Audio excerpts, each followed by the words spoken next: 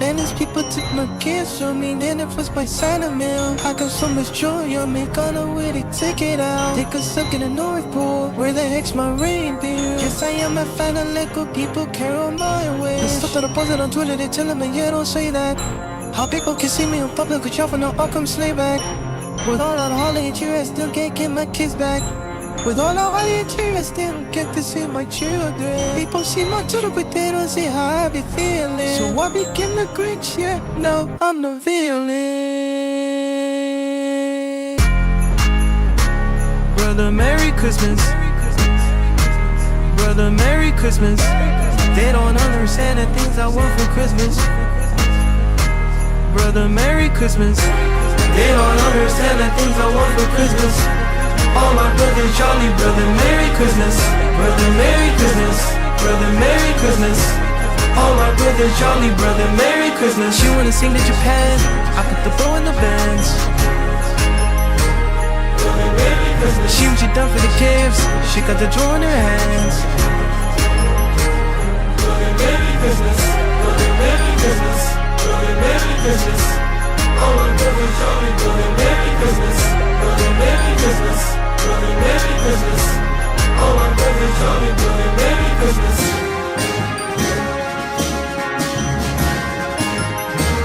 Brother, Merry Christmas. Brother,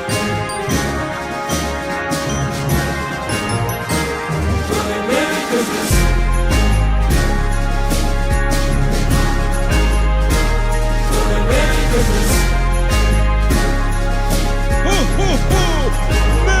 Merry Christmas!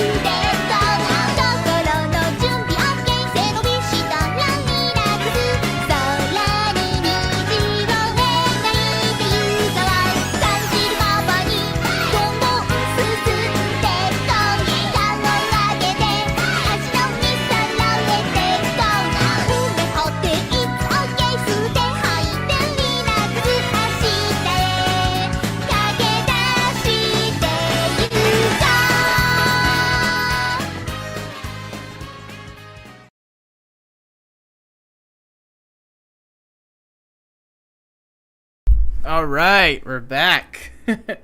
It's been a while. I tried, if you weren't around, I did like a hour-long review of FNAF 2, but no one watched that, so we're back to this. Back with the commentary stream. We got the newest content that was trending on Dissident Twitter. You know, we got Nick Shirley exposing the Somalis grift, feminism debate, some stuff about Japan, because, might as well, because my music's all J-pop. And an update on the honey scam. It's been a year, but I reacted to this when it came out, so I might as well do it again. might as well see the update on this travesty, and you know, a lot of clips saw YNs, so it'll be fun, you know. Just short reaction, you know, just chilling. We're chilling. We're seeing all the, you know, the black people being exposed for being parasites to the country. So let's see what the first one. As we can see, it's you know, people are realizing that, you know, having a part of the country be ruled by people with Star Wars names is not leading to a good outcome. You know, Minnesota, they got a bunch of Somalis, and you know, it's been downhill for them ever since they started speaking Star Wars speak. You know, they try to defend it, but, you know, turns out these people are just scammers. Like, they're competing with Indians to be the top scammer race in America, and we're gonna see how they do it. You know, the Somalis are upping their game. Hindus that are watching this, they're about to take your turf. You're supposed to be the people scamming us, but these guys, they're coming up. They're, you know, they're coming up and taking your spot. Now everyone's gonna be talking about, like, do not redeem, instead of do not redeem. You know, they're gonna say do not redeem in that Somali accent that no one can understand. Not even the subtitle people can understand it. But, you know, let's see how this goes. This was trending, so this, you know, the do not redeem side. Yes, do not redeem. Gupta, do not redeem. Oh my god. Brave Private, stop doing that, bro. Hello, we'd like to. Here we go. Here we go. We're gonna see it. This is their new. This is the Somali scam. Hello, we'd like to ask where the money's going. What do you guys think about? Where's that money? Where's that money? I can't think of a Somali name. They're like, I just gotta think of a Star Wars name. The fraud that's I taking really place can't. in Minnesota. Muhammad, where's the money? Where's the money, Muhammad? Accountable for this. What was this money spent on? 1 point. Like, literally, like, somehow those are words, but like, literally, that's a language. That's somehow a language. 2.6 million. What was that money spent on? There aren't any kids. Answer the question. Are there children? Where are the kids? There's no children inside this building. I mean, you know, there's no kids is probably better than what they would do if they did have kids. I mean, you know, these people are evil, but like, at least there's no kids in these buildings, because you know what this guy's gonna do. You know what these Somalis are gonna do if people actually send their kids to these daycares. Potentially the largest fraud scandal in U.S. history is taking place in Minnesota. Dude, literally, like, I gotta go back. Answer the question. Are there children? Hold on, let's the zooming. The largest fraud. Looking at it sucks. Okay, here we go. I mean, look at this. 641.94. The exact same amount. You know, 1, 2, 3, 4, 5. Like, all these charges are the exact same number. Like, they're all the same one. To, you know, this place right here, which is the Somali business. Scandal in U.S. history is taking place in Minnesota as literally 18 billion. Billions of dollars have been funneled through Somali-ran fraudulent businesses.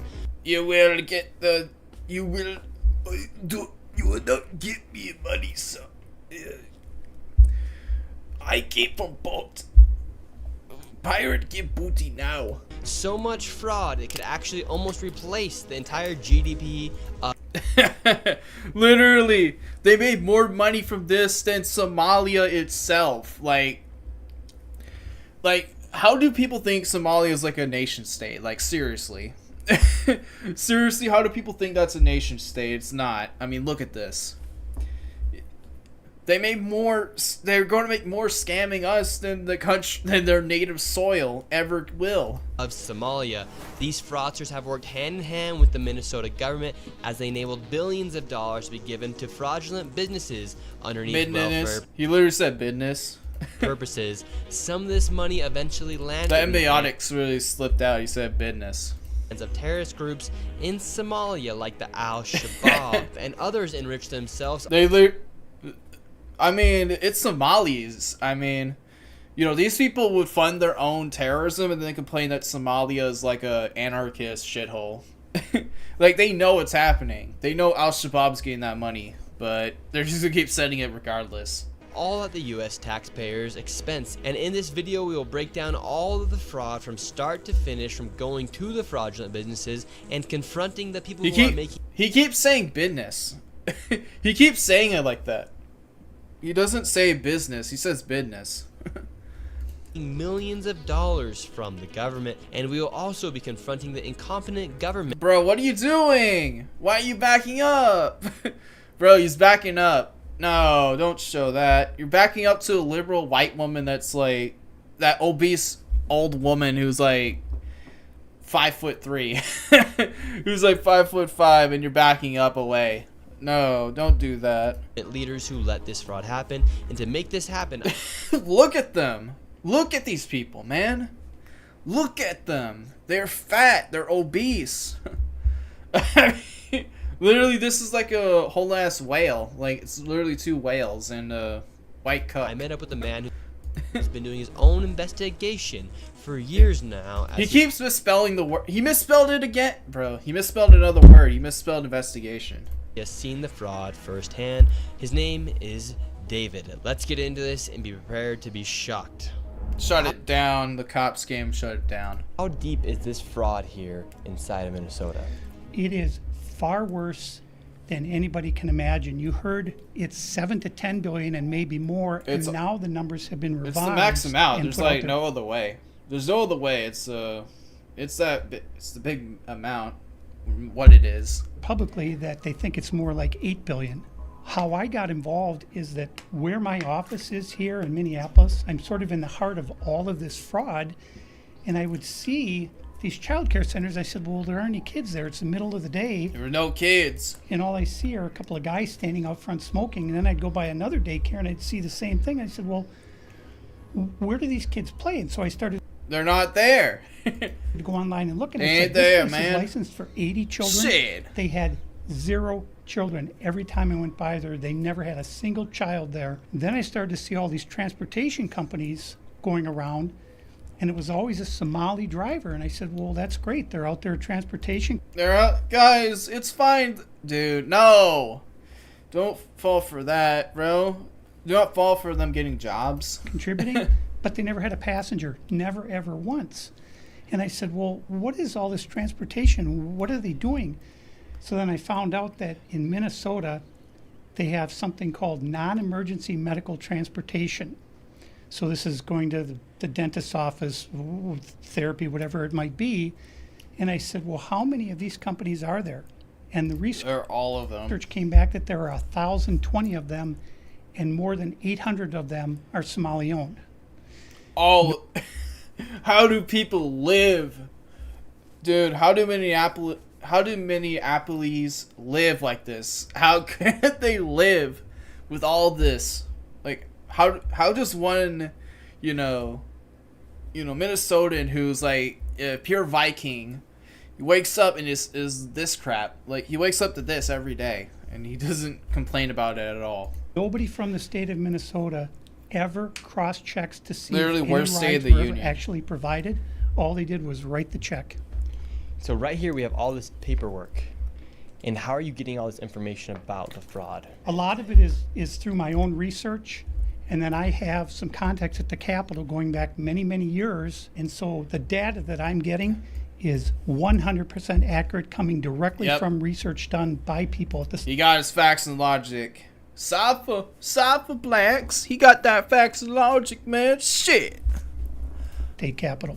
All this paperwork right here, what are we looking at? The areas of fraud that I have numbers for are mostly related to childcare. This is massive fraud that is beyond anyone's imagination, the scope. And so, for example, there's a childcare not far from here in Minneapolis that has two child cares listed at the same address.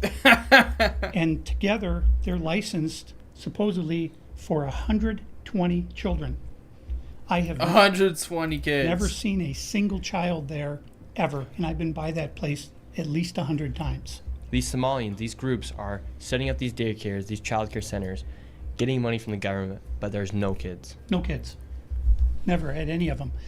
They're all fraught with violations, and even though they have these violations, they're still in operation and they're still getting money. And They it's got that millions Gibbs. of dollars for every one of them every year. And who's getting the money? And where are they getting the money from? So we have a thing called CCAP. It's a blend of federal and state money. The bottom line is it's taxpayer money, so it's state money and it's federal money. And the problem is the people at the state of Minnesota are the ones writing the checks. They're stupid. This is kind of the maddening thing is you have daycare, so you have adult daycare. Literally adult daycare. Bro, this is like the most obvious like scam ever, and that somehow no one noticed. Like, literally, the Somalis are registering under adult daycares. Like, you really can't be like fourth world like than this. You got adult daycares actually submitting and approved for government money. And then you have child care. And then you have health care. And a lot of these same names keep coming up on all of these different types of businesses. And then, of course, we have the transportation, and a lot of those same names appear, a lot of the same addresses. There's one building that has 14 Somali healthcare companies at the same address. There's another Dude. building My gosh. in St. Paul that has 22 Somali healthcare 22. businesses at the same address. Literally 22, bro. 22 charities. Like, how does, like, bro, how does not one paper pusher notice that? And the government knows about this. The government knows they're writing the checks. Yeah, the Democrats over there just writing the checks. The Democrats, they did this. What happen is that If we just vote, like Missouri has like a suitable GOP, but like they're not doing anything either. I mean, you can't vote out of this. You can't vote out of this now. You just can't get an R mayor at this point. If it's 22 charities and one roof, like you can't vote your way out of that. Like you gotta send these people back. Like, this is all they're known for. They're actually They're like literally becoming the new Pageets of the country. They gotta go.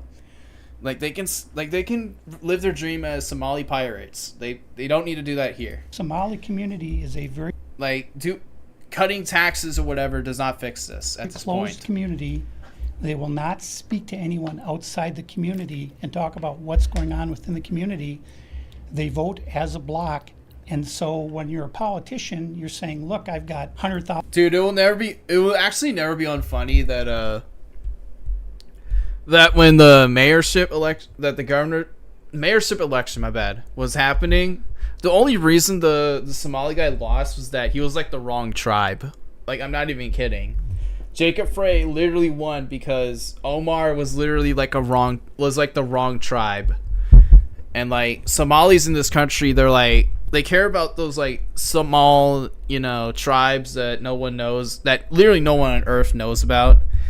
And so he was the wrong one, and that's why he lost. 1,000 people in Minnesota that if I do something for the community, they're going to vote for me. And that's what it's all about, is getting the votes. And then the people here in Minnesota, you hear this term, Minnesota nice. I'm so sick of that term. The people here are so afraid of being called a racist or an Islamophobe. And they're afraid of their own shadow. And I don't understand. This is our future generations are going to have to pay for all this fraud. Dude, the payment does not matter. I mean, the government, like, Minnesota has already been paying for black people for years. Like, there's no,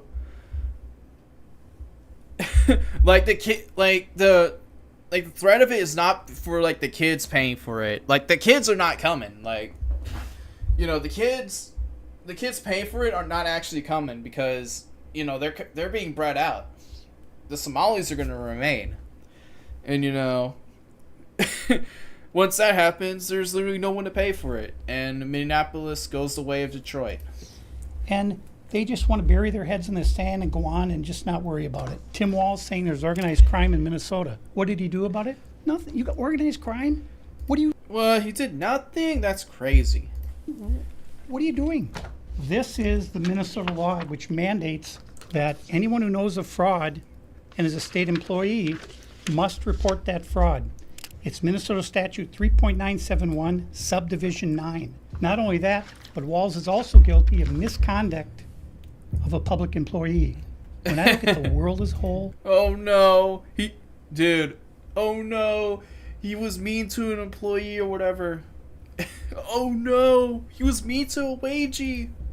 And I look at fraud. Dude, screw the wagies. They need to go to prison too. Like, all the wagies in Minnesota, straight to jail. Like, for real. Like, forget mistreating employees. Like, they're all guilty. Even the one that accused Tim Walz. Like, send them all in jail.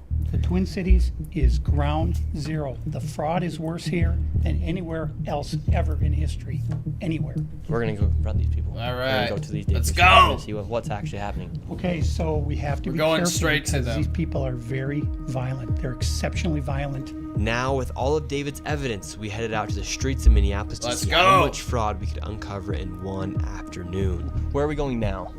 We're going to a place called Mako Child Care, which actually has another child care registered at the same address called Mini Child Care Center. So we should see lots of children if there's this child care center, especially if there's two. The two of them combined are licensed for 120. And how much money have these child care centers received? There it is. None of those vans have moved in 6 months. None of them. In 2020, one of them received $1.3 million. In 2021, they got $987,000. Bruh. In 2022, they got $714,000. That's the last I have for that one. And Damn. Even when they are scamming the state, they're still getting less.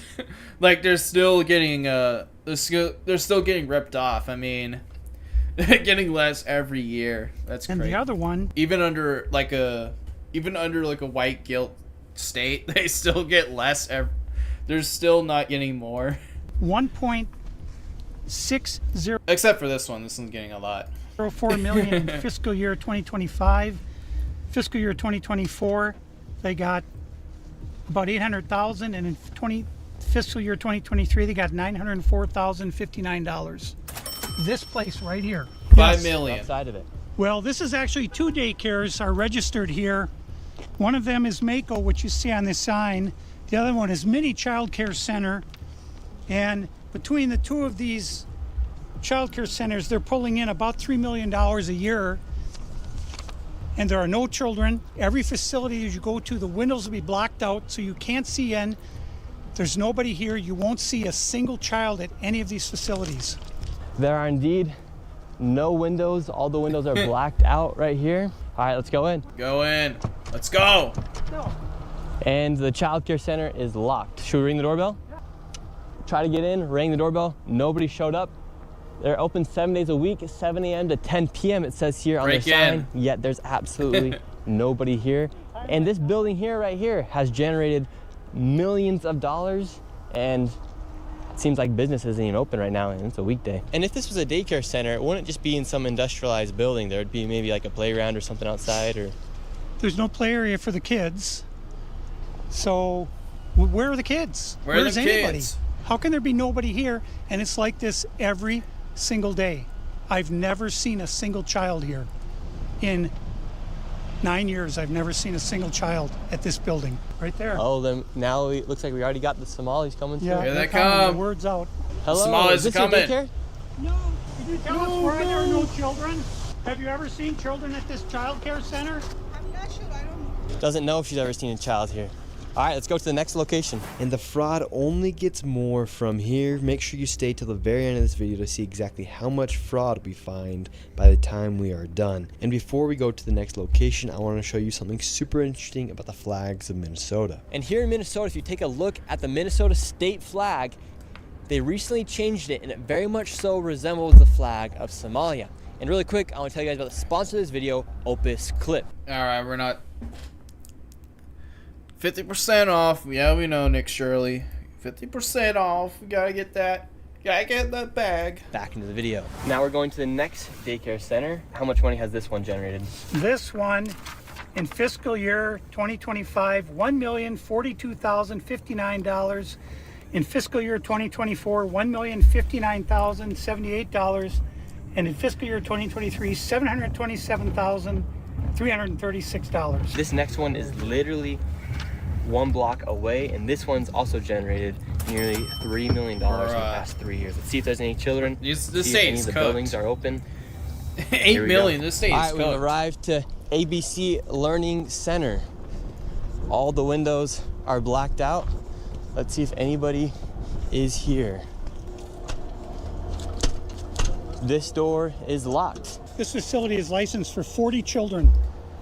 0 children. I've come by this place 100 times. I've never seen a child here, ever. The only thing I've ever seen is someone standing outside smoking. What's crazy about this is that last daycare center is that green building right there. And the other daycare center right now is right here. These buildings should be operating as they're receiving literally millions of dollars. I knocked on the door, and to my surprise, somebody actually answered the door. Here we go. Hello, They're coming. can we speak? I would like to check a child in the daycare. Can I speak to a manager? No. Where can I get paperwork to file for my son? I wanted to put my son Joey in daycare. And after a few questions, the lady went silent. Looks like little Joey Shirley ain't going to daycare here. Shut it down. They shut it down. And now where are we going? Now we're going to Sweet Angel Child Care. We're in the middle of a strip mall here inside of this neighborhood. In fiscal year 2025, this facility, which says it's licensed for 74 kids, was paid $1.26 million in tax money. And there are no kids. And all the facilities are the kids. same way. All of them. Let's see if Not a anyone single opens. kid. Yeah, let's see. Once again, I tried to find Tyrese a spot for ain't my there. son Joey, and they would not open the door. I want to put my son Joey in daycare. Cause I need a spot to put my son Joey.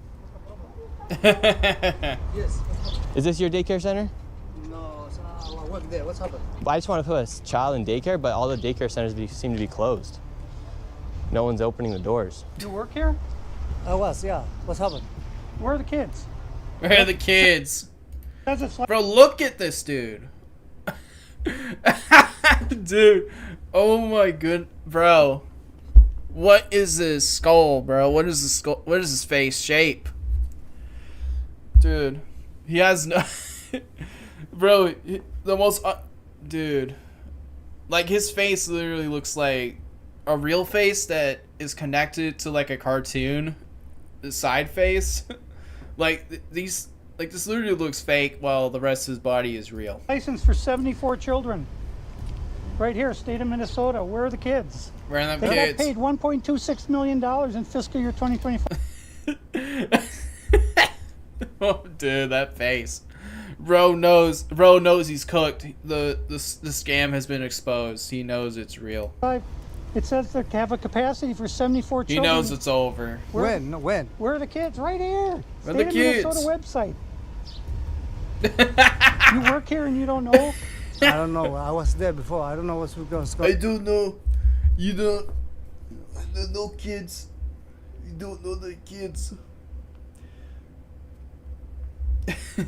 Were there any kids when you worked here? It's there. Kids there. What's How happening? many? Kids I there. don't know. You don't know. Yeah.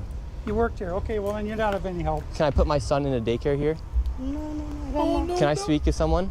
No, I don't know. No. Yeah, I would like to see if I can put my son Joey here. Who's your son, Joey? My son Joey. Can I check out daycare center? I'm not my son. No. You No. don't I'm the owner. Do you put your kid here in this daycare? No. There is one child in there. Yeah, So I'd like how to could know you if this do? is a legit business. Me, I'm scared of you too. How come I explain? I'm scared you You're too. scared of me? Yeah. Why? Because of your curry. Because of my color. You said you're scared of me because of my color. Does that make you a racist? Yeah. No. But no. you said you're I'm scared of me not because of saying my it. color. I'm not saying you're racist. You said you're You're scared of me because of my color. That makes you a racist. So You're right now, racist. they're all getting mad because he's You're showing the real paperwork of racist. this business being registered as a business. 74 children, no children. We saw one child when the lady opened up the door. So now where did they're this all getting money mad. go? What was this money spent on? 1.26 Kasaka million. What was guy. that money spent on? There aren't any kids. Ask the owner and the kids. Well, then You literally can't understand the English. why are you talking for the owner You speak that English. if you're That's telling me to not my talk proof. to the owner? I'm sorry. I'm not understand what you're talking about. Do you have a child here? No. Does anybody? No. Nobody Where are speak the that. 74 kids? Did you lose them? Did you lose these kids? You lost Do I the need to call kids. someone? Do I need to issue an Amber Alert for missing children? Are these children missing? It's not my business that children are missing. 74 infants and toddlers, preschool. The proof's right there. There's no children anywhere. The happen is real. We're moving on to the next location. Have a good day. As we continue to show the blatant fraud that was taking place here in Minnesota, Somalis started following us around the city. Somalis Now are we're being fighting followed back. by the Somalis. This is another daycare center. Absolutely no signage, and there's no footprints in the snow of children playing outside. $5 million within the past 5.9 two. million in 2 years. 5.9 million they received in 2 years. 15. That facility right there. Can I get And now any we have a higher? group of Somalis telling us in our vehicle right now. From this daycare center, we headed over to the infamous Quality Learning Center, Here we go. which actually spells Quality Leering Center on the outside of their sign. That's how blatant this fraud is here at this daycare. So this is Quality Leering Center. I meant to say Quality Learning Center. It's a Leering They said- Center. They spelt learning wrong. Don't open up. How do you have ice here, ma'am? I'm literally a YouTuber. Don't open up. Ma'am, what do you think about the fraud that's taking place here in Minnesota? Don't open up. Don't We open have up. ice. And what do you think about this place being licensed for 99 children Don't open up. and Don't getting open up. $4 million over Don't the open up. It's What are these women ice. $4 doing? million in the last 2 years? Go away. What do you think about that? Are you in Go favor? away. Are you in favor of that?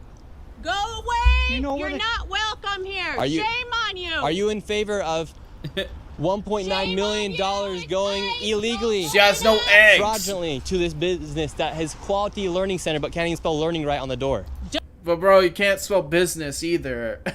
You're having trouble saying business, Shirley. Don't open up. Ma'am, we are not ICE. Man, we are not You ice. don't belong here. I belong here just like you belong here. Don't open up. It's ice. You do realize that there's supposed to be 99 children in here at this building, but there's no one here. There's no one here. This is a State of child Minnesota daycare center. says 99 children. Paid $1.9 million this year in CCAP funding. Do you know where the children are? Were they kidnapped? Where are the kids? They run away? We need to know where are them kids. Where are the children? They're at, This is state of Minnesota. where's them kids? Right here. And who are you? My name's Nick Shirley, ma'am. And who are you with? Nick Shirley. Nick Shirley on YouTube. Yeah, so who are you with here? Oh, he's just been doing some research investigating the fraud that's taking place here in Minnesota. Yeah, I'm with Nick Shirley. This lady, she's calling us ICE. We're just trying to put law and order back in the streets of the United States.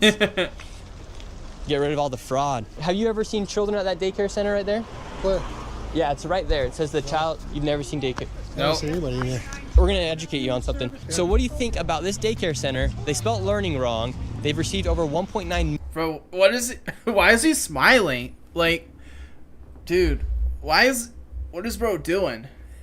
Bro's constantly smiling. million dollars this year alone, and they're supposed to have 99 children Is he on drugs? Bro, he's on drugs. here. I don't see it. He high. Have you ever seen any children here? None, not at all.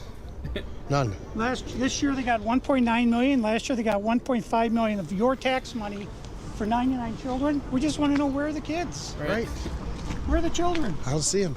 I've been here since 2017. I haven't seen anybody like Never that seen here. a child here. No, not at all. And so you've Many never years. seen a child here for 8 years. Nope, not at all. Not a single kid. And how does that make you feel knowing that this place is receiving Disgusting. $1.9 million? Disgusting. I mean, what the hell? They stealing the money. That's a federal grant too. That's if they get caught for that's a federal offense. I know. I studied law.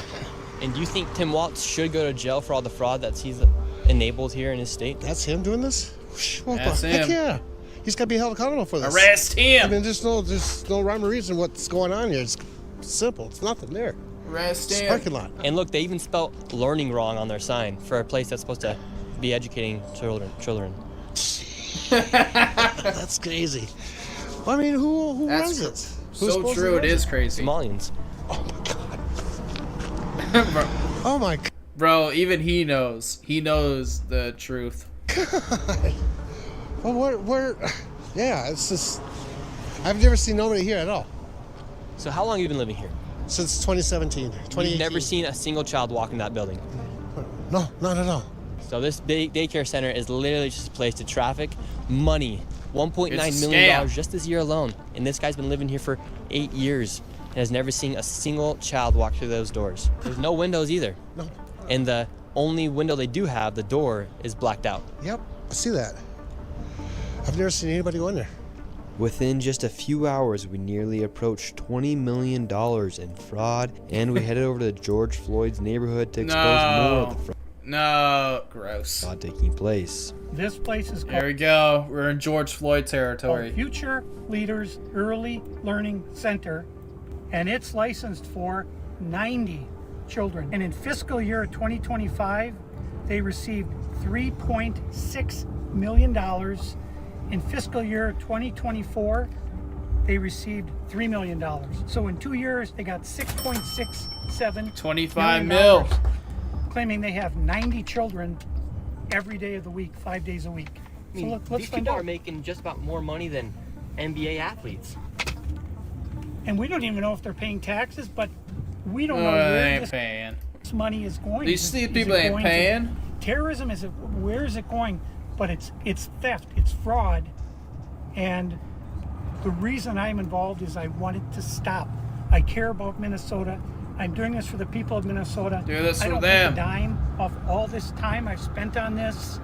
I put my life at risk several times, but I'm determined to see this through and to correct what is wrong, what is evil. Here at Future Leaders Early Learning Center, this building received over $3 million.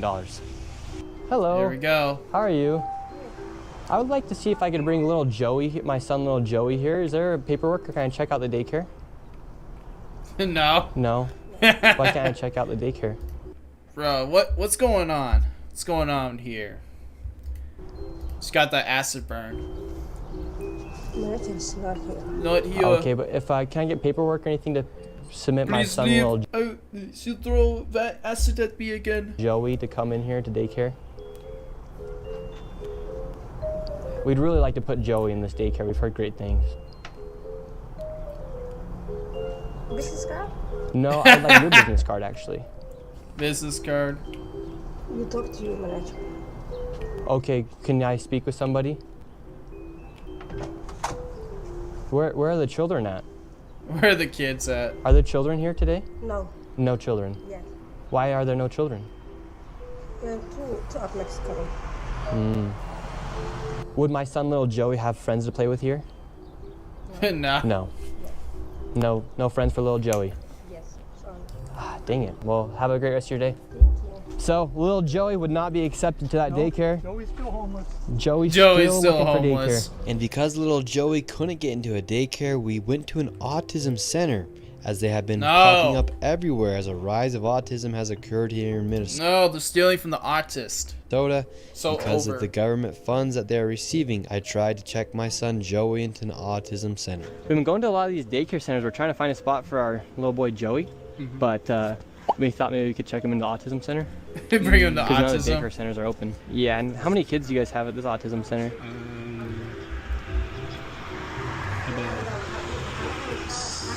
I can't give you a number now. Like more than 5? Probably. Probably, so you don't really know. Yeah. What do you guys think about like the fraud that's been labeled on the autism centers here? What do you guys do think about the fraud, or how come the autism centers are popping up? I can't answer. What news? Are you a news Oh. reporter? My name's here we Nick. go. We're doing a little documentary trying to find little Joey a spot to put himself in one of these centers here, because there's Why are you asking us about the fraud. and stuff like that? Yeah, because we want to make sure we're going to legit business if we're going to bring our little boy Joey here. This is not a The drug. women. But that's our number on the other call. But this is a we can't let you guys stay. So. Oh, okay. Thank you. So once again, little Joey, he can't even go to daycare, and now they won't accept him if he Little Joey, bro. He's autism persecution is real. has autism. And again, no kids. Couldn't tell you how many kids they serve. After being able to provide no evidence of them actually being an autism center in a place where a child could go, they shut the door and we headed to the next fraudulent daycare center that was just around the corner. We're on to the next location. We're still trying to find little Joey a place to go to get some daycare. So where we're going now is a place called Super Kids Daycare Center. Interestingly, this daycare center was shut down when it was called Creative Minds Daycare. They shut it down. And it had received $2.45 million this fiscal year, 2025. They had to shut down because there were so many violations. And they went and they just reopened under a new license, and they renamed the center Super Kids Daycare Center, LLC. So they got shut down, then started another one. Literally the next day. Creative Minds Daycare, $2.45 million got sent to this daycare center. We have empty parking lot. We do have a bus here. This is different. We'll see if we see anybody. I knocked on the door, absolutely nobody was inside, and once again, Nobody was could there. be heard anywhere. So David, once again, another child daycare center. We have a bus out Another here. one. No one's Yeah, like- inside.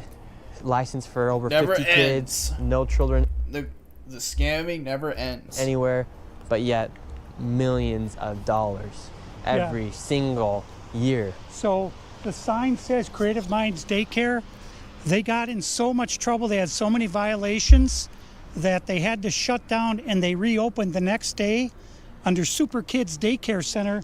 You see 3801 Portland, 3801 Portland, which is where we are. So that's fraud right there alone. Millions and millions of dollars, and again, the kids are missing. Where are the kids? You would think if Where they them- had the same address, that whoever's inside or working at the Capitol here inside of Minnesota would just say, oh, maybe that's a red flag. They Maybe just write the check. Human Services, they got to clean out the whole bunch. They're the ones who enabled this fraud. How can you not look and say, wait a minute, these two are registered at the same address? on top of all of the child care centers, that's just only a small piece of the fraud. What other fraud are they? There we go. All the daycares are fake. Now we gotta see the healthcare fake. Committing here in Minnesota? So another major piece of the fraud is the home health care industry. Where we're going now is a building that has 14 Somali-owned home health care companies in the same building. 14 of the same Bruh. healthcare companies in the No one building. way. 14 home health care companies with different names in the same building. How bad has Tim Walz managed the budget here inside of Minnesota? So the last biennium, we had an $18 billion surplus. This biennium, we have a $6 billion deficit. That's a $24 billion swing in one biennium. No. How in the world can you burn through $24 billion in 2 years? This is how, right here. This is a huge part of it. And so would you say a lot of that is fraud that's taking place here in Minnesota? Absolutely. I would say All fraud. better than 90% of it is absolute outright fraud. And a large percentage of this fraud is from these healthcare companies that are charging the state millions of dollars while they actually aren't providing anything. In fact, the FBI just did a raid a few days Shut it ago on a down. building similar to the one we are about to enter. Inside of this building, there were 14 of nearly the exact same businesses offering the exact same services. FBI, shut it down. Right here you have a list of all of the healthcare companies. Loads of them right here. We want healthcare. No, it's okay. Yes, we'd like to speak about getting healthcare here. No more. Why can't I get healthcare here? Get the health cap. Warning, you are under video surveillance. No trespassing, security armed. This is the strangest place I've ever been to get healthcare. Get the health care. Bunch of different places. Healthcare here, healthcare right here. Another healthcare company right here. There are 3 healthcare companies inside of this building right here in this room of 7C. Now we have another Helping Hands Another one. Home Care LLC, another healthcare company. present help right here. We're looking for the best rates of healthcare here inside this building because we have so many options. Who can we talk about getting the best healthcare? I don't know. No? Sorry. You don't know? All right. She don't know. We will not get any healthcare here. David, this is one of the stranger places I've ever been. Literally, healthcare every door you go to, yet nobody will give you a rate. How much money do you think's been funneled through this building? Every year, I would say 50 to 60 million at least. And finally, we were accepted into one of the daycare centers, and they actually took down our Oh, information here we go. to give us a rate. However, when we left, we were then met with the police. We received a complaint that gentleman mentioning your No. in this building harassing the individuals who stay here. Oh, we're checking out the rates for healthcare. Because there's 14 healthcare companies inside this building, so. Okay. No, that's not what he said. He said there's 14 companies here, and he's trying to assume because they're Somali providers, everyone No. is fraudulent. Okay. So he's here with some kind of like propaganda. No, we're just You guys checking. know, this is a area that we're allowed to enforce trespassing ordinance. Is there any other reason that you guys are here? Well, we were checking rates. No, he's not. We were checking rates. We asked for rates. No, you're not. Okay. I'm gonna have, if you guys are all good, we're gonna step outside and we can continue this conversation. All right, let's No. leave. So, all right, we're getting Cops escorted out right not now. doing shit. The police have arrived.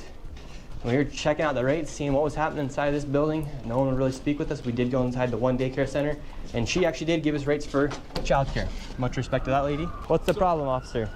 Well, so again, we've been getting reports from multiple individuals that you guys were harassing individuals who work here. At the end of the day, this is private property, and it's one that people are allowed to ask you to leave, and it's also one the Minneapolis Police Department is allowed to enforce trespassing ordinance at this address. Yeah. So As we got escorted out of this building, the Somalis filmed us as we left, and we headed over to the next building that had 22 of the same home health care providers operating from inside of the Another building. one. Right here you have multicultural home care. And right here it says it's open, but can't even get in. Another Reliance Recovery Center. Mercy and Grace Care, Inc. Right It's here you have all Den the Eritrean Youth Development Association of Minnesota. Dude, I think when Indians saw this video, they were probably like jealous. I'm not even joking. Like, Indians are jealous that that this is so blatant and they're getting away with it. Meanwhile, India as a whole is permanently discarded because of like because of call centers asking for gift cards. Like, these guys are doing the whole thing and they're getting away with it. But the Indians watching this, they're mad because they know this will never happen. They'll never achieve this. Minnesota. They'll never achieve this level of fraud Another in their life. child care center. Welcome to Bright Beginning Center. But what do you guys think about the fraud that's taking place here in Minnesota? Sorry. No comments. Can I please? Right here, you have Serenity Quality Care. All of these businesses are literally the same type of business, providing the same service in the same building. Another Convenience Home Healthcare, Aid, Inc., and Child Friendly Space. All these companies get money from the government. Why would you have the same company essentially inside of the same building, door to door? Right here, Queenly Home Healthcare. It just does not make sense. If you're trying to operate a business, you'd want to have less competition. But here, they have all of their competition right next door. We're wondering, because we hear there's lots of fraud taking place here in Minnesota, and we're wondering, why is there so many of the same companies inside of this same building? No, I don't know that. What do you think about the fraud that's taking place here in Minnesota? I don't have any idea about that fraud, okay? Mm-hmm. That's it. What do you think about the news articles and what's being spread on the news about the fraud? Right now, you are doing something wrong. I'm Doing just something asking wrong. No, you about don't the have fraud. to ask me, okay? Don't ask me that question again. Okay. Okay? Who can I speak to? Yeah? Who can I speak to? Okay. As soon as you confront about the fraud, they get He angry. confirmed it. When these people have these home healthcare companies, you're seeing them everywhere inside this building. What kind of fraud are they committing? So there's false documentation being submitted to the state of Minnesota for services never provided. They're having forms signed in advance for services that were then never rendered. As far as a year or 2 years in advance, they'll have someone sign these forms at one sitting, and then they just file those with the state of Minnesota, and nobody from the state of Minnesota bothers to check that those services were ever provided.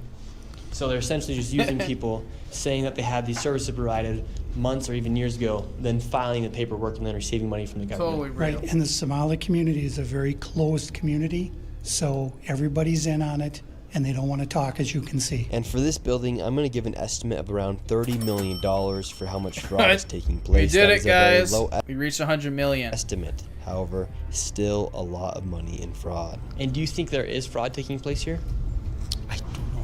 I don't know. Do you have any idea what any of these businesses are doing? You don't know. I never ask. And now, with upwards of $100 million in don't fraud, know. we headed to one more daycare. And this one gets a little spicy as we get chased out at the very end. And after this, we'll be Bro, heading stop spoiling what you're doing. to the state capitol to confront the incompetent government leaders who have enabled this fraud to happen. And I knew this video was going to be super dangerous to film because of obviously how hostile it is, and as we are exposing legit fraud happening. I did get security for this video, and I was able to do it through the Blackline Guardian. And if you guys want to help fund my security in the future, you can go down to the link down below. They're not paying me to say Are you sure? Are you sure they're not paying you? any of this. They came and decided to help me out for this video. So you can go to Blackline Guardian, the link's down below. Literally, he's showing the website, bro. He's showing the website. He's saying he's not paid to do it. He's literally showing the website after saying he totally was not paid to do it. Below and click Guardian for Nick, and those funds will Literally, he's plugging a promo code in his not paid at promo.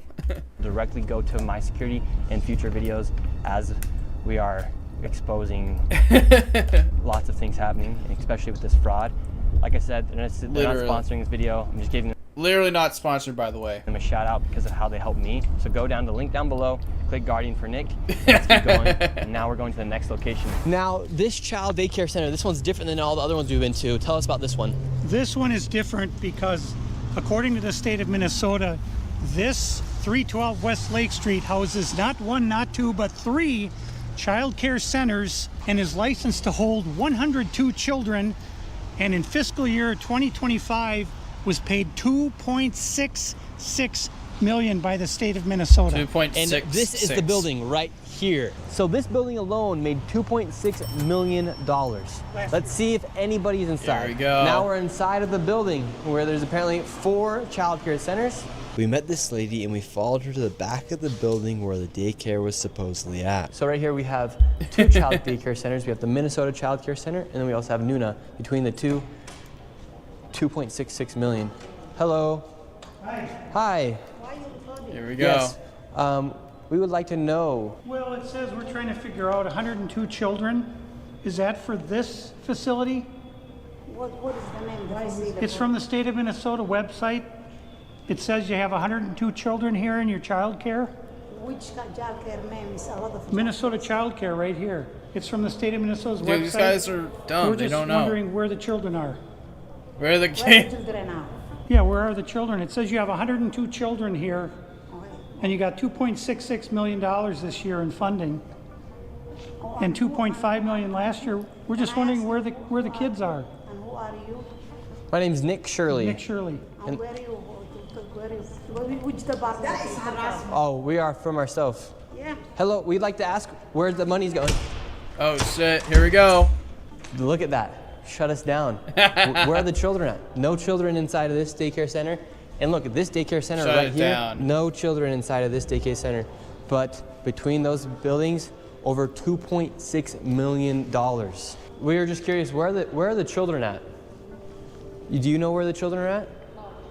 Where are the children at in these daycare centers? Redeem, son. How can these child care centers have no children? There's $2.6 million inside these businesses that were given by the government, but there's no children to be seen anywhere. People deserve to know where their taxes are going. If these companies, these daycare centers are making upwards of $2.6 million and there's no children to be seen anywhere, something fraudulent is happening. And that is not making you racist, Islamophobic. This is just the truth of what's happening here in Minnesota. Dude, there's no anti-racism. There's like no non-racist way to describe this. It's like Somalis are coming here and exploiting the country. Like this, you can't view it in a non-racist way. It's just not possible. You just can't. There's a bunch of white people.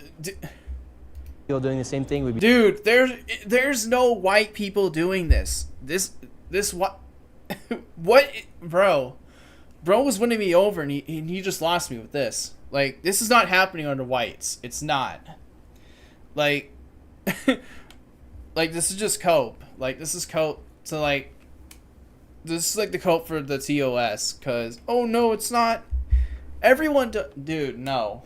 If $100 million is not happening from Caucasians, like, Tim Walz would have shut that down like one day if you know, white people tried to do that. He would have shut it down day one like 3 years ago. This is happening now, and Somalis are actively doing this. Like, they're actively participating as a group to scam the entire state. talking about the same issue.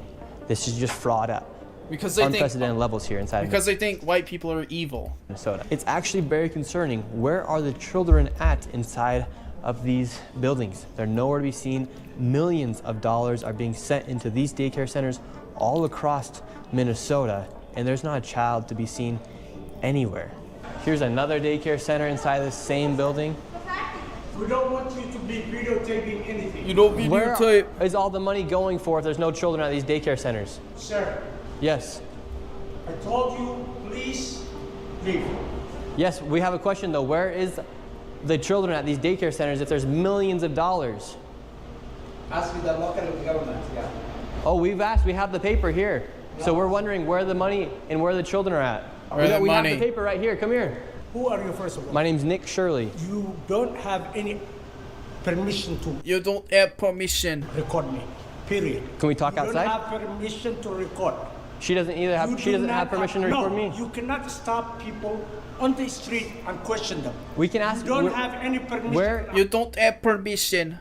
I'll are the sue children? You don't have I'll sue permission. you. You don't have any permission. You have nothing to do with He it. literally has to get out his phone. Stop a bitch. You Okay. understand? Then are there So children? leave. Please leave. Are there children here? Please leave. Where are the children? You can't even find. He can't even search it up on his phone, $2.6 million for a daycare center. You bro. ask whoever you think is doing that. You don't know what you're talking about. So leave. Leave. Tell us what's happening here then. I said leave. We're wondering what's We happening. are not a child care. We are nothing to do with it. We're common people walking. And Yes. you are. We're not accusing you. We're asking where the children are at. Don't ask me anything. We're not accusing you. We're asking the daycare centers. I'm not gonna answer. You have. I shut it down. Where are the children at? Leave. Leave. We just want to know where are the children. Who you work for? My name's Nick Shirley. Who you work for? I work for myself, Nick Shirley. Okay. What are you recording? We're wondering where are the children? $2.66 million for You're not talking to the the Minnesota right person. Child Care Center. You're not talking to the right person. Are there children that come here? Answer the Not question. talking Are to there the right children? Leave. Dude, Somalis are dumb. You can't ask. Dude, you can't get questions out of these people. It's not possible. Their IQ cannot understand that. There's no children inside this I don't building. know who you're talking to. Leave. That's just a simple question. Where are the children at? David, they won't even answer. We asked him. Plain and simple. Where are the children? Do children come here? This is why I've had my life. I've been attacked twice. Once with a knife, and the other time I was jumped last Saturday by 3 Somali men simply for asking questions about what was going on. And they're very, very violent people. They do not like this fraud to be exposed. After giving this man plenty of opportunities to answer the simple question, where are the children, he called the cops on us and we headed to the state capitol where they're having a meeting about the fraud to confront the state representatives and people in the government who have enabled and let this fraud happen. Inside of this committee, a Republican representative showed charts showing exactly how this fraud has been committed and who is profiting and connecting all the dots. And while the Democrat representatives looked into the abyss, one of them spoke about how none of this is building trust and how this is a nonpartisan issue. Stop, So I bitch. confronted her after that. He has some very valid questions to ask about what's going on here in Minnesota.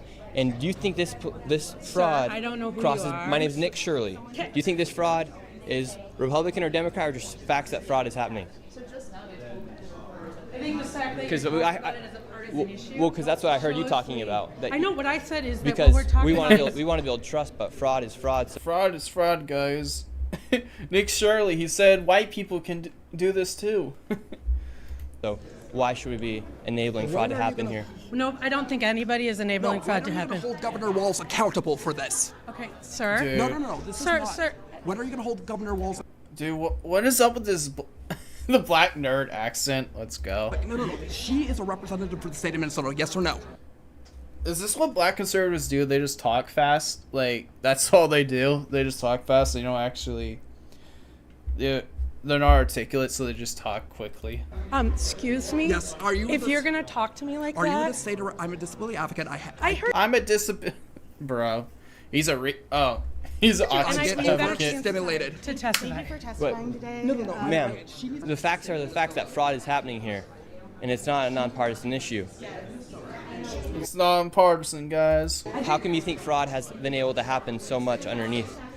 I think the if you've government been here? listening to our hearings, we've had now 10 hearings on this. And so there's really good data from the people who both work within the administration as well as who, both Democrat and Republicans. I think Yes. what you heard today is that the Republicans who control this committee are not actually interested in solving fraud. What they're interested in is telling But, dude, that's the only people who are doing this. a story. This fraud has happened underneath Democrat leader Tim Walz.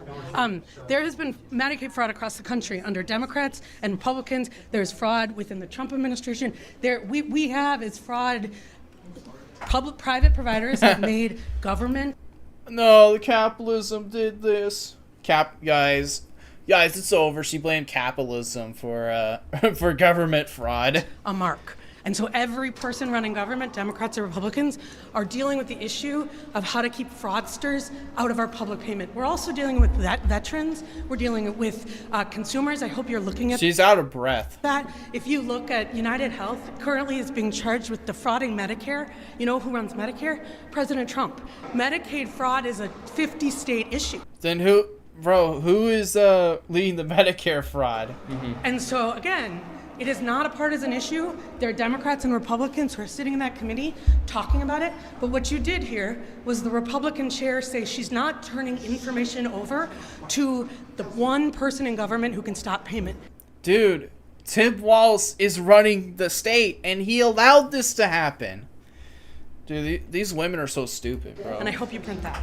Like, there was a reason that that there was no 19th. Like, this was the reason. Like, she actually believes that Tim Walz is somehow innocent, and he's like the only one who could stop this. Thank you for coming today. Okay. Crazy. Well, If this you saw what really happened the there? state of Minnesota that we live in, and these politicians are just walking politicians. out thinking it's okay Tuesday, Okay, he has a gay accent, bro. What is he? and they want Bro needs to stop sounding like that. to go visit the Trump. They want to blame the Trump administration. We have Democrats blaming ICE. I'm tired. My people are suffering. Bro, his face. I'm tired. Shit. The racist Democrats ruin everything, man. Shit. scared for my little brother. I'm scared for my little bro, man. Shit. He gonna be a gangbanger. Democrats are forced to be Tyrese. People are suffering. My people are suffering, man. Oh my gosh, that face. Oh, dude. Okay, that is golden. That's a golden still, bro. My people are suffering, man. Oh, let's go. Oh my goodness. And these people just walk. These people walk off. These people walk off. These people walk off, and they don't blame real racists, man. Off. We have a governor who he doesn't care. He doesn't care, man. Shit. How many more people are racist Democrats? They don't care. gonna freaking die? I'm freaking dying, How many man. more people are gonna go homeless? And how many more people are gonna be trafficked in our freaking system? In one day. Alright. So I'm holding accountable, man. Okay. Oh. Oh, there we go. Alright. That was good. The black guy at the end was like the best. Was like the most funny thing ever. We gotta post that because it's so funny. My people.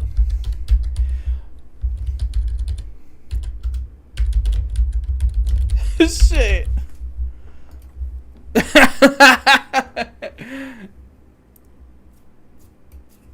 Let's go. Let's go.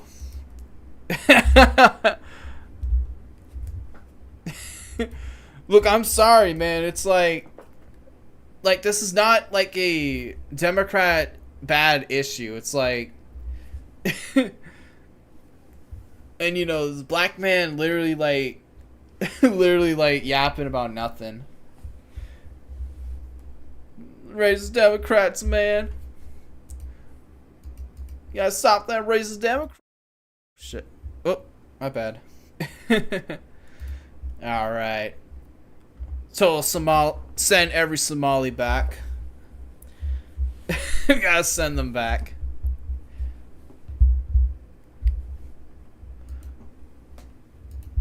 They gotta go. Is there anything else from Nick Shirley? Let's see. Hello, we'd like to ask. I'ma say that. Okay. Hold on. It's right here. Inside. Okay, it's. Yeah, it's not.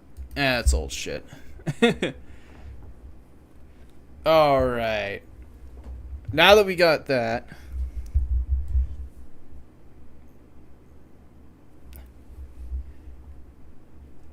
Let's move on from Somalis. We had enough, you have enough antibiotics for today, for right now. So let's move on to feminism. We're moving on to the great feminist debate. You know, this is like this right here. It's gonna be the modern like Greek philosophy. Like this is Aristotle and all that in modern terms. Like Plato would look down and see how philosophical this is, or up, depending on if you believe the Dante hell is real. You know, all the misogynists will be owned Epic Shapiro style, or 1 Timothy 2:12 is going to be like officially canonized. So let's see. The great feminist debate. Hi everybody, welcome. I'm Allison Bradley. And I'm Jamie White. And you're watching Wells Fargo Presents Vice Media's Her Story. Her Story. We'll be taking on a selection of topics, things that you care about. What's America talking about? What does America need to be talking about? America not think about that great women. Investment advice and financial products you find day to day at wellsfargo.com. We're also talking about ladies. One of the largest epidemics facing this country right now. I'm going to refer to you as humans. I think that's the most limitless term for what you can call a group of people. Equity versus equality. What does it mean?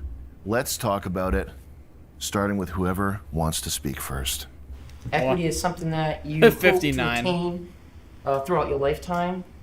I see I'm probably the only oldest person here, so I can speak from experience that I own my own home. After 27 years, they keep trying to raise my taxes, raise my insurance. Racist man, they take away my taxes. A whole other story. I think he meant equity more in a social sense. I think equal doesn't always She doesn't even know what equity means. mean fair. Ah, here we go. So, like, There you know, we for go. example, how do I put this? Like, if, you know... Does anybody have gaffer tape? You got gaffer tape back there? You got tape? Get the Max, tape. gaffer tape. Thank you. Is this okay? Check 1 2 3. Check 1 2 3. Does it sound fucked up? Testing. Okay. You were saying equity isn't always fair. Bro, the mic was so cringing at the woman that it decided to die. Fair. Well, and Sam needed to put the tape on. I was saying that, like, you know, Put the equality flex doesn't tape on. always equal fairness. So, you know, like, let's just say there's like a housing situation where there's a whole bunch of people living in a house. We should all be paying like equal parts rent, but Eric, like can you if throw me your that water? family Another metal bottle? Enough yapping. Water time. I'm sorry, guys. Go ahead. So sorry. Run it back. You were just saying. okay, so you're like scrounging and saving and eating ramen noodles. In today's society, what is a woman? What is a woman? Here we go. It's the question. The question is finally being solved. This is the definitive answer. A person born with 2 X chromosomes. Whatever she does with her life after that point, she's still a woman. What, a gamer? Nah. 26. 26. Archaeologist gamer. That's a red flag. Sounds like a complicated answer. She's red flag, Max. I agree. See, I think it's more about not what is a woman, but who is a woman. Nope. A woman is someone that can reproduce life. Exactly. A woman is not high heels, makeup, and gender roles. But you're saying that it's somebody who can reproduce life, but you've had a hysterectomy yourself. Does that mean that you're no longer a woman because you're not a woman? You cannot produce No, life? because I was born with those protective parts. Okay. That's what I meant. Oh, can I call you Black? Sure. Black. It sounds like you wanted She to push black. back there a little bit. What's the reason for the pushback? You know, I think that woman is a gender, whereas like male or female is your sex, you know? Like whether you're a woman or a man or non-binary or all gendered or whatever, like that's in here. Then philosophical. This is being so philosophical right now. Like my brain is enlightened by this. Like male or female, like that's what's down here. I just don't think it's fair to say that what makes a woman is whether or not she can reproduce, because there's plenty of female parts having people who can't reproduce, or people who, you know, who were assigned male at birth who identify and present as a woman. But I mean, being a woman is not like a feeling. It's a state of being. You can't just like wake up one day and be like, oh, I'm a woman now because I'm wearing high heels and makeup. Right. Be a It's reducing womanhood down to, you know, I mean, misogynistic stereotypes. You're saying that we can't define women because less than 1% of the population is intersex? So we have to create new language and we can't call women women because people's feelings? Well, no, I think everybody's entitled to their own feelings on, you know, what it means to them, but like that's just what it means to me personally, but everybody's entitled to their opinions and how they would like to perceive it, you know? Well, he did ask what is what is society, is what a woman is to society, and I think it's what is on your ID. If you What's on your ID? go through the biological changes to get that changed, The ceiling fan, the AC vent is working overtime to meet out this noise. then you're a woman. But it's an adult who has the little W on their ID. You mean an F? Oh, The eternal little W. female. Yes, I'm sorry. The government ID, the self, or modern psychology, and nature. I think at Wells Fargo, what we want is a way to merge them all together. And get them equity. If you could change one thing about the world, what would it be? We changed the world for women. To change time. Change time. Wouldn't we all? I think housing should be a basic human right. Gross. I think animals should be free. All animals should be free. I guess the big corporations, I think we need to get back to the little guy. Let's not go there. Well, it's interesting that you say, like, let's not go there, but I thought this was supposed to be like a, you know, no holds About barred sort women. of open discussion. About women. Open discussion about women. Okay, Let's but what get I back said, on you know, track. basic affordable housing doesn't necessarily have to be just about women. We can And, talk you know, affordable freeing housing. the Wells Fargo animals has and- Gotta get the women. many programs in place to help the underserved, underprivileged communities. New York City and Queens, we just donated $20,000 Women are disabled. to the Red Fern Housing Project. I'm proud of the work that we do with under-income housing. it's not an issue to talk about housing. We gave $20,000 and made a beautiful park out of old tires. What are we thinking? Is it time for white women to stand aside? Well, you know, it's actually a white pretty women noble question. observation that I'm noticing that there are no POC present with us today. We don't need them. Indeed. All people of They all canceled. Shit, they canceled, man. color. That has nothing to do with the fact that there were people of color, but that did in fact happen. I think we actually have a good Trust me, we representation. thought I about think we have a decent representation here today. I represent as Caucasian. My grandparents fought for that Sure. proper type. No. Caucasian is like hardly ever in a discussion. And everything I fill out is non-Hispanic, non-Latino. And I hope I don't interfere with Non-Hispanic. anybody else's thoughts process. But just speaking as a non-Latino and non-Hispanic person, that's not the only ethnicity. Yeah. Like, how can you be a non? Sometimes we see The eternal non. Nons rise up. Non-Hispanics, non-Africans rise up. some of the forms and some people write space alien. I think some white women do need to stand down, just because the privilege gets out of hand sometimes. Not exactly the privilege, but the savior complex of I need to represent these groups when a lot of the groups didn't ask for it and don't need it. But the thing is, these people wouldn't have a voice if it weren't for white women. White women did it all. Or nobody would listen. No one listens to a black woman. That's the problem. Listen, I grew up in a different age as all these people here. I was told to go home to the kitchen. I was going to be a police Go officer. to the kitchen. I had many things thrown at me. And to this day, if you look in Rhode Island television, that's all you see in the background are white men, white men, white men. Once in a while, It's all white men. you'll see a person of color. A misogynistic blue state. Sorry. I know, I know. I know. I was told I know, many no. times I had children. I said to the cop, I said, well, who takes care of your children when you come to work? He says, well, my wife, of course. I said, well, maybe mine will. Like, what's the gig? What's What's the the problem gig? with that? I need a job. He goes, well, there's many men that need jobs. They have families to support. No child support. Yeah. And so I struggled, whatever. Maybe Wells Fargo can help Let's you with go. some financing to provide those for you. No, my rate's lower than it is right now, but thank you. Excellent. Well, we'll definitely keep in touch. What is it with men's obsession with female body hair? What's going on there?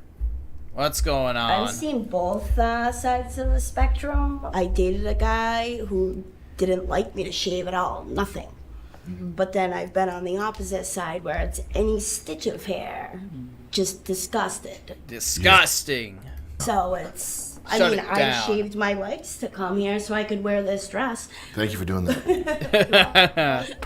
That the male obsession with specifically the lack of body hair goes back to like Attraction to prepubescent. yes, pedophile tendencies, the want What for the- someone to look younger What and the- hairless and clean and tiny. I haven't removed any of my body hair since I was 14 years old. I've always lived that way. I've always sported it Gross. shamelessly. And nobody's ever really given me any hell over it, you know? Like, I'm comfortable in my own skin. I'm proud of who I am. And, you know, you would think that, like, there would have been some people along the way, like, you know, commenting on that in a negative light, but there actually hasn't been. If anything, I've received more, you know, praise for it than anything. But you think that it borders on what you would call That's extreme not- pedophilia. That's not my personal opinion. I think You would that's say that your It's personal it's her own opinion, by the way. opinion is that it's extreme pedophilia. no. I think it borders on that. I mean, we're women and, you know, we naturally have hair down there. So when a man is like, oh, all off, it's like, well, I'm a woman. Do you want a woman or do you want a little girl, you know? And that is what bothers me. You know, over 100 years ago, Gillette wanted to sell more razors, not just to men, but to, you know, women too. Gotta And get that's that when they women. Gotta get that women. started that campaign of like, I like that. Yeah. A war on pubes from yeah, Gillette. no, it was like a cultural Gillette, the thing best from a Gillette. man can get. That's what they said. That is the slogan. Right. So fuck Gillette twice, right? It's time Fuck to blow the Gillette. building up.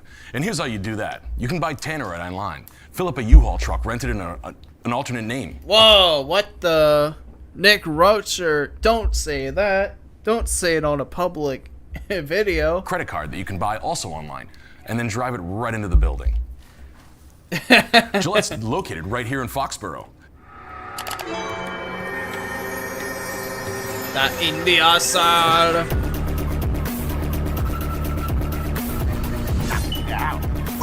Alright, advertisement. Yeah, I'm gonna know, Sam. MTV TV is the best thing ever. The act of what people would traditionally think of as heterosex What? is inherently violent. What do you think of that? Men are more close to predator genomes than women are. I don't know. way back. I can be a predator sometimes. You know. Men are pictorial. They can't stop looking. They look all the time. Look. The women. Look at that. Look at that. I don't know. I'm kind of a voyeur too. But I'm an artist too, so She's an artist, by the way.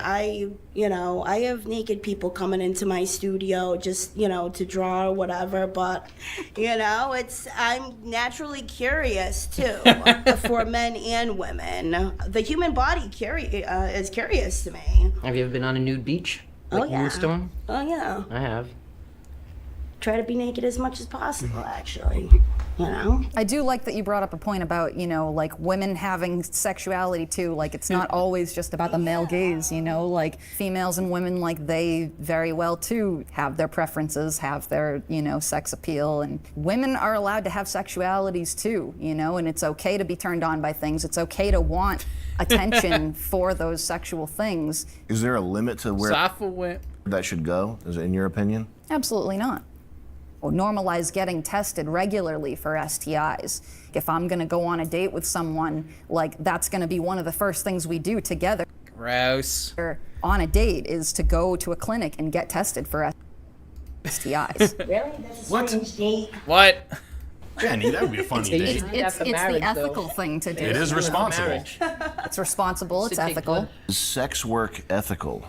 Of course it is. No. It's been around for generation after generation. Stop a prostitute. You ain't ethical. What do you think marriage is? Let her cook. What is marriage? It's a legal Let the old woman binding cook. document that says this man owns this woman. Logic. She takes his name, and we have worked for years to take that over. Now, a lot of women keep their own name. We're not property. Women are not property. No more than a man is my property. When I was married, my husband was not my property. Did he stray? Yes, he did. That's why I left him off the property. You suffered a foreclosure. No, actually, I saved him. But he would. He did. Well, you would call marriage sex work? Yeah. What? You think that husband's not going to go out and get sex somewhere else if you don't give it to him today? You think he's not going to pay your bill next week? Even when I was giving sex, he still wasn't paying. And that's one of your reasons why you think you would say that sex work is ethical. Why not? What about You're just providing a service. You're giving something to someone that someone needs. My elder boyfriend, his wife can't perform. So he pays me, and I do what he needs to be done. And it's that simple. It's simple. Sorry, go over one more time. It's not a paycheck. Your wife's. It's not anything like that. What was the situation you just outlined there? So I have an elder boyfriend. He needs me, and I have something that I literally have no. Dude, Nick literally can't even grasp of what he's hearing from this person right now. Provide for him. Yeah. And he can provide something for me in return because his wife can't do it. He is married. Is that wrong? I don't know. Does the wife know about it? Probably. She should be paying me, not him. Because I think like there's a difference between like ethical non-monogamy and then like straight up cheating. Treating me bad. As a woman starts to get older, and you all will hear this, their wives don't want to do this. Well, nobody wants to break their hip swinging from a chandelier at 80 years old or 60 or 70. It's not feasible anymore. The sex swing. You understand? It's just not that doesn't feasible. work. But do it, it'll be funny. Who wants to break your hip No more over stand-up that? 69. Too dangerous at that point. Is porn empowering or degrading? W. Degrading. W. Rats, I missed it. Missed the Nick Shirley thing, but we are getting enlightened by feminism from Sam Hyde. Degrading. Very Depends degrading. on the porn. I think women have said that it was empowering. A lot of women. What's this guy doing? And a lot of female porn stars. Jason 22, local feminist. Do you think that the incredible like hard drug use that goes along with being a porn star is normal? I mean, I don't think every porn star does drugs, though, do they? What's your take? Is porn empowering or degrading? I think, you know, similar to the talk about, you know, sex work, whether it's, you know, moral or immoral, like I think as long as it's between consenting adults who are doing things that they enjoy and that they want to do, then no, it's absolutely empowering. It's a situation by situation Bro, he sort wants of basis. to get out of there so you shouldn't badly. be getting involved with something if it's not something that you're going to These fully women be enjoy. yapping. It could potentially be the most empowering thing that a person does or experiences. Sure. Sure. I mean, porn addiction is a very real thing, and it's Not sure if this is a girl. crippling No. many men across the world. Video game addiction's a bad I got a curse. If tranny. you Yeah. stop playing a video game. There's addictions for everything. Just because somebody's addicted to a specific thing, I don't think that I'm not- us as a culture should stay away from that thing. If you have an addictive personality, you should know I should stay away from this thing that I'm addicted to. Yeah. Not that the world should stay away from it because this one Fail. person's addicted to it. I think there should be more regulations These are around both the people- consumption and the viewership of porn. And as Vice is gonna sue for plagiarism because this is so on point of a Vice interview. as well as the making of it too. These are both people that fully consented. They know what they're doing. They're not forced into it. How do you know that though? So you think that when someone signs a contract to Mhm. perform such and such acts, after they sign the contract, they're performing, he wants to do something different. She already signed the contract. She already gave her consent. She can't do anything about it after that point. What do you mean? They already are usually know what they're going in there to do. There's a director. They're fully aware of what they're They doing. know what games to all do. the time. Okay, so I mean, if she doesn't want to do it, she can fully say no. I'm sure. No, she can't. She signed a contract. She knew it's a job. These girls look at this It's as a a job. I job. don't know if you've ever watched porn stars get interviewed before, but this is a fully I'm a very job familiar for with them. porn star Yeah. exit interviews. Yes, So that- absolutely. they're fully aware of what they're doing when they go in there. You think all of those women consented to having their, you know, their rape shown to the world? So because of this minority of things that are happening, So you don't think that women should be safe? what is that? You don't believe women should be safe? That I that never kind of said porn that. isn't okay? I never. You never said that, by the way. Speaking to porn, I'm saying the minority of what she's speaking about. Women taking accountability challenge impossible. Yep. Even under a Sam Hyde video, they can't take accountability. Rape videos and all this stuff has nothing to do with the majority of It consenting has adults. everything to do with the $1 industry. million making porn stars. I don't even really know where we're at this point. Like where I'm supposed to. Like. So some might argue that sex work is the only ethical form of work in a capitalist society because it's women reclaiming their bodies from patriarchal capitalism. What do we think about that? A woman can be empowered taking back her power from the patriarchy by doing other forms of work as well, like becoming a mason What? or doing, you know, certain types of like home That- improvement or like I don't think that's happened infrastructure. once, becoming a That mason. never I don't think there- happened. That never happened. Never in a million years. There's a single female mason. construction workers. Yeah, They're female construction workers. Nah. I did home improvement stuff for quite a long time, you know. No, she didn't. She did not. Oh, I learned how to do like, you know, I mean, floor tiling and carpentry Putting a and clock painting. back and together is different from cutting stone, though, don't you think? I did mason too. And it was hard for me to get recognized. This is definitely a lie.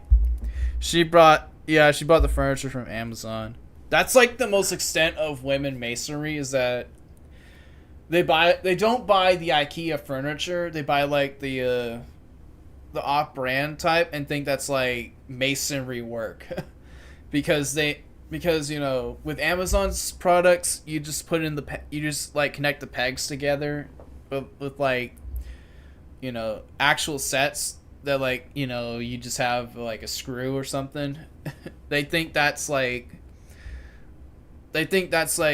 medieval people carving stone to build like castles. It's not the same thing. And like fully respected in that they would usually want to hire men for that kind of stuff. So because Men are good at that. Like men invented masonry. We invented that shit. And we're good at that because because men do that.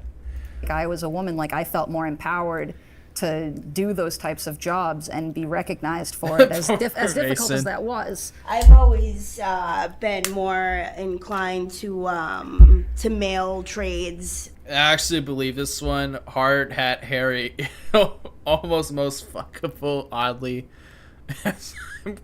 Chris and whatnot.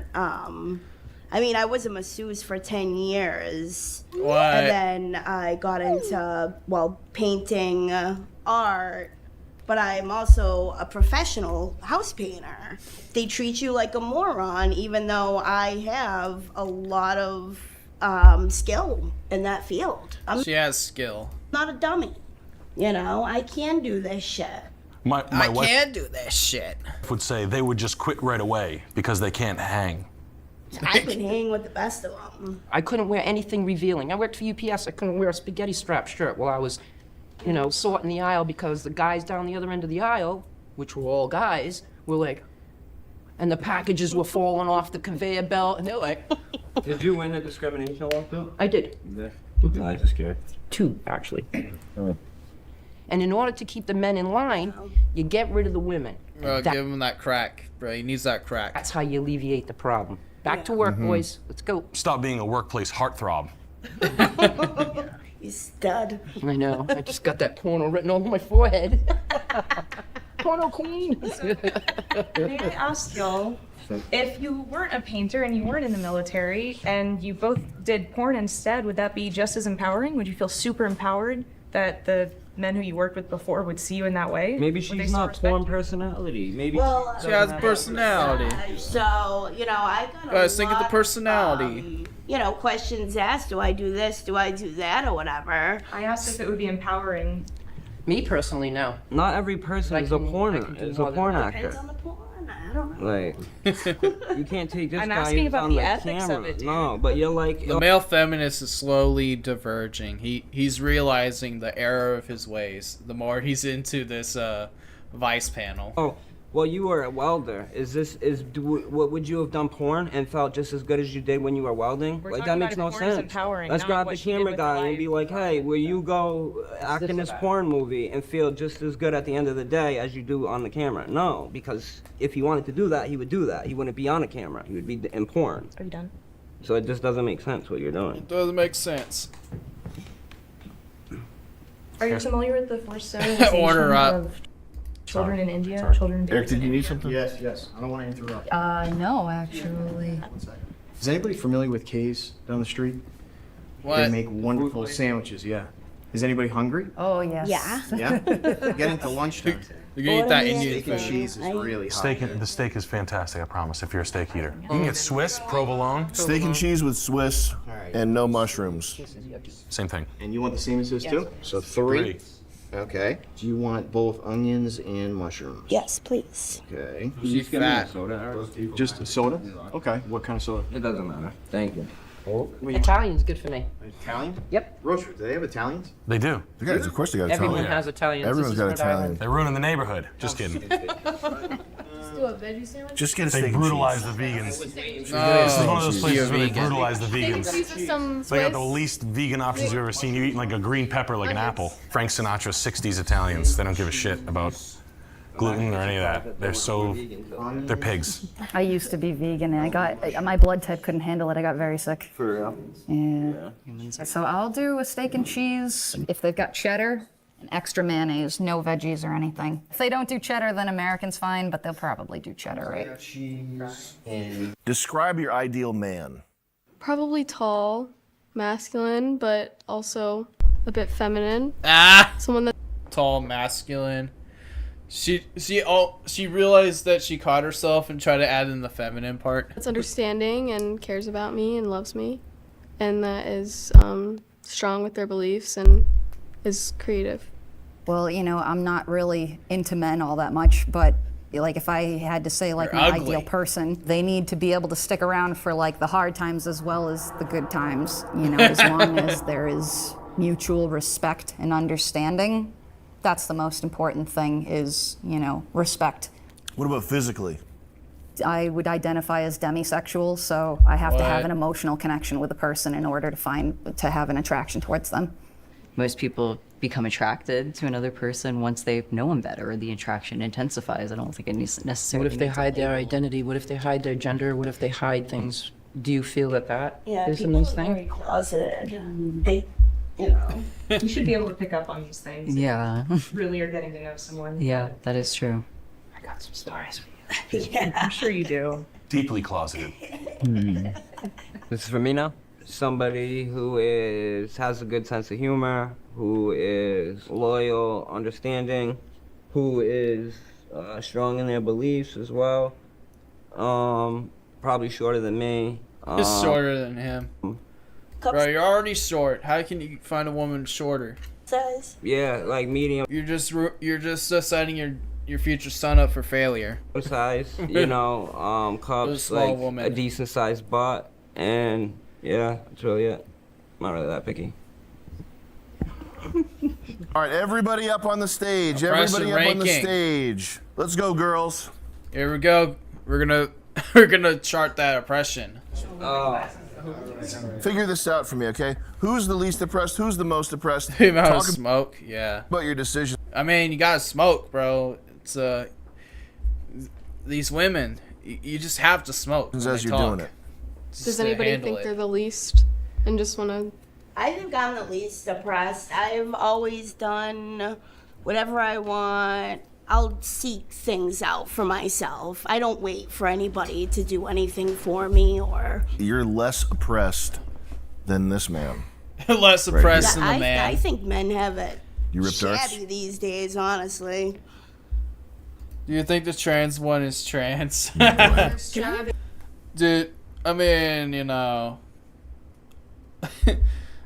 I mean, the trans adds, like, more humor to it. Because, like, you know it's a guy. And then there's depression. Yeah. So you kind of have to determine the difference between like hard life Here, and keep the pen. I'm You know, depressed. trans person is on Sam Hyde, who's like, who hates trans people, and he's like, and he's repeating all the, the transphobia stuff. You know, the meta is like 800 layers deep. Hold on with you. By society. Trans people will not like it. This is most oppressed. Just makes it even funnier. So should we be moving? I know I should be. I guess. You guys figure it gotta out. figure Yeah, it you out. gotta figure it out. So you're least depressed. You said you want to slide down more. Are you least depressed too? What are you guys right here?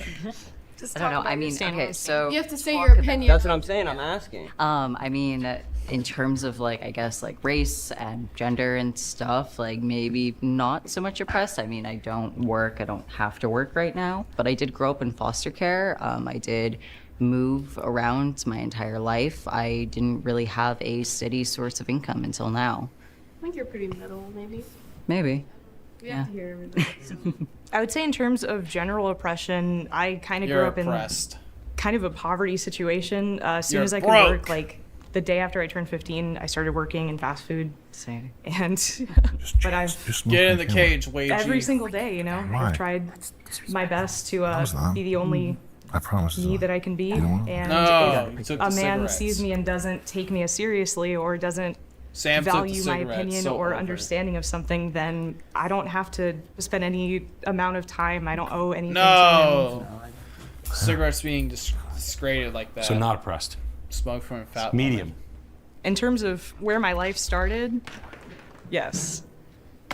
Oh, there you go. All right, we'll do this. Get that letter real quick. Oh man, now everybody's smoking. Bunch of butt smokers. Yeah. They're all What's your smoking. oppression level? So, like, I think for society in general as a whole, I'm not really that oppressed. You know, we had enough money to like pay the bills, pay the mortgage, but we couldn't like go to Disney World. You know, but in terms of like my personal life, I feel like I do get oppressed for my lifestyle choices. You know, people don't agree with how I live my life. Your family? Yeah, like not like my biological family, but the people that I live with. A roommate? So like I'm polyamorous. You know, I date multiple people, Gross. and it's all, you know, consenting adults. Everybody knows about everybody else. I live with one of my boyfriend's, like, parents, and they don't approve of my lifestyle choices and try to basically be like, oh, you're just like a cheating piece of shit. My partner, on the other hand, is like, well, you know, she's free to do whatever she wants and see whoever she wants as long as she's being ethical about it. I do suffer a lot of, you know, bullying and oppression in the home. W bully. For those choices that I make. From your boyfriend's parents? Yeah, basically, yeah. How much do your Throw the stike out. boyfriend's parents know about what you do? Like, are you... So I won't say it to them, but, you know, all of my partners, I always give them full informed, you know, they're fully informed and it's all consensual. They all know what's going on? Yeah, they all Got know it. what's going on, and you know, my partner's parents, they'll be like, oh, she's got partners that you don't know about, and he's like, no, she's got partners that you don't know about. And that drives them nuts because they want control. They want, you know. Yeah, exactly. How many partners are in this ecosphere right The now? polycule. The polycule. So there's like primaries, secondaries, and tertiaries. You know, primaries, I've probably got like 2. Secondaries, maybe What? like 3 or 4. What? And then there's like tertiaries, people who, you know, are long distance, long term, people I've been with on and off for like, you know, maybe 10 or 15 years. It sounds like a lot, but, you know, when everybody's all kind of like supporting each other and doing their own thing, so it sort of works itself out. Everybody takes care of one another. Honestly, it's why people join gangs. To have that support That's network. why people join I mean, I wouldn't gangs. consider it gang activity by any means, but It's a good time to gang up on some of the savings that we have.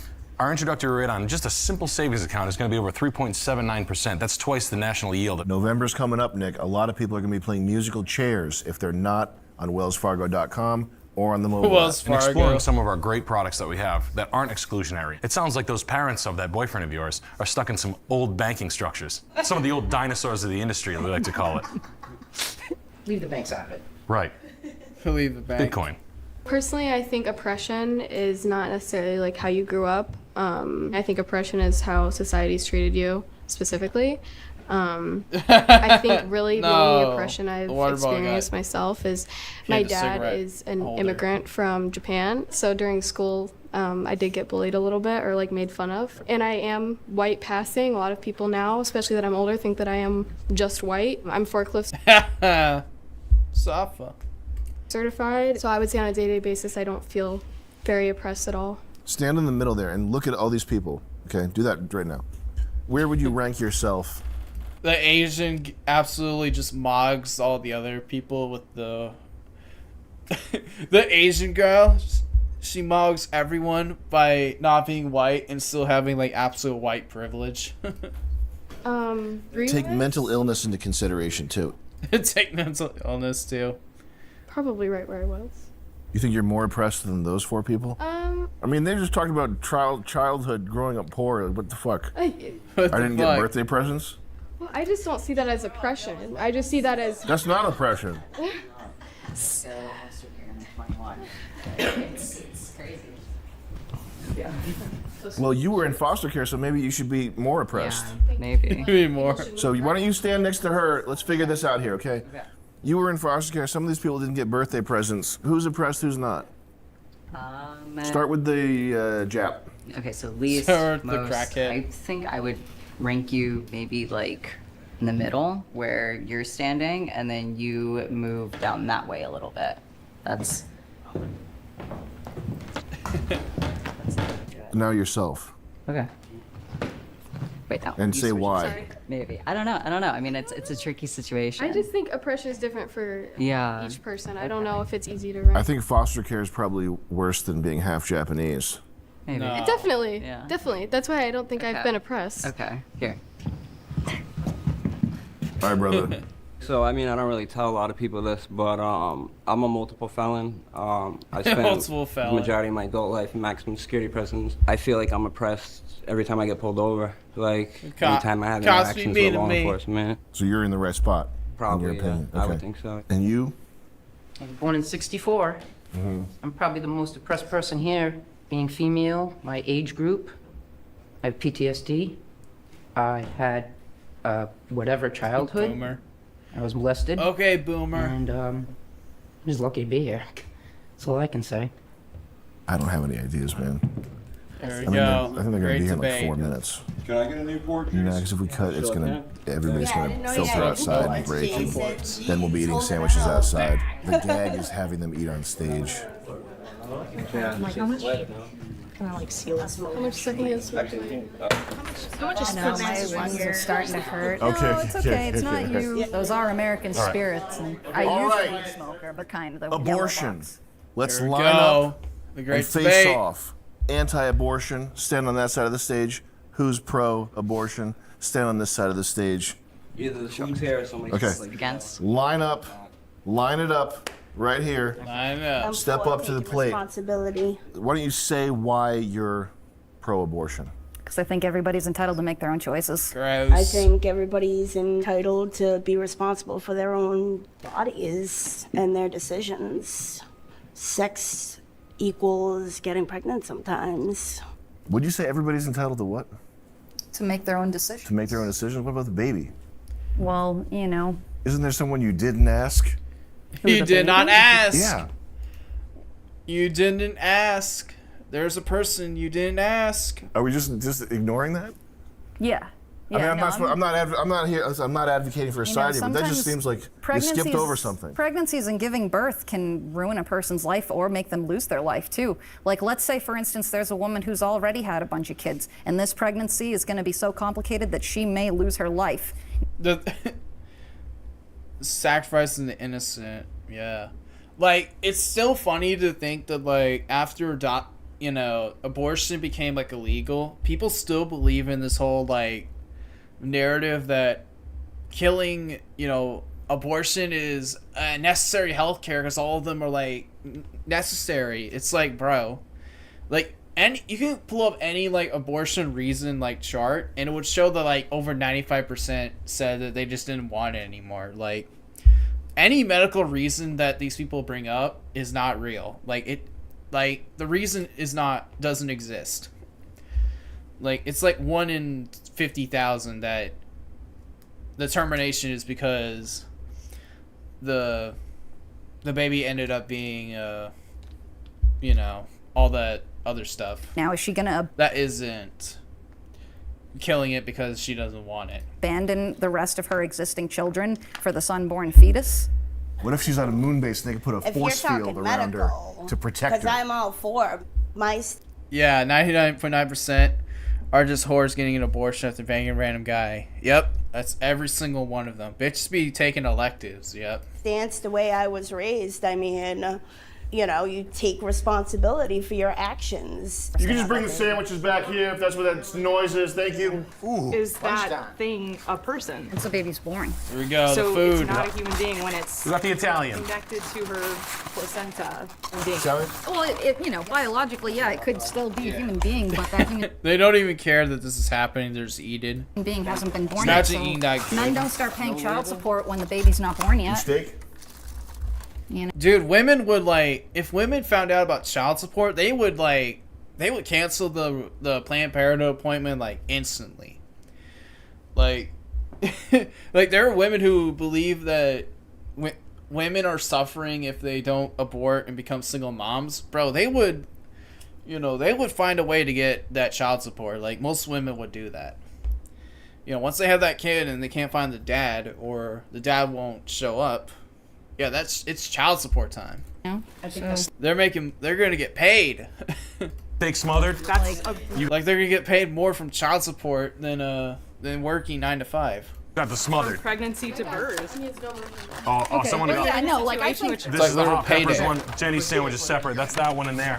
If you got steak with mushrooms, check if it's no mushrooms. That's mine. Can we keep debating here? Just keep the debate going, debating. folks. Okay. Then the pill then the pill girls, what's your potion, which Got hot is peppers on mine. Oh, I love This it. is Thank just you. steak, cheese, no mushrooms, no onions. Anybody get that? Experiences in our life. Probably. Really, you want to run I've that over taken to Alex? chances yeah. that I Excellent. got Guys, forgive the fingers. because I made responsible choices. Yeah, before just I eat up, had guys. sex Don't to even not worry get about it. pregnant. So to your Oh, issue, you got mushrooms and little onions. girls getting for their periods. Yeah, that's right there. We got that. We'll leave that for We're Alex. still going. Another plain steak cheese. Diet. You believe They did a lot of plain steak Insane cheese. I amount don't of know what's side going on. effects. The reason, I'm not saying. Hey, can we get you Kay's as a call back? They 11-year-old fucked need the a orders up regular again. cycle. No, If you go they up, ruined the orders. So, guys, they ruined the order. It's so over. through birth control, Clearly you're not over. going to stop bleeding This for looks like like plain 3 nothing. years because you've been on it for It's so just long. steak. Where's This is my steak, mushroom, food? I'm onions like too. very so you want low it? blood There you go, sugar. dear. Is this one mine? You have steak Yes, cheese yes. straight up? Black, we need you back in the mix here. I fucked my sandwich up. So how come they Does don't your have man a have say? a pot in it? Anybody that Good, wants yes. fries, you got And they shit. have. Sorry. There's I no don't know. problem. You have Yeah. an opinion for my Like, I'll just body. fucking keep eating I'm shit in just this saying fucking company. personally. I don't know. I just feel like I can't talk on other people. I just want to guys are fucking- have the same. I'll go fuck myself. I just think. There's that- Coca-Colas in the Do you cooler. We're think gonna get it's the club themselves, or do you think it's a baby? I said I didn't feel strongly about it. That's why It's I a thing don't about argue biology. about it. Still What would a eating. biology person know that you wouldn't know? I don't know. I haven't studied biology. Is I mean, there a last time I took glass biology was table freshman there? year, Come so I on haven't- now. If you look at something as alive, isn't it just an obvious fact that it's alive? If you took it out,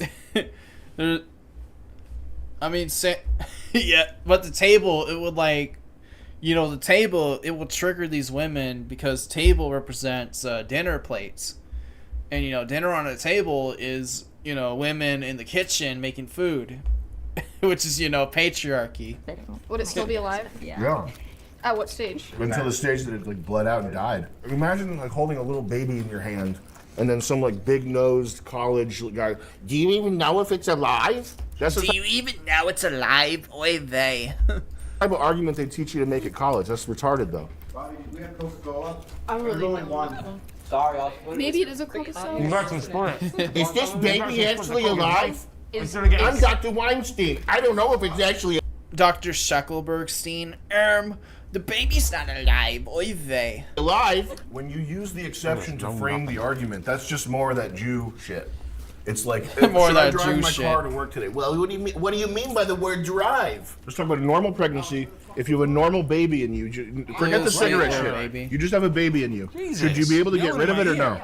Right Fuck that. Right? No. Where does it begin and where does it end? I don't care if it's a unicorn. I don't care if the mother's got But- tentacles. I don't care if you. You asked, but you asked, Well, when does life there you go, bud. sustain? Eat, bite. Yeah, I'm yeah. gonna wait. They probably fucked your sandwich up too. Jesus Christ. Yeah. Make sure we're sharing the Coca-Cola. It's a sad thing, but my father said never trust a fucking Italian. Never trust the Italian. I like Italian. All my fucking friends going to high school are Italian. I can't even fucking fuck them. I fucking make a sandwich. So I just think we're forgetting about is basically left up to the woman because it is her body. What about the baby's body that's being murdered? Think of the kid. Like, I'm totally willing to accept a good argument against that. Who cares about these babies after they're born? Anybody? Yes. The baby's got See, who 3 cares legs. about that I don't after give a they're fuck born? about that. About I'm them saying having if it's a MS normal or- baby, what's your excuse for murdering? It's hard to raise a baby with 3 legs. I don't know. You know, it's not just special needs for the child, it's special needs for the wallet. Which we can help Special provide needs for financing the at Wells wallet. Fargo. That's like retarded Ken Thomas. Invest the Wells Fargo now. For people with retarded We're working kids. out the name. We're working out the name. Hey guys, thank you very much. This has been Her Story, a journey in her words. I'm Allison Tinsdale. Let's go. And I'm Jamie White. From Wells Fargo and Vice Media. Thank you very much. It's great his mom is there. Let's go. Is the audio okay? She's labbed up. Bonus My wife for says Nick. men and dogs. The other humans here, they're not labbed up. You got more stuff. Don't worry about getting it in the shot. It doesn't matter. I don't think Eric. Does it matter if the boom gets in the shot? But I do. I'm just like him. I want good audio. Just let us know if you're not getting. All right. I'm sorry. It's my fault. I'll just go like this. Come on, Ben. Come on, man. Yeah, that looks more professional. My wife said men are dogs. That's what she said. I love her to death. Jelly Bean and I get along great. All right. Thanks for watching another MDE video. Let's go. MDE. Sam Hyde is keeping the spirit alive. You know, in an era where right-wing comedy is cringe, like boomer comedians, we have Sam Hyde. He's coming back in a big way. So yeah, is there any? Let's check the MDE website. See if there's anything here. No, that's just overtime. Okay. Yeah, there's nothing here. I guess they didn't post it on the website. But either way. That was the feminism debate. As we can see, we grew our brain cells. We know more about respecting women. We respect the women now. Me mom comedy. Yes, me mom. Yeah, the me mom died in the Holly meme is way better than the Sam Hyde did it meme. Far none.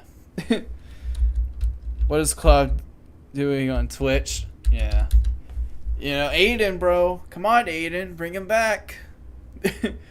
You said you did do nothing. You should bring him back. Now he's left you. He's left you for Twitch. Me mom died. Me mom died in the Holly. Me mom died in the Holly. Me mom died in the Holly. Me mom died in the Holly. Me mom died in the Holly. Me mom died in This is the song we're bringing in 2026. This is a 2026 anthem. We're leaving Sam Hyde did it memes in 2025. We're bringing this with us.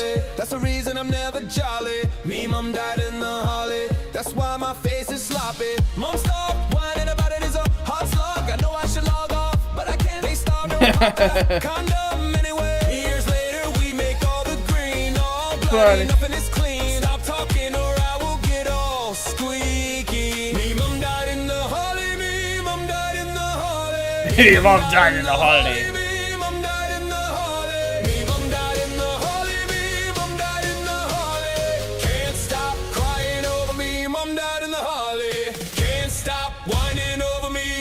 Me mom. Me mom, guys. Me mom.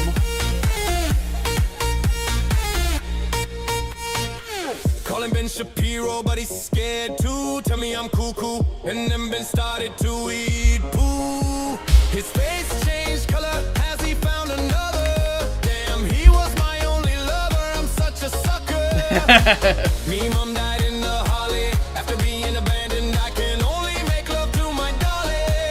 Ooh, yeah, Molly. That's the doll's name. So I bring my A game, doing some face painting. My doll I'm dating, no other man is she entertaining. I love watching her change, she is my main thing.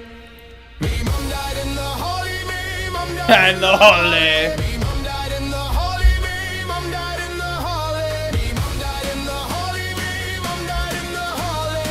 Can't stop crying over me, mom died in the holly. Can't stop Right, cause mom died in the holly.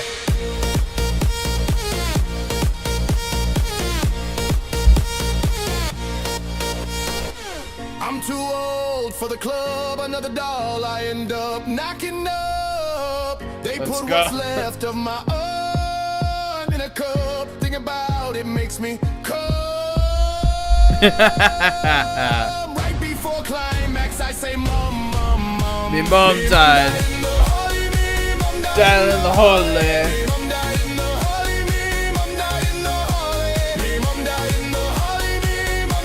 The holly. Can't stop right. Can't stop whining over me. Mom died in the holly. Let's go. Me Let's mum go. died in the holly. Me mom.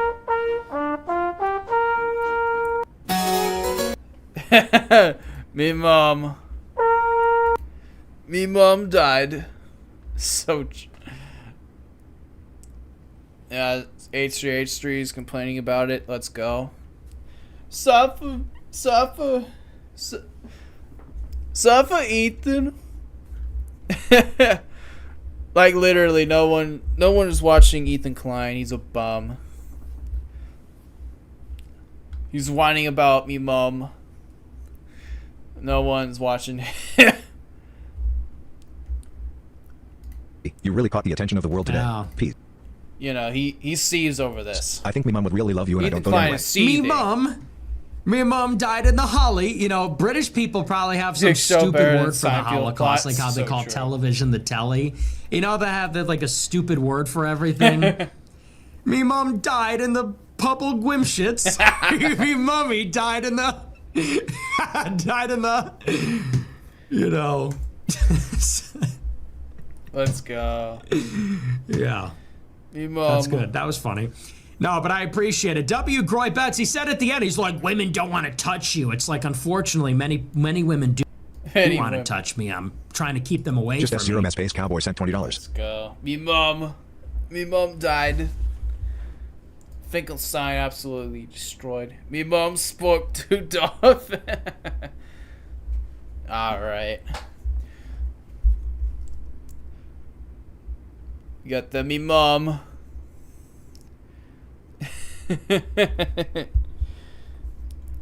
Alright. Let's see. Alright. We'll do this one.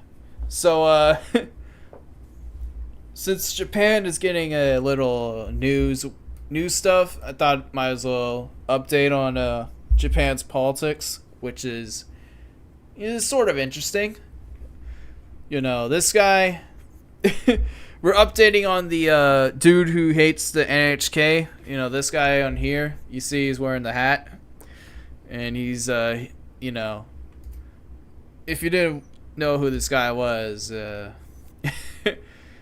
he... The absolute... You know, he was this dude who, he said, stuff like this, you know?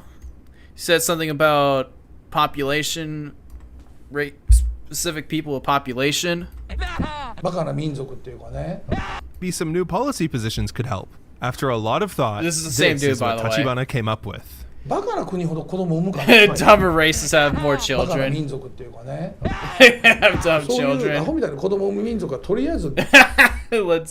Yes, this guy wants to genocide all the stupid people. He wants to genocide the stupid races who produce all the kids. And he was also the dude who said, like, Jewish money destroyed. So yeah, this guy, you know, as you can see, it's over, chuds. You know, chink chuds, it's over. This guy is, you know, he's going to prison. So we're gonna see how his downfall is sad. Japan. Because the dumb childbearing racists are gonna continue, sadly. Japan's dumbest politician and self-declared Japanese Trump, Tachibana Takashi, has had an unbelievably terrible year because he cannot stop screwing up. No. He launched a fake political campaign that turned into a real harassment campaign, which got so vile and chaotic it directly resulted in someone's death. Bro killed someone. That apparently was not enough, so he doubled down and went full As foreigners in racist speech. racist mode, pissing off racism. so many people that someone tried to redact him from existence. Now, Nah, bro was getting killed for being racist. Bro, Nathaniel, Japan, yeah. there's a full-blown civil war in his party, and not only is he completely broke after wasting all his money on frivolous elections, but he's been arrested after attempting to flee to Dubai. No. Tachibana's trouble started with the governor of Hyogo Prefecture, Saito Motohiko, who was previously famous for looking like the human embodiment of C-3PO. In March 2024, Saito got in big trouble when a whistleblower accused him of bullying his staff and being an overall crappy boss, including an incident where Saito screamed at his driver for making him walk 20 meters. Wages posting their L's, bro. Japanese wages are so buck broken. Like, they're so buck broken that they literally break down over walking 20 meters. Saito immediately tasked his 6 best guys with tracking down who this whistleblower was. Yeah, that's exactly what someone who wasn't bullying their staff would do. Saito's team quickly narrowed in on 3 government employees, and the prime suspect was this guy, Watase, who they interview and initially actually cross off the list.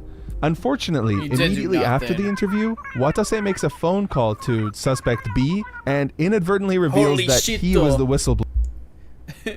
Holy shit though. Just raided my office. Confiscated my computer. But I think they totally bought Swari. Suspect What B did it had say about answered me? the call on speakerphone with the investigators in the room. Watase was 60. Bro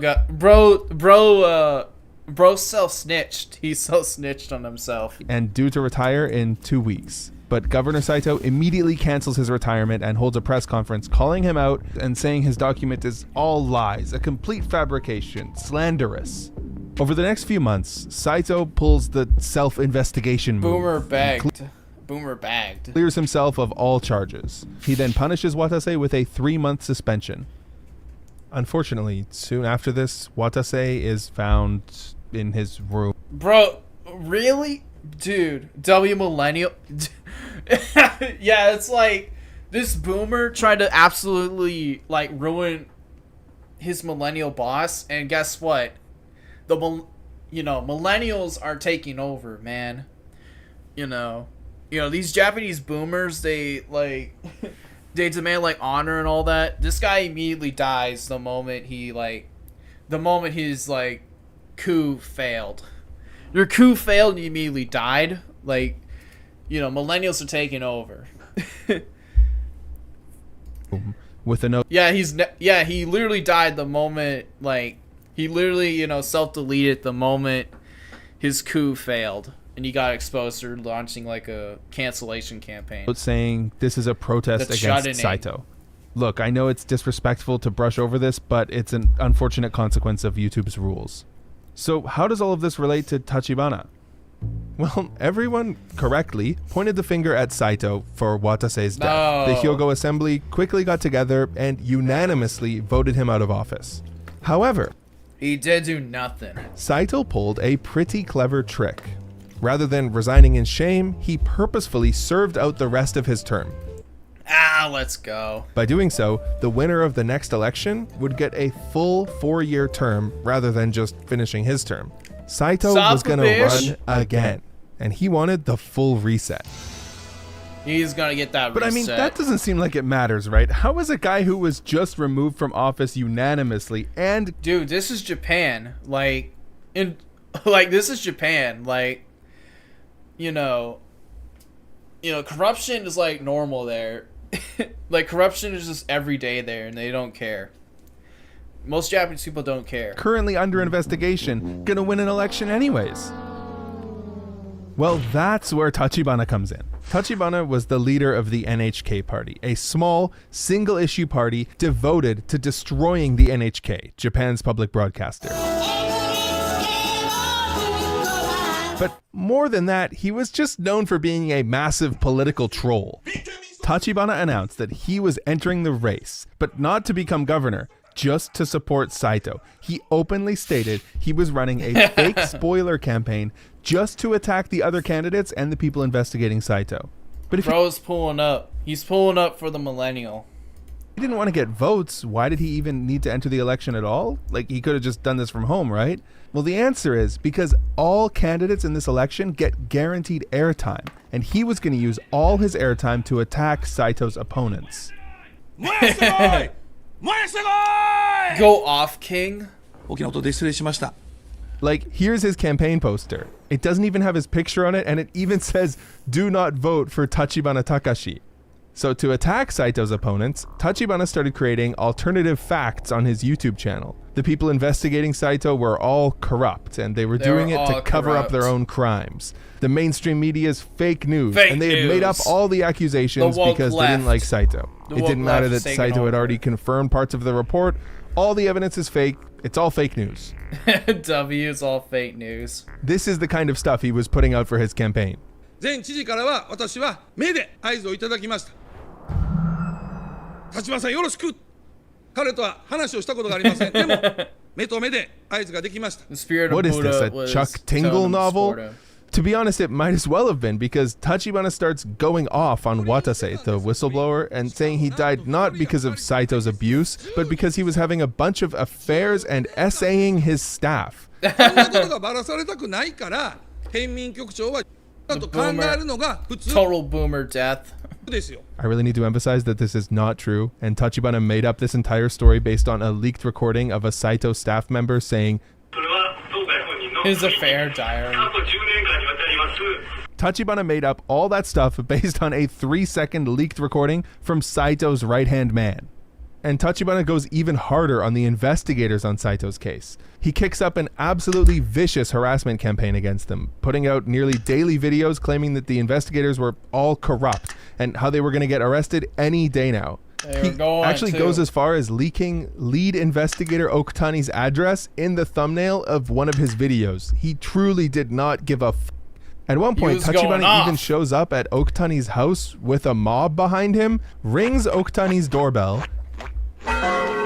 and screams at his family over a microphone pointed at his house for over an hour. And Tachibana only leaves after saying this.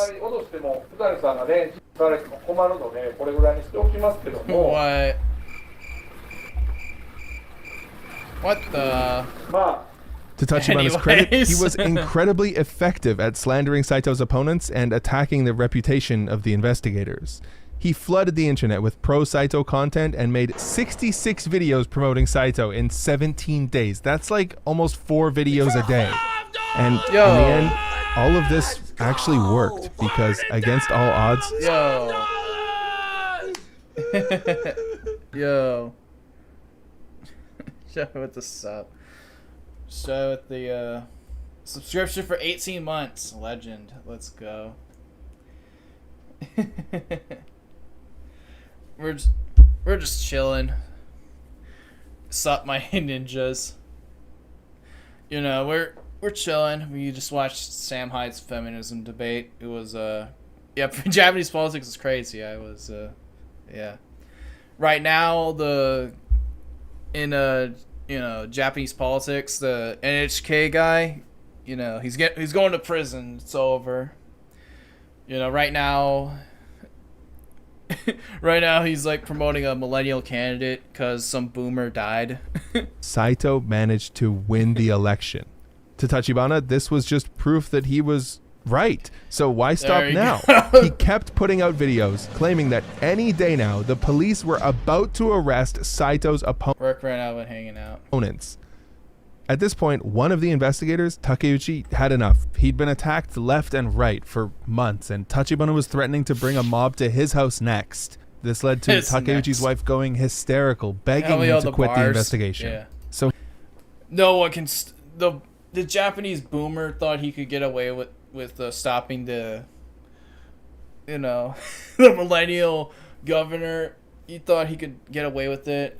You know, we got the NHK Bulldog out there harassing random, you know, political figures. he did. He resigned on November 18th, 2024. Bye-bye. Tachibana took this opportunity to take a victory lap, saying any day now, the criminal mastermind who ruined Saito's reputation, Takeuchi, was about to be arrested.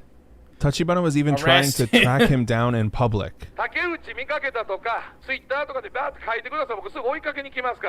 In the end, all of this pressure was too much for Takeuchi.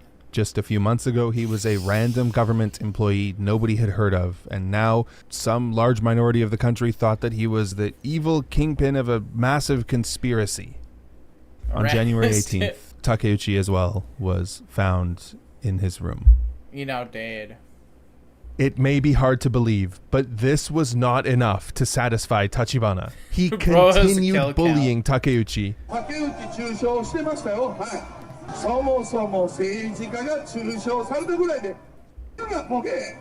And went as far as claiming Takeuchi died because he was about to be arrested.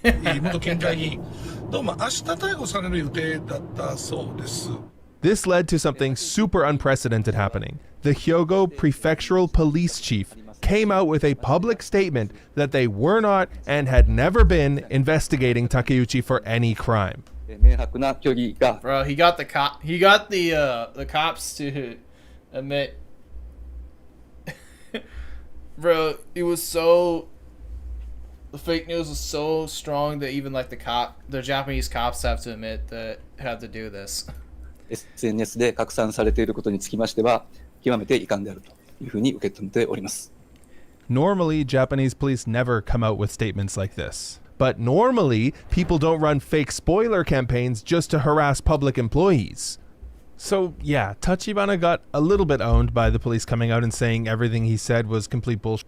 But he didn't actually suffer any consequences for what he did. At least, not yet. In fact, Tachibana seemed quite proud of getting Saito reelected. So proud that he began dressing up like a let's go minion. He got the minion fit and calling himself the Japanese Trump. So naturally, he starts going on long racist rants about immigrants. 6年前は NHK の集金人が怖かったんです。でも最近は We're still afraid of foreigners. Bro gets 2 people dead and he immediately goes full Chud mode. He goes full on Hitler mode.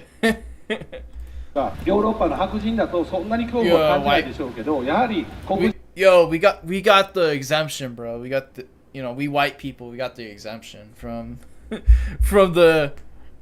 Japanese minion. イスラム系の人を見るとね、俺は差別と言われるかもしれませんが、そういう人たちが集団で駅前とかでいるとね、怖いです。それは僕でも無理ですよ。Send them back. And if you think I'm being unfair to him, here are the man's own words. 黒人やイスラム教の人たち、イスラム系の人たちがいっぱいいると怖いと差別発言したっていう。いやまあ差別が。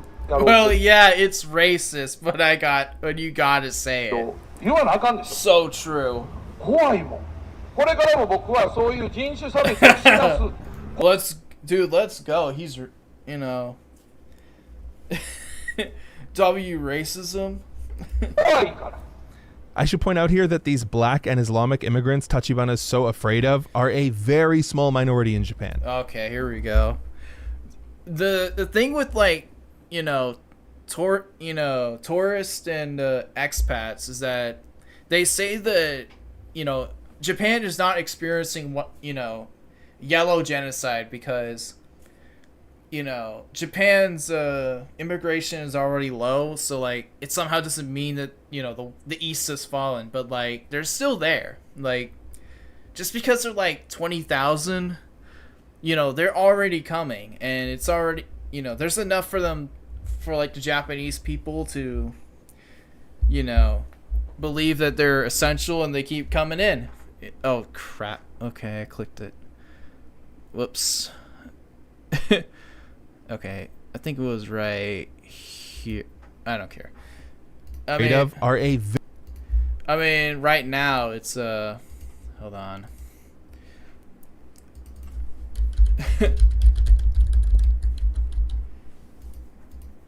I mean, right now it's there's gotta be a video because I've seen it. Okay, hold on.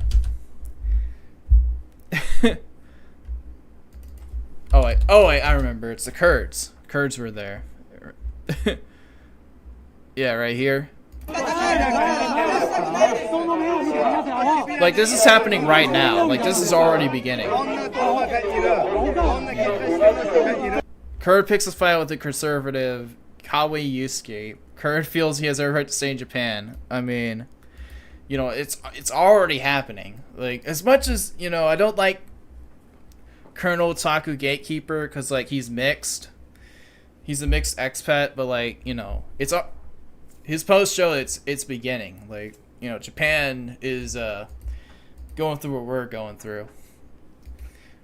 The thing is that right now they're safeguarded by Shinzo Abe's immigration restrictions that are slowly being trickled away by, you know, Japanese boomers who think that these Indians are like the same as the white American expat neighbors they had from like 30 years ago. Very small minority in Japan. Like the main group everyone hates on are the Kurds, and there are only 3,000 of them in all of Japan. Dude, the Kurds are already causing trouble, and there's Indians coming in too. Like pivoting the Kurds to say that immigration is not happening is not true. Japan, most living in a single district in Kawaguchi across the country. So Tachibana probably hasn't actually had any of these encounters with immigrants he's describing. He's just copying Trump. But what really gave a boost to Tachibana being the Japanese Trump was something that happened on March 14th. Tachibana was shaking hands at a speech event on the streets of Tokyo when a man waiting in line suddenly threw a flashbang at him like he was Naruto. Threw a flashbang? The flashbang was completely ineffective, but the guy the Somalians of Tokyo, yeah, attacked Tachibana with a 30-centimeter blade he had hidden in his jacket. Tachibana's ear was badly injured, and the culprit was subdued by... Bro, he got the ear injury too? Bro. You know, he's LARPing as Trump and he got the ear injury. Like, like bro is copying Trump and he, you know, he got an assassination attempt and he got hit in the ear. An audience member. He got hit in the ear actually too. Finished giving his speech while waiting for the ambulance. He's still going. Nothing's stopping him. The attacker was a 30-year-old man named Miyanishi Shion, who described his motive as being generally unhappy with society and politics, but he got hit by a chug jack. But being especially pissed at Tachibana for his role in ear prosthetic Takeuchi's injuries death. be like. Of course, he was charged with attempted murder. Tachibana, on the other hand, was very proud of his injury because it made him just like his favorite politician. Donald Senpai, I'm like you. やっぱり僕は日本のトランプであるという自覚があります。 Donald Trump, I'm like you. すごく気が合うと思います。僕まだ話したことないですけど。Looks like a retard. 彼は右耳打たれましたね。僕左耳切られたんですよ。He was kind of the There are, left. however, some big differences between Wrap it up. Tachibana and Trump. The first is, Tachibana is a huge loser. And by that, I mean he loses basically every single election he enters. After running in the Hyogo election, he ran in the Izumi-Otsu election, his hometown, and lost. No. The Chiba governor election and the Miki City election, he lost both. He and lost then in them July, he all. ran in the upper house election, Actively which, dreaming. surprise, surprise, he lost badly. You're probably wondering, how does Tachibana even have the money to run in this many elections? Good question, and the answer is... He got the AI art shirt. He doesn't. The second difference between Tachibana and Trump is that Tachibana is completely broke because he can't stop losing. He broke. Seriously, could you imagine being this guy's financial advisor? Like, dude, I'm so bankrupt I can't stop entering elections. This whole time, Tachibana was reportedly working part-time at his friend's bar in Osaka just to cover his living expenses. But elections are not the only thing he's been losing. Tachibana also owes millions of yen as a result of defamation lawsuits. Yeah, as Tachibana learned, lying about people is in fact illegal in Japan, which led to him losing 3 defamation cases in the last 6 months. And he didn't stop there. Tachibana was also being investigated for an incident where he told his supporters to citizens arrest a heckler at one of his rallies. Arrest him. Arrest him. Surprise, surprise, pulling a mods arrest that guy in Mods real life arrest is him. definitely a crime, especially when your mods severely He got spraying the banned in guy's real neck. life. This is also The mods banned him in real. Don't let him fill at the Wang Half Shirt Factory. probably a good time to mention that Tachibana has been on probation this whole time. In 2022, he threatened to dox a bunch of random people. So the Japan put him on probation, and they basically allowed him to do all this, and somehow it didn't violate his probation. I mean, it's on, Japan, it's on you for, like, viewing this as not a violation at all. Like, all the stuff he's been doing right now in this video, like, it's on you. Like, the first thing in this whole story, it should have, like, revoked his parole, sent him straight to jail. But you allowed this to continue, and now, like, 2 people are dead. If Japan's public broadcaster NHK didn't meet with him immediately. I covered that story in my previous video, and it's too insane to get into here. But yeah, this guy was extorting Japanese PBS, so he got 2.5 years probation. But despite committing crimes on a daily basis, Tachibana was strangely very confident that he wouldn't get into any trouble. それ言いませんよ。でももう 99% ありません。私はちゃんと He ain't going to 法を熟読し、理解を He's し immune from prison.、そして、証拠をもとにですね、法と証拠をもとに照らしてやっています。 I don't know if he was just coping or not, but Tachibana started taking an interest in Dubai during this period, where he's apparently he part of was Dubai. discussing some $1 trillion deals. You got the Emiratis. 2億とかっていう話じゃないんで、こっちの世界は。昨日もね、 Julie どんな話とは言えませんが、何百兆とかいう形の兆ですよ。何百兆、100兆とかいう単位。 Guys, he's getting that Dubai chocolate deal.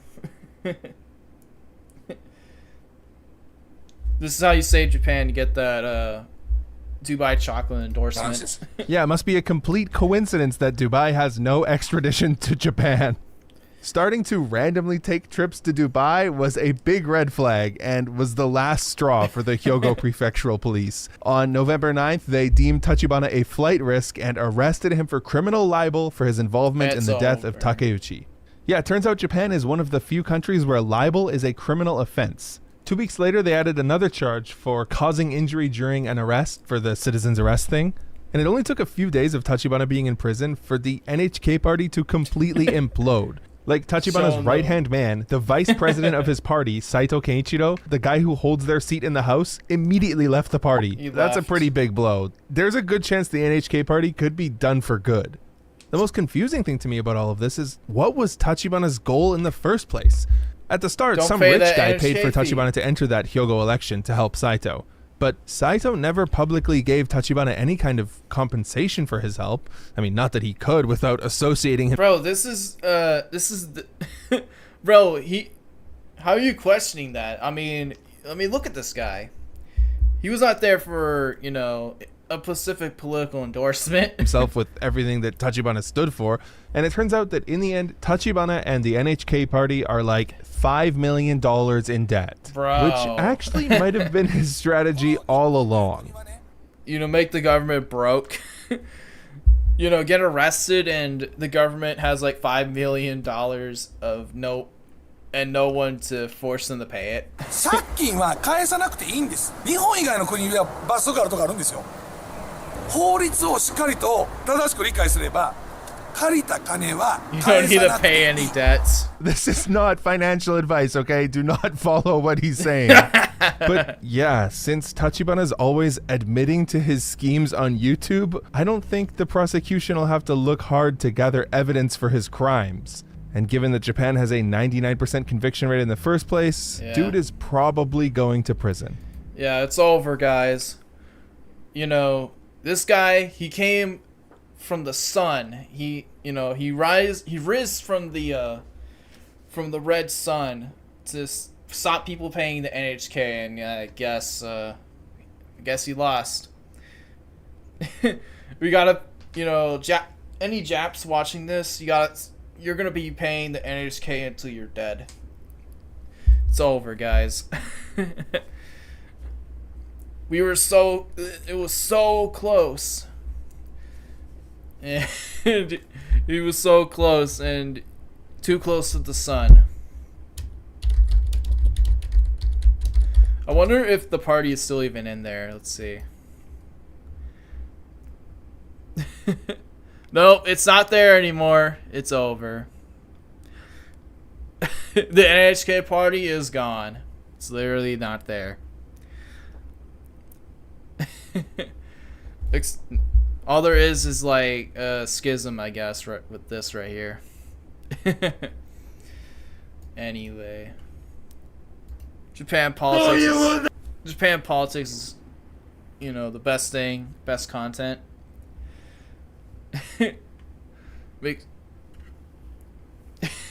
As you can see, it's Japan political lore.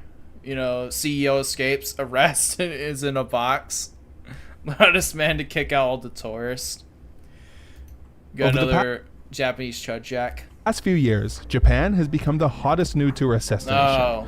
With the yen at all-time lows and everything so cheap over there, tourist numbers are breaking record Thanks highs for our every page. month. And nobody's more angry about this than Japanese people. People are skeptical of the increasing number of tourists and immigrants everywhere, and one of Japan's most despised Bro, what's going on with his teeth? clowns has exploited this sentiment to turn himself into a celebrity, the face of the anti-tourist movement. His name, Hezuma Ryu. He's famous for screaming and threatening people in public, basically like a Japanese Johnny Somali. Lasco Japan? A convicted criminal himself, he will Is this guy the Sam Hyde of Japan? Or is he the Baked Alaska? do absolutely anything to try to get famous. I mean, in 2020, he live streamed himself going around purposefully infecting people. And that's not even in the top 5 worst things you'll see him do in this He's a video. great- But now, he's a well-respected, elected official with a massive Yes, he is he's elected.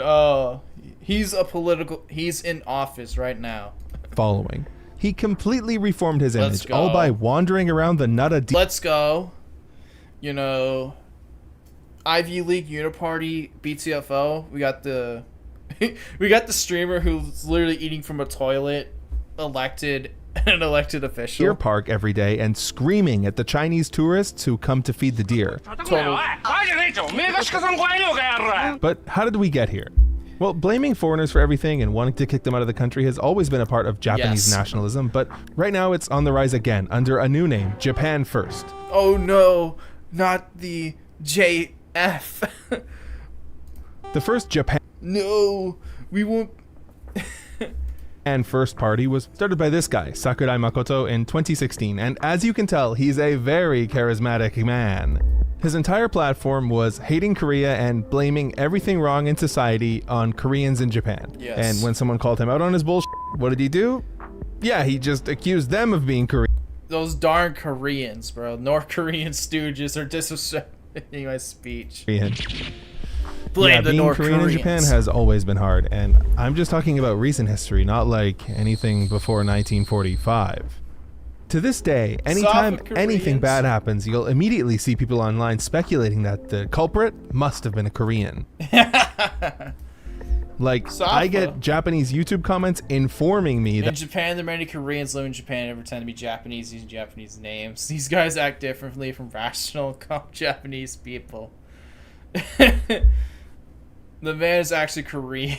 some of the most embarrassing people I've covered are actually secretly Secretly Korean. Korean. Are you Korean Q? Are you Korea Pill? Are you part of the KQ? The Korean question? Yeah, it's basically to the point where the 3 worst things you can be called on the Japanese internet are Korean, bald, and Chinese. And that last one is big. Right now, anti-Chinese content is doing numbers on the Japanese internet. Yes. The most popular genre is Chinese tourist abusing deer videos. If that makes you go, huh? I should explain. There's this park in a city called Nara where there are hundreds of wild deer that you can pet and feed, and right now it's filled with tourists, even more than usual, mainly Chinese. But yeah, this video has a girl labeled stupid. Yeah. Yeah. I don't know. I mean, all those deer, they're like eating human food. They're not wild anymore, right? Like they're human conditioned. Chinese who's apparently kicking a deer in the head. Now, who would do that? Who would kick a deer? Wait, she didn't kick the deer. She didn't make contact. These are 2 different pictures. Yeah, this YouTuber just did a lazy Photoshop job to make it look like the Chinese girl was kicking the deer when she wasn't. This is the most popular video in the genre with 2 million views, and I didn't see a single comment calling this out. Okay, now this is where Hezuma Ryu comes in. There we go. Hezuma was a serious menace to society. He was probably the most hated guy in Japan, famous for getting an 18-month prison sentence for shoplifting after posting a video of himself eating raw fish in the supermarket before paying for it. But now, he had a new purpose in life. He moved across the country, all the way to Nara, to become a deer protector. The content destiny His was plan calling was on him. simple. Patrol the park every single day and stop the Chinese tourists from abusing the deer. Before we go any further, I want to say there is no animal abuse shown in this video, and I didn't think it needed to be said, but I am against all forms of racism. No, not the racism. Anyways, here is his first big scoop. He's caught a Chinese tourist red-handed, or should I Here we say go. red-footed, kicking a deer like a soccer ball. And when he says that, this is what he means? A Yeah. guy doing shake-a-paw with a deer? Stop accusing animals. どうしたじゃなくて、鹿の足蹴っとったやろ鹿の足蹴っとったやろ言い訳するんかお前蹴っとったよなおい蹴っとったよな帰れ He's saying sorry in English. 調子乗んな Go back to China. 警察 Send 呼ぶ him か back. じゃあこいつが捕まるぞ Deport. 鹿の足蹴っとったぞこいつが鹿の足を蹴っとったぞ警察呼ぶん Mods やった kicked ら this こいつが chink 捕 out まる of ぞ Japan. 警察呼ぶんやったらこいつが捕まるぞ怖いよじゃねえっちょお前お前が帰れ鹿の足を蹴んななめるな The guy apologized to Hezuma 11 times, and honestly, the deer didn't even seem phased in the first place. He was hard chillin'. But anyways, these videos are very well received. The majority of Japanese commenters agree with Hezuma, and they all use this to say Chinese people should be kicked out of Shogun Japan. mode. So yeah, what Hezuma does is look for any tourist interaction with a deer that looks bad and uses it as an example to scream at them. And believe me, he's just getting started. Here, Hezuma claims this woman hit a deer with a water bottle. The only problem is, I don't even know if she makes contact with the deer, and if she does, she's just giving it a little boop on the snoot. Bro, who put that in the script? Save that deer. 分かったわ他一直追着我。快点那种，没个是个上关有个呀， No, no, no. Hit The guy deer feels like threatened this. by Hezima, so he calls the cops. 鹿さん畑寄ったやろ鹿さん畑寄ったやろ日本から出てよ俺そら The police arrive and they immediately see through Hezima's Arrest lies. him. They order him to apologize and delete his footage. Instead, he uploads the footage online, which resulted in the Chinese couple suing him for defamation. Yeah, he eventually had to delete the video, but Hezima's plan was working. He was getting a lot of attention, and he knew just how angry people could get when it came to deer. He remembered this incident from 2020 where someone bragged about doing something Send him. absolutely vile to a deer. Seriously, what kind of psychopath would do this? Oh, it was Hezima himself. Yeah, before he became the deer protector, Hezima was known for being the deer terrorizer. ピッピッピー山口県から来ました Oh. 出てまでよですコラボレーションお願いしますメントスコーラお願いします Hezima knew exactly how to piss people off, and it always involved the Mentos Coke challenge. What he would do was stalk and then ambush famous YouTubers in real life. Bros be stalking. 分かって TV の高田くんですか Let's go. Bro, how did Baked get hated, but this guy... Bro, we need this guy back. You know, he could be a Sam Hyde character. Then he'd scream at them, ordering them to do the Mentos Coke challenge for him. メントスコーラお願いします山口県から来ましたあなたのこと愛してますメントスコーラお願いします Japan's cog. Yeah, he can be. Yeah, he's Japan's cog. Like, no wait, not. I don't know about cog because this guy is somehow elected, but Jobless Johnny, you know, that guy is still a bum. That guy is still a homeless bum. You know, who's still like grasping anything about Ethan Ralph in 2025. メントスコーラお願いします This guy, you know, he had a glow up. He would keep following them and pestering them over and over, sometimes even for hours, until they got away by going to the train station, getting into a taxi, which he'll still follow for as long as he can, or in some cases, going to the cops. 交換されててで離れてもずっとついてきてすみません警察になったんですけど Thankfully, the police put a stop to it, which works for about 15 seconds. In one case, Hezima spent 6 days straight lurking at the convenience store outside the house of the biggest YouTuber in Japan just so he could ambush him. おかしいっすよね There you おかし go. いっすよね警察呼んでねメントスコーラだけお願いしますよ I can't emphasize enough how much Hezima is hated by every single person that has the misfortune of interacting with him. Our society is fucked because of people like you.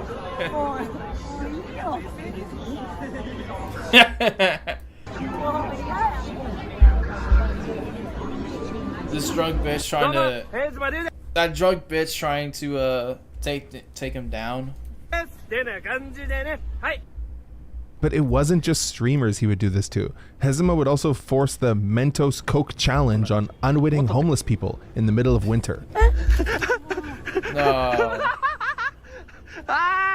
ちょっともうちょっと手前で顔の近くでもうちょい上もうちょい上でもうちょい手前っす手前もうちょい手前でいきますよ Oh no. No. すごいでしょこれ After he's covered the poor homeless man and everything he owns in Coke, he follows him around and laughs at him for another 10 minutes. This is literally just assault. He's just assaulting homeless people for content. Dude, it's like, yeah, Japan isn't. You know, Japan's internet is like, you know, like 5 years behind us. So you know they're getting like they're getting the D-Live IRL stream. Like they, like this is their version of oh man, I forgot what Bake's streaming network was. It was that. Damn it, I forgot. It's like the D-Live IRL streaming. You know, Baked, Only Use Me Blade. This is This is what they're going through. He uploaded these videos without censoring their faces, by the way. But would you believe me if I said this wasn't even... Faked his front page. No way, is your front page? You got the front page? Moves. Alright. Well. Let's see. Let's see.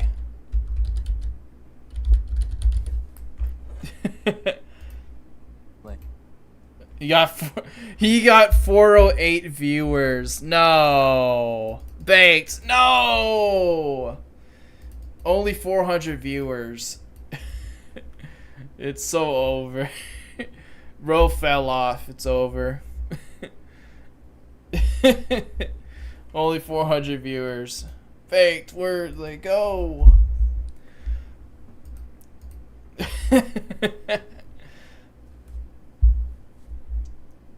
You know, we gotta clout. You know, we gotta get this guy on. You gotta get this Japanese guy on Kick. He would be the new sensation. been the worst thing he's ever done?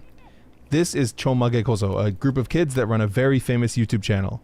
In 2023, Hezuma, who was 32, tracked down this kid, Namazu, who was 13 years old, and followed him home from school. Namazu-kun, やってきたぞ。ちょっと待ってもらっていいか。 He got the lows back. ナマズやってきたぞ。今一人。ちょっと待って。俺も変なことあったね、絶対に。 Hezuma confronts this 13-year-old kid and berates him for not replying to his DMs. 俺会いたかった。だって DM 返してくれんやん。Twitter で Bro's going through her. This isn't scripted or anything. The Literally kid is shown in, legitimately afraid of Episode Hezuma. 1 moment. Also, Hezuma Mentos uploaded this Coke. uncensored, which led to the kid's city and school being identified. 挨拶だけお願いします。挨拶お願いします。挨拶。君たちは有名になりすぎた。有名になったらこういうこともある。 Where I'm from, this would get you put on some sort of registry.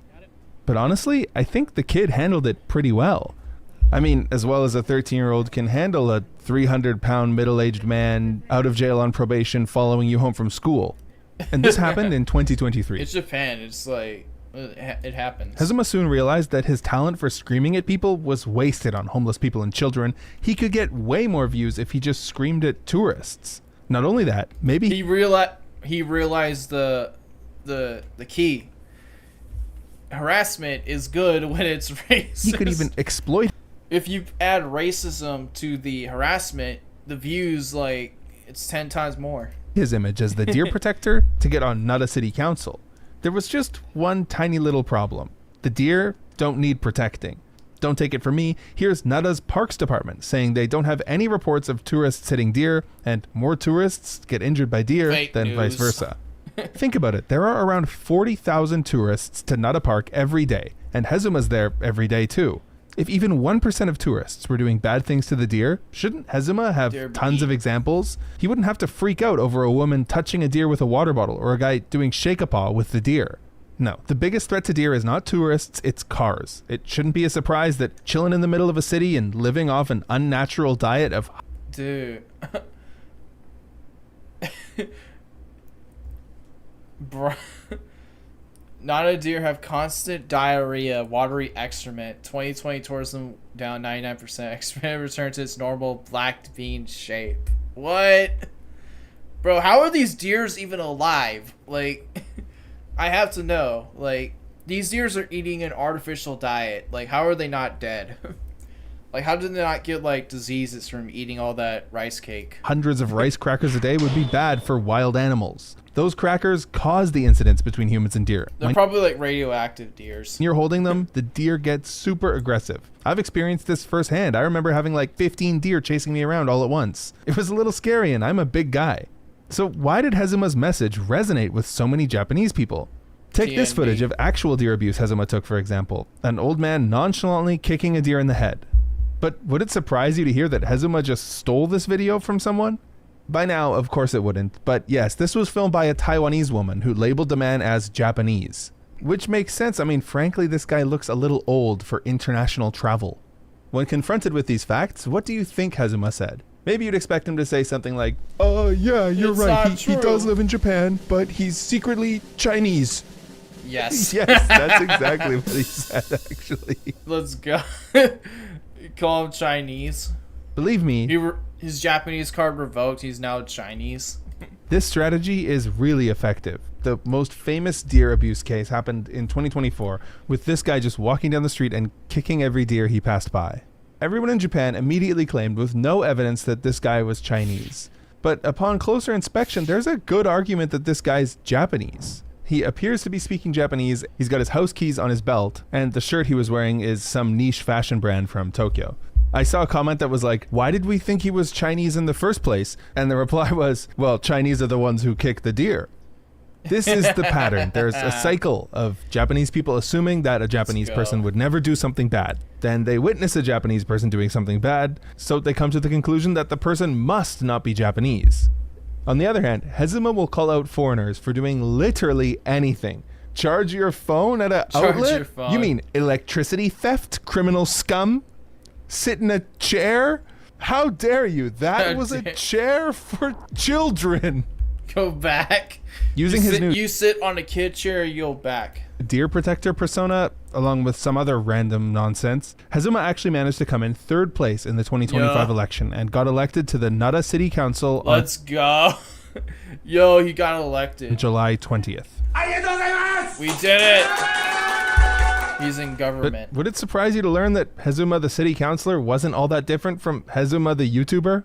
One of his main issues was that he claimed Chinese people had already bought up most of the fresh water in Wakayama, and we can't let that happen here in Nara. Let's go. But then the head of the waterways department, You know, Chuds, we got representation now. We got, you know, weeaboo racist Chuds who have like 800,000 books, manga books. You know, this is our guy. We're finally in there. in Wakayama came out and completely called him out on his bullshit and said that hasn't happened at all. And now, instead of yelling at YouTubers in his first city council meeting ever, he's gotten in massive trouble for screaming at the mayor. And of course, he's still doing his deer thing, but thanks to new AI technologies, he doesn't even need to go to the park anymore. He can just make up pictures of Chinese people riding on deer. Hezuma's actions have not gone unnoticed in nearby Asian countries. He's personally raised the temperature of anti-Japanese sentiment in China to the point where Chinese tourists to Japan are explicitly warned about him Let's go. They're warning. before they travel to Nara. Of course, only pissing off China wasn't enough. A few months ago, Hezuma made up this story about a Korean guy feeding a deer a spicy green pepper. I'm sure you don't even need me to debunk Hezuma anymore, but I mean, come on, bro. The picture he posted of the pepper was taken on pavement.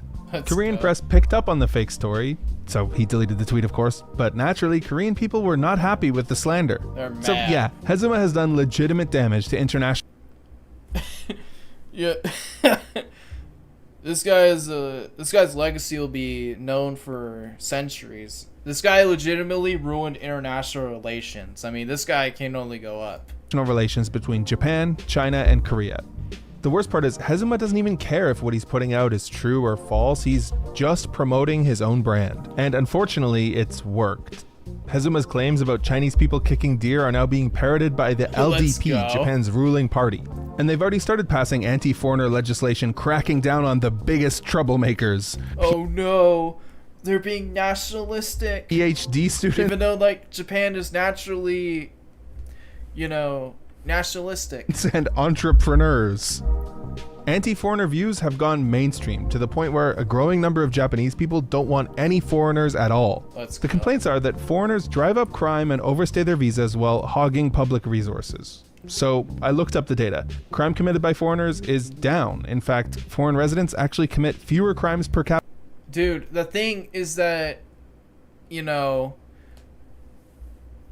like I said in the previous video, this is already beginning. Like, the fact that it didn't magically become like European level does not mean it's not happening. Than Japanese people. Regarding visa You know, but these guys, they want like Indians here. overstays, They want they're Indians in Japan. already extremely strict and the system seems to be working. So why did Japan increase immigration in the first place?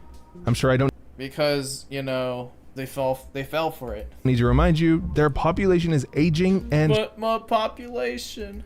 Yeah. I mean, the rest of this is just like, passport bro liberalism. They want Indians because supposedly Indians are somehow going to solve Japan, Japanese people becoming extinct. So, that's that. We love Japanese politics. It's the best kind of politics you can find. Most entertaining. I mean, you got a literal kick streamer elected in Japan. That's how good it is. That's how good they have it. They got a literal kick streamer part of the city council. And he actually damaged international relations, People only wish they can have that power. It is. Anyway. Alright. I guess we'll do this little short one and then we'll finish off with update on the honey scam. Get some updates on the YNs. YN culture is dead, rap is dead, and also street culture is dead. So let's see it. The streets are dead. The streets are dead. People gonna snitch. People gonna die. People gonna end up in jail. Let's just do some real stuff. Learn day trading. Learn day trading, man. Learn how to be in construction. And learn the books, man. And build for real. We got all these youngsters claiming streets, claiming blocks, claiming colors, claiming sets, but nobody claiming morals. Nobody. Dude, there's no morals in the street. My nigga. My nigga. You were still killing every, gangbanger that looked at you weird. Nobody claiming honor. Nobody claiming pride. Nobody claiming wisdom. Dude, these bro, the cope is real. They realize that this whole street thing is just the cope. When did the streets turn into a bunch of lost souls? Bro is cracked, yeah. Pulling triggers without thinking. And I keep hearing a lot of people saying that the streets are dead, but if you ask me, I don't think it's that the streets are dead because violence still exists. I think the obsession with the streets are dead. You get what I'm saying? Because at the end of the day, people are just tired of all the destruction that it causes. I'll be completely honest with you. I don't even know how people can be so reckless with their freedom. I don't get it. But because that's what the streets demand. I mean, if you're really gonna tell O-Block to stop being what O-Block because the streets are bad, man. There's no morals. At the same time, I'm just happy that people are getting sick of the obsession. I'm just happy that people are just waking up, bro. The thing is that blacks are never going to realize this. It's all the white kids realize that street culture is actually pretty cringe. It's all the non-black people that realize that. Now, if you've been paying attention to social... And Psyop by rage to acting hard to go to the rape factory prison. Yep. These YNs, they shoot each other and they immediately become gay. They go to prison, they're immediately, they immediately are... media the last few years, especially since they the pandemic, you probably notice a shift. The street image doesn't hit the same way it used to. Not because violence disappeared, but because people are exhausted by the damage it's caused in real life. Everything feels...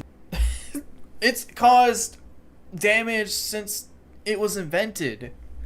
Street culture, you mean Edgar haircuts and my friends? Louder, more reckless, and harder to defend. So even though the violence is still there, the obsession behind it is slowly starting to die out. It's dying out by anyone that isn't black. For most people, the street lifestyle isn't something they actually lived. It's something they were first introduced to through media, movies, rap videos, documentaries. After the rise of NWA... Dude, this cope. Dude, this... I always enjoy Blackie Speaks because his cope is the best. You can hear from his voice that that he knows. You can hear it from his voice that he's aware that what he's saying is not true. He knows that the reality is that black people cause this to themselves. In the late 80s, he's blaming rap music for why street culture is a thing. Started as raw storytelling from places like Compton and South Central LA, slowly turned into something else. The birth of gangster rap. As that sound grew, major corporations stepped in the streets got commodified. The streets, the record companies, they took the streets. And the hood turned into something you could package and sell. A genre that was originally created to... Dude, you wouldn't need the record labels for this. amplify black voice. Dude. Dude, all these 90s rappers, they were actually that. Like, you know, rappers back then were actually killing each other while they weren't, you know, making the hits. When they went in the studio, they were actually crack dealing and shooting each other. Eventually became a... It wasn't some scheme to... It wasn't some scheme to promote this. They were actually literally living like that. Jews were reeling in the profits. Yep. Product in a much bigger business game. But underneath all that, the truth was always simple. This started with inner city kids rapping about what they're seeing every single day, whether it was violence, poverty, drugs, survival. Those stories resonated and they eventually took off. The same neighborhoods that were once feared suddenly became marketable to the mainstream. And by the time we reach 2025, the glorification of street culture isn't subtle anymore. You can feel its impact everywhere. Entire subcultures in hip-hop, especially drill, took that glorification to a whole new level. Rappers like King Von became the face of a darker, more dangerous era. And dude, King Von was King Von before he got a record deal. The consequences of that are still being felt in communities today. But here's the part that matters the most. Street culture didn't disappear. It entered a new stage. When social media fully took over, the entire dynamic changed. People weren't just listening to the streets anymore. They were scrolling through them. Fights, robberies, shootouts, beefs, all of this has been documented in front of millions and millions of people. And during the pandemic, when the world shut down and everyone was stuck inside, that visibility hit a whole new level. Drama replaced music, clicks replaced consequences, and real lives paid the price. And that set the stage for a very key figure in this entire conversation, King Von. One of Satan's... Yeah, there's a whole thing with like the rap community is that they're scapegoating like the fact that the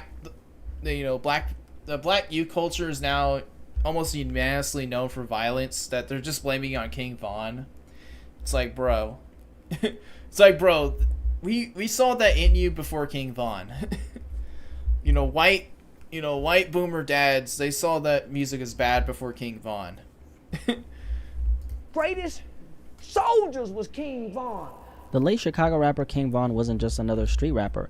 He became the real-life embodiment of everything the internet glorified, not just through his music, but through how his life played out online. And the internet showed just how deep that influence went. Some of you guys might remember that clip of that young boy saying he was inspired by King Von to chase his teacher with scissors. And that right there just really shows you how far the reach went. A lot of these kids weren't just listening to his music, they were internalizing the persona. And another moment that really puts this entire conversation into perspective is that IG Live, for anyone who hasn't seen it, right? It's an IG Live where King Von pulled up to the hood with Chicago rapper Lil Reese, and there's this little kid standing around him, right? And out of nowhere, he points a water gun straight at Lil Reese's head, and then Von laughs and says, Don't shoot him. Can you really let this clip sink in? There is so much dysfunction. There's so much dysfunction. The music, man. The music did that. Street conditioning baked into these few seconds right here. Because when you look at it, the kid wasn't trying to be funny. He was doing what he sees in his world. He didn't understand the weight behind that gesture. Because in his environment, it feels normal, except people don't do it with water guns. They do it with real ones. And that's something that people always overlook. Kids don't imitate rappers. They imitate the environment that shaped the rappers. And once the internet started amplifying that environment, the so-called street image took on a life of its own. And that's where King Von became a symbol not just for the music, but for the persona the internet lashed onto. To a lot of people online, he wasn't treated like an artist, okay? He was basically a real-life version of the street image they already believed in. Content creators even portrayed him like a villain straight out of a crime documentary. He was an evil People praised the man. realism. And, Von, for what it's worth, he had the music to back it up. But here's the truth about King Von, right? He was a street dude who happened to become a rapper, not a rapper who became a street dude. And that distinction... Dude, all rappers before like 2000, before like graduation, were all street dudes. matters, because when the lifestyle comes first, the music isn't the cause, it's the evidence. It doesn't create the violence, it records it. And the thing about Von is that he spoke directly to those inner city kids who were already wrestling with the streets around them. Von was the voice they recognized because he lived what he rapped. But like we all know, His story ended during the height of the pandemic after an altercation that turned deadly. However, even in Vaughn's short time on Earth, he became someone with massive influence, and that influence would go on to shape how the youth viewed street culture and what it really means to live that type of life. But the truth is, Vaughn wasn't the only example of how deep this glorification went. Over the years, there were a bunch of moments, big and small, that showed just how far the culture had drifted from reality. Moments that made... Dude, I literally had no idea who King Von even was until, like, last year. Because, like, you know, outside of this, like, no one cares about King Von. Like, he's a bum. Like, he's a bum. He literally, like, snitched on himself and he's dead. Like, no one cares.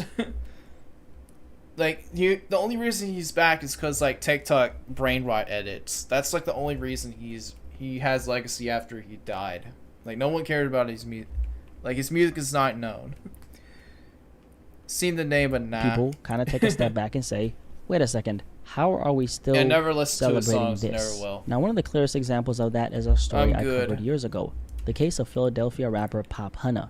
Now, Pop Hunna is a rapper out of Philly, and a few years ago, he had real momentum. He was picking up steam in the rap world. His music was going viral on TikTok. He had a few big cosigns and a few big records, and he looked like he was next up.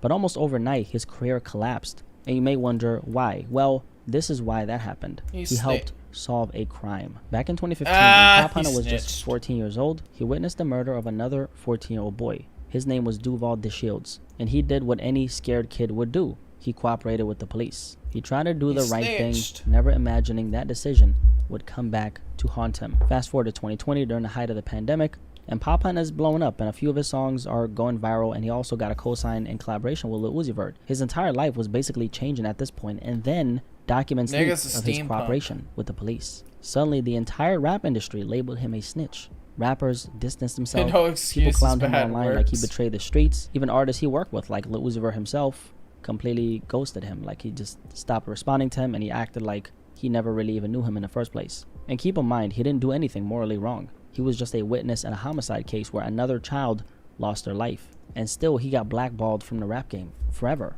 I'll never forget the story because it exposed something a lot of us have known about the so-called street code. Street culture does not care about what's right. It cares about maintaining the image.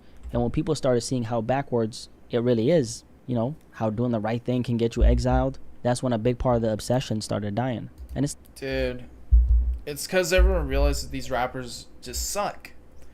These rappers are like, you know, we shit on mumble rappers, but these guys are like general absolute slop. Like, when they realize that these guys are just bums who would just get themselves killed, or, you know, all this, or snitch, they realize that this whole thing is cringe. Not only rappers who got punished by this mentality. Going all the way back to the late 80s, this mindset was already destroying lives, and by the early 90s, it led to one of the most disturbing stories in Chicago history. And it starts with an 11-year-old boy named Robert Yummy Sandifer, nicknamed Yummy because he loved cookies. Before he ever had a real childhood, he was recruited into the Black Disciples, a Chicago street gang that had been around since the late 1960s. Now, one day the gang handed him a gun and told him to shoot at a rival, a so-called test of loyalty. But when Yummy fired into a crowd, he accidentally killed a 14-year-old girl named Siobhan Dean. Now, what happened after that is that the police were looking for him, and Yummy, because he was a little boy, right, he got scared, and he tried to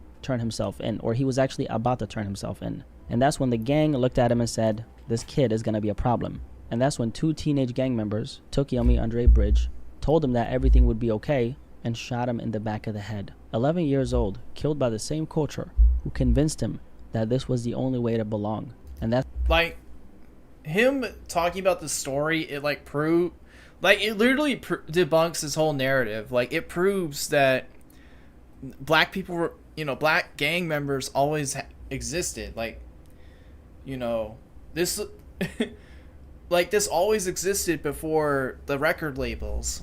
Like, like, mentioned it, like, the story alone, it proves that blacks were always like this.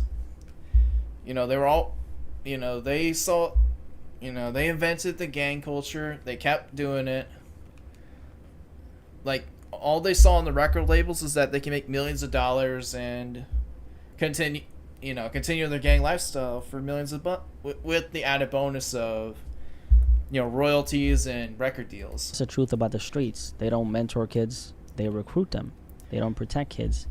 And it was just feeling what, the thing that they always done, which ended up causing the story he just talked about. Sacrifice them, all for a reputation that was never real in the first place. And here's the thing, stories like this didn't just expose the truth anymore, right? After a while, they stopped feeling shocking and started feeling familiar. Same outcomes, same funerals, same wasted potential. And when you grow up watching the same endings play out over and over again, at some point, it stops feeling aspirational and it starts feeling exhausting. That's why you're seeing something change. Even people who once fell for the image are starting to realize there's nothing powerful about throwing your life away for the streets and the image that comes with it. But this is where things get more complicated, because not everyone who ends up in the streets is there for the same reason. Yes, for some people, for a lot of people, it really is survival, limited options, real economic pressure, growing up feeling like the world was already stacked against you. And when someone lives in that headspace, when it feels like you don't have much to lose, that's when you start seeing what people call crashing out. Crashing out is when someone moves off pure ego or emotion with zero thought about what comes next. Essentially, they make a very irrational decision and throw their entire life away. But here's the part that a lot of people don't really like talking about. When it comes to the majority of these cases that we're seeing now of a lot of these young kids crashing out, it's not survival driving their behavior. It's something else. There's another group, a huge group that barely gets mentioned. Kids who actually come from decent homes, parents who care, food in the fridge, a bed to sleep in. They're not running from hunger. They're not running from danger. This also proves that this is like racial and not like cultural. Like, you can have, like they already scientists already researched this. They found that even the most rich black kid from the top 1% has a higher crime rate than the poorest white kid. Like, you can be a rich black kid from the 1%. You can live in the mansion at the, gated community, and you just end up being a YN.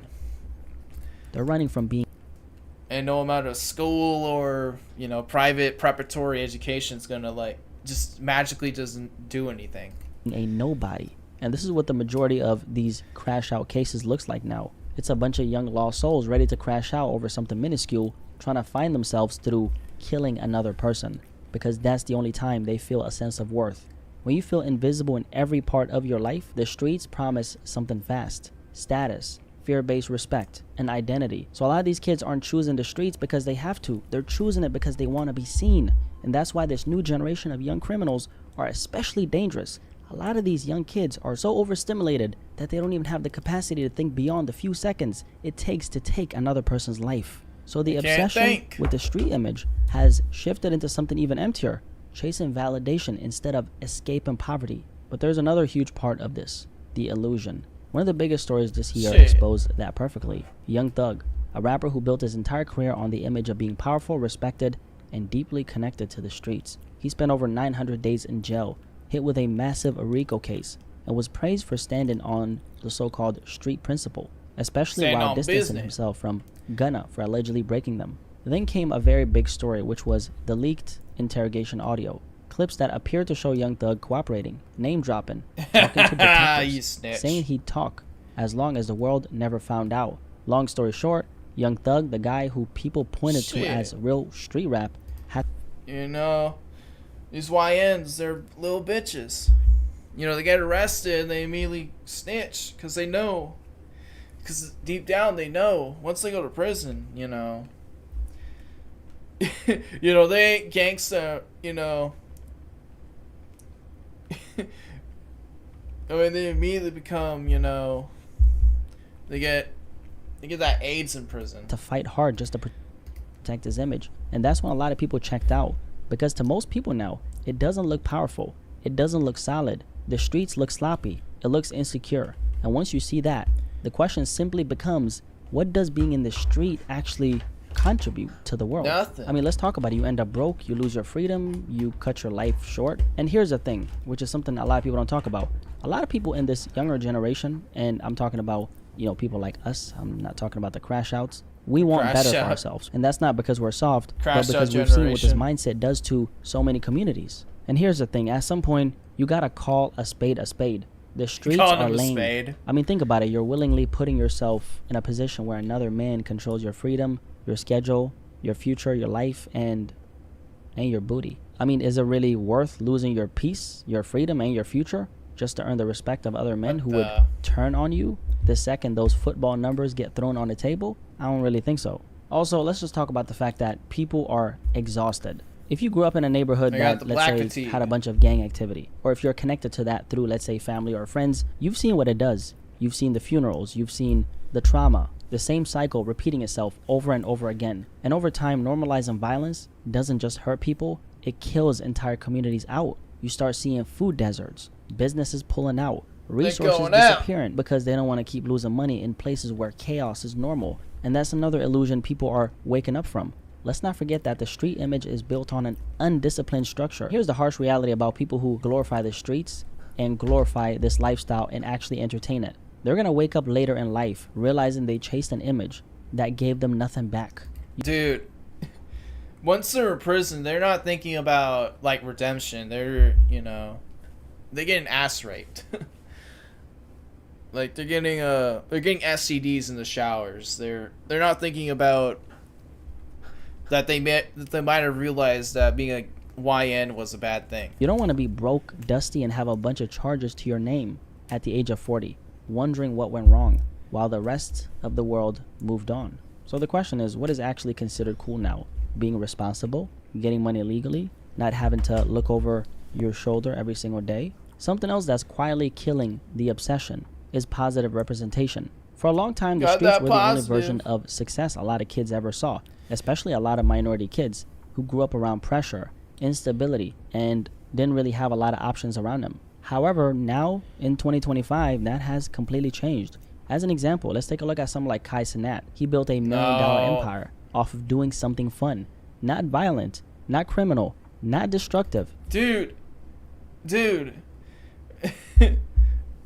Kai Cenat is literally like a 5'1", like loud equals funny slop creator. I mean, you know, he just got caught literally scamming his viewers of the Ethiopian, of the Nigerian school. Like, this guy literally built like a whole streaming scam and like banned white people from participating. You know, unlike most of the YN streamers, he knows to hide it And that is by very just being like loud equals funny. important, and that matters. Because when kids see someone who looks like them winning without chaos, without destruction, without throwing their life Bro, he destroyed his house. I mean, you know, away, it expands their mind into understanding what's possible for them. Once other paths to success become visible, the other path doesn't look all that appealing. If you look around today, a lot of young people want to do social media. They want to become entrepreneurs. They want to do content creation, or actually something stable like getting a CDL, or learning a skill, starting a small business, building something they can actually live off. They want a future, not a funeral. And as long as we keep exposing the truth, as long as we remind people what the streets really take from you, fewer kids are going to feel the need to prove themselves through destruction. I do also want to emphasize that now more than ever, a lot of young black men. yeah, the YNs, nigga chubby cheeks. Anyway, so yeah, it's the YN cope about YNs. So, got the final. I guess we got the final thing to talk about. It's an update on Honey.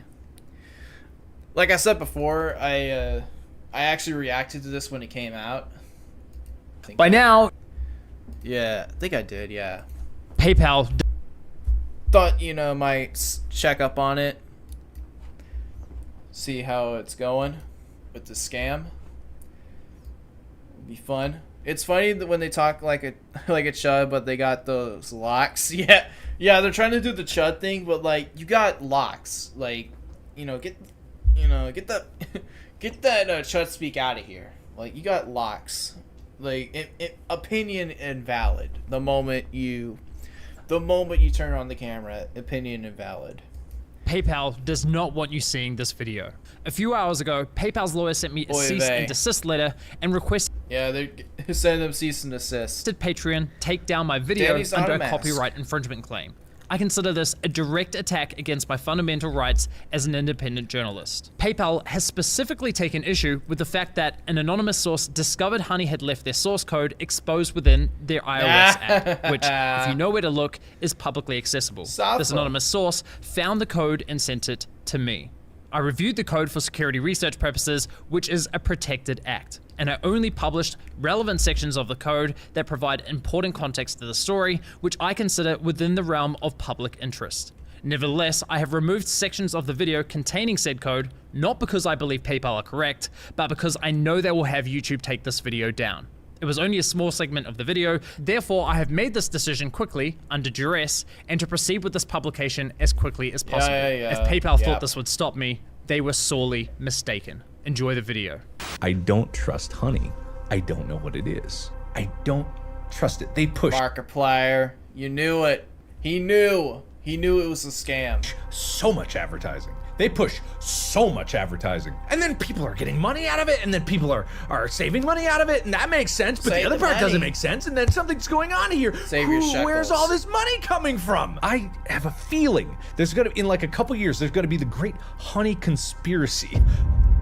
Oh, how he was PayPal's Honey Money saving browser extension is accused of scamming customers and YouTube creators. The biggest YouTube scam has just been revealed. The greatest scam in the history of the creator economy. People have been getting influenced and scammed, and I've been a part of it. It involves almost every high-profile creator that I can think of, including myself. Honey paid a lot of influencers up front while taking money out of their back pockets. Whoa, that's a little shady. No, you got the Mutahar. No, not Mutahar. He's not. Can't be adding Mutahar in here anymore. You? No way that signs you up for their affiliate link. No way. What? Brother, check the chat, guys. I'm the biggest Honey fan in the world. Ludwig, no! They've also been lying to consumers. They are clearly not giving the best coupon codes and discounts to users. If you have downloaded Honey, I do recommend removing it from your browser. I do think that this investigation from Megalag will lead to a huge class action lawsuit against Honey. So on behalf of creators everywhere, I have filed a class action lawsuit. We're suing. Let's go, Legal Mindset, saving us by suing them. PayPal and Honey. Gamers Nexus is the lead plaintiff in a class action complaint filed against PayPal and its property, Honey. I think the Somalis and Indians are probably mad about Honey. Like, that could have been them. Like, Honey could have been like an Indian tax evasion scheme, or for Somalis, an Al-Shabaab funding operation. But no, they didn't think about it first. Well, it's safe to say PayPal's lawyers love my last video. But don't worry, PayPal, you know what they say. All press is good press, right? Let's see. Since releasing part 1 of my investigation, Honey has lost over 6 million users. Google has changed their policy. They lost 6 million, guys. They lost 6 million users. It's exactly 6 million. That number is everywhere. 6 million. It's always 6 million. Browser extensions blocking Honey. Not one number more or less. It's 6 followed by 3 triple zeros. From claiming undeserved commissions, and most significantly, PayPal has been slammed with over 20 class action lawsuits accusing them of wiretapping, computer hacking, unfair competition, consumer fraud, tortious interference, and unjust enrichment. Yikes, maybe not them. And unfortunately for PayPal, I suspect more lawsuits will be filed following the release of this video. Say 6 million at my funeral. Why? Well, you see, besides lying to consumers and stealing from influencers, Honey was also causing serious harm to small businesses. So much so that I believe brands have likely suffered millions of dollars in damages. But that's not all. In this video, you're also going to learn how Honey was collecting and sharing your data, and how they, in my opinion, illegally targeted minors through influencers such as MrBeast. Strong accusations, I know, but I have the receipts. I've reviewed internal data. Honey's source code, their pitch deck to investors, disturbing emails between Honey and small businesses. I've reviewed interviews, and much, much more. You're about to get insights into one of the most scummy, predatory business models I have ever seen. You'll also find out why my investigation has triggered multiple class action lawsuits against other corporate giants such as Microsoft, Capital One, Klarna, Rakuten, and Retail Me Not. The whole industry is suing Honey. Per usual, the views, allegations, and conclusions expressed in this series are my opinions based on evidence I have gathered, which will be shared throughout. Ladies and gentlemen, welcome to part 2 of the Honey Trap. Here we go. The Honey Conspiracy. Are you part of HQ? There were many moments throughout this investigation where I thought I'd reached the end of the rabbit hole. I thought I understood everything there was to know about Honey's dirty business model. They were claiming the credit for sales they hadn't earned, poaching the affiliate commissions from content creators, and they were intentionally withholding discounts from users for their own financial gain, rendering the entire value behind their core product a lie. Kind of hard to believe it could get much worse than that, but unfortunately it does. It always and I realized this after noticing a strange but reoccurring anomaly. You see, in most cases, when Honey popped up at checkout and I clicked apply coupons, a discrete tab would open in the top left corner of my browser. That's Honey injecting a simulated referral click, attempting to claim the credit for a sale. But here's where things got weird. Every once in a while, I'd come across a store where, after clicking apply coupons, Honey wouldn't load their affiliate link. What? So why not? Oh shit. At first, I thought it might be a bug, but quickly ruled that out after noticing the same anomaly on multiple websites. Even stranger, when this would happen, I was generally finding better deals. So what gives? Well, for the longest time, I was under the assumption that Honey would only pop up on websites that had agreed to partner with them. But I couldn't have been more wrong. And I realized this after stumbling across a post on Shopify's community forum, where a store owner complained that Honey was leaking their coupon codes without their permission. And as I read through the replies, I could see other stores had the same issue. Now, this was a pivotal moment in my investigation because it turned my entire understanding of Honey's business model upside down. Until now, I was so focused on the impact Honey had on consumers and influencers that I didn't even think to consider the potential impact to businesses. Though in my defense, Honey consistently referred to the 30,000 stores on its platform as participating stores. By the way. So one would assume that every store on Honey's platform joined willingly and with consent. Yet clearly, that wasn't the case. So I reached out to several business owners to learn more.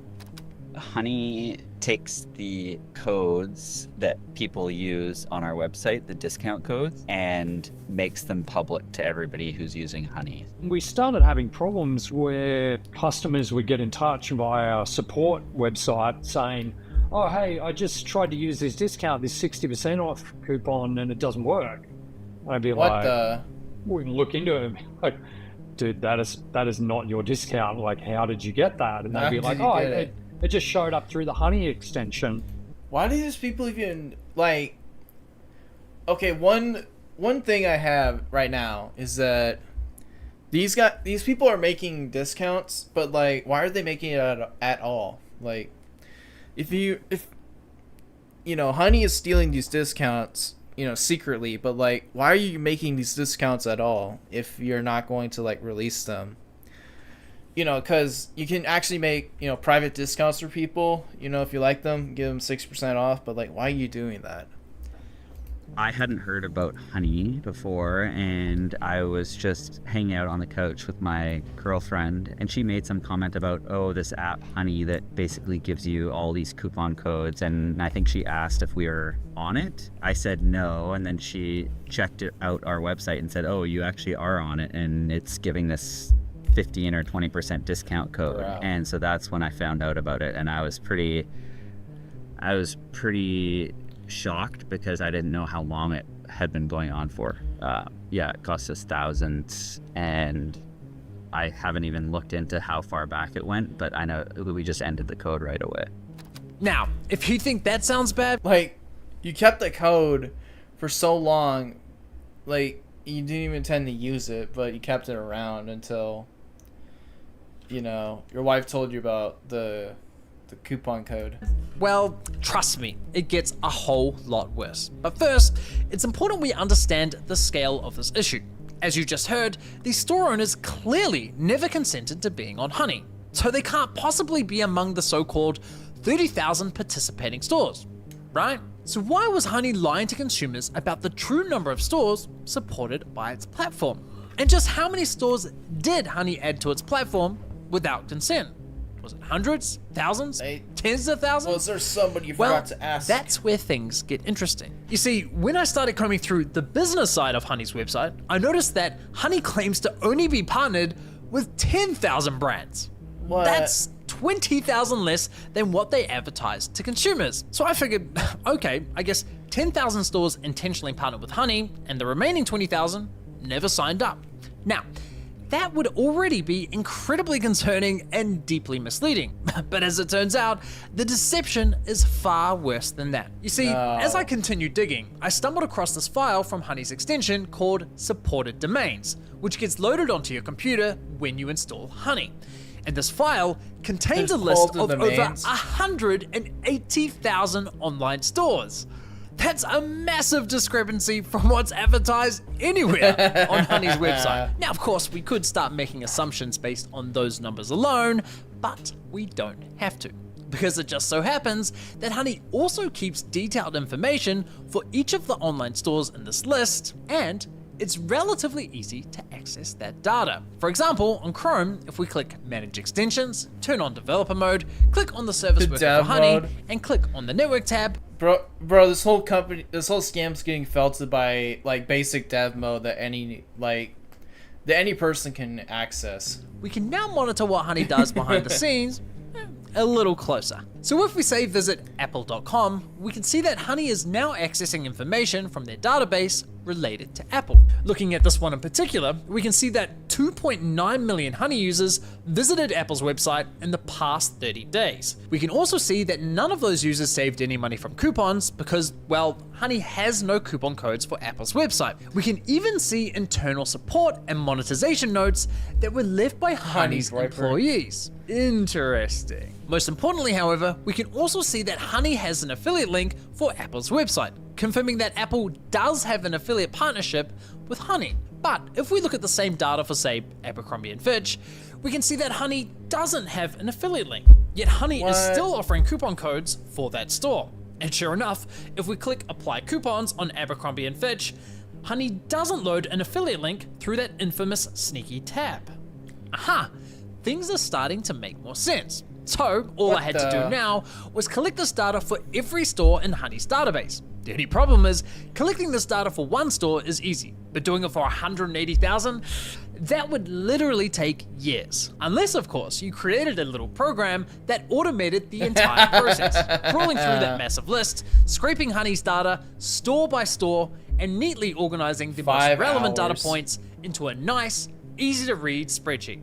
Well, that's exactly what we have here, but I can't take any credit for the spreadsheet because this was all the work of someone much better at this stuff than I am, and he goes by the name of Jelte. He's a developer from the Netherlands, awesome guy. And the Dutch have come to save us. I cannot thank him enough because holy shit, there is a treasure trove of data in this spreadsheet. We now have all the details for every store, every coupon code, every developer note, all curated into one lovely spreadsheet. It's glorious. PayPal will not like me having this data, but too bad. And Jelte will be releasing this data publicly on Twitter shortly. Soft for PayPal, soft for Elon. Honey is now exposed, bish. Following the release of this video. Link to his Twitter is below, so make sure you give him a follow if you want to catch that drop.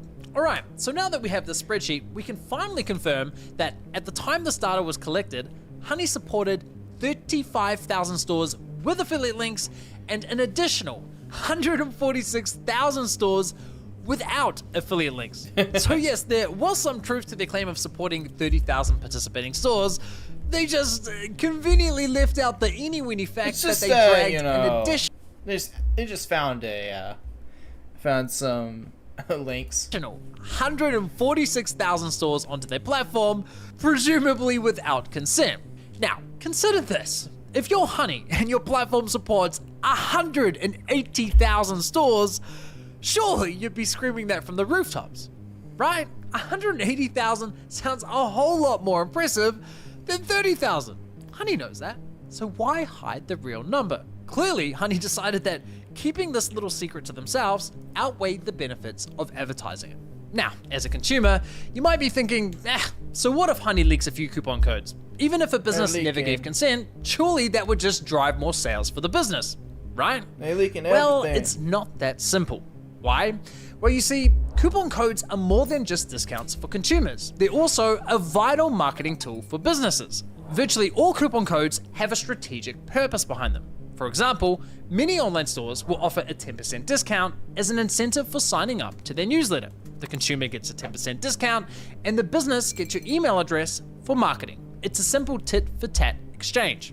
But if Honey snatches up that coupon and makes it available to everyone, well, now the business is losing 10% while gaining nothing in return. The entire purpose behind that coupon code gets destroyed, stripping away any incentive for the business to continue offering it. But it's not just newsletter coupons. Stores will also offer discounts to reward and maintain loyalty, like offering exclusive VIP codes to repeat high-value customers. Many businesses will even offer specialty discounts to military veterans or first responders, just Dude, the military discounts are always there. to show their appreciation. But also, some businesses have private discount codes like 50 or 80% off that are strictly intended for use Dude, why make this, bro?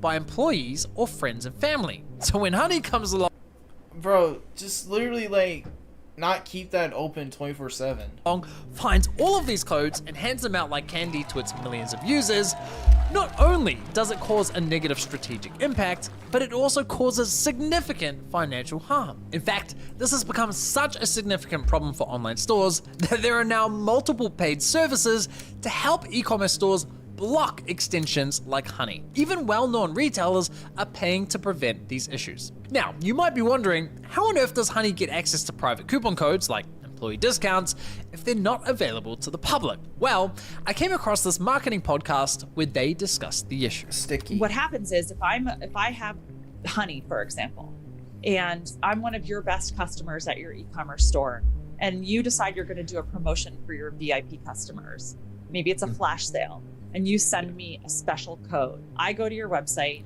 I legitimately have that code from you, I type it into the promo code field at checkout. Because I have Honey in my browser, it is able to scrape that code then and give it to everybody who uses it. We've seen codes like Military Hero 30, clearly intended for a veteran.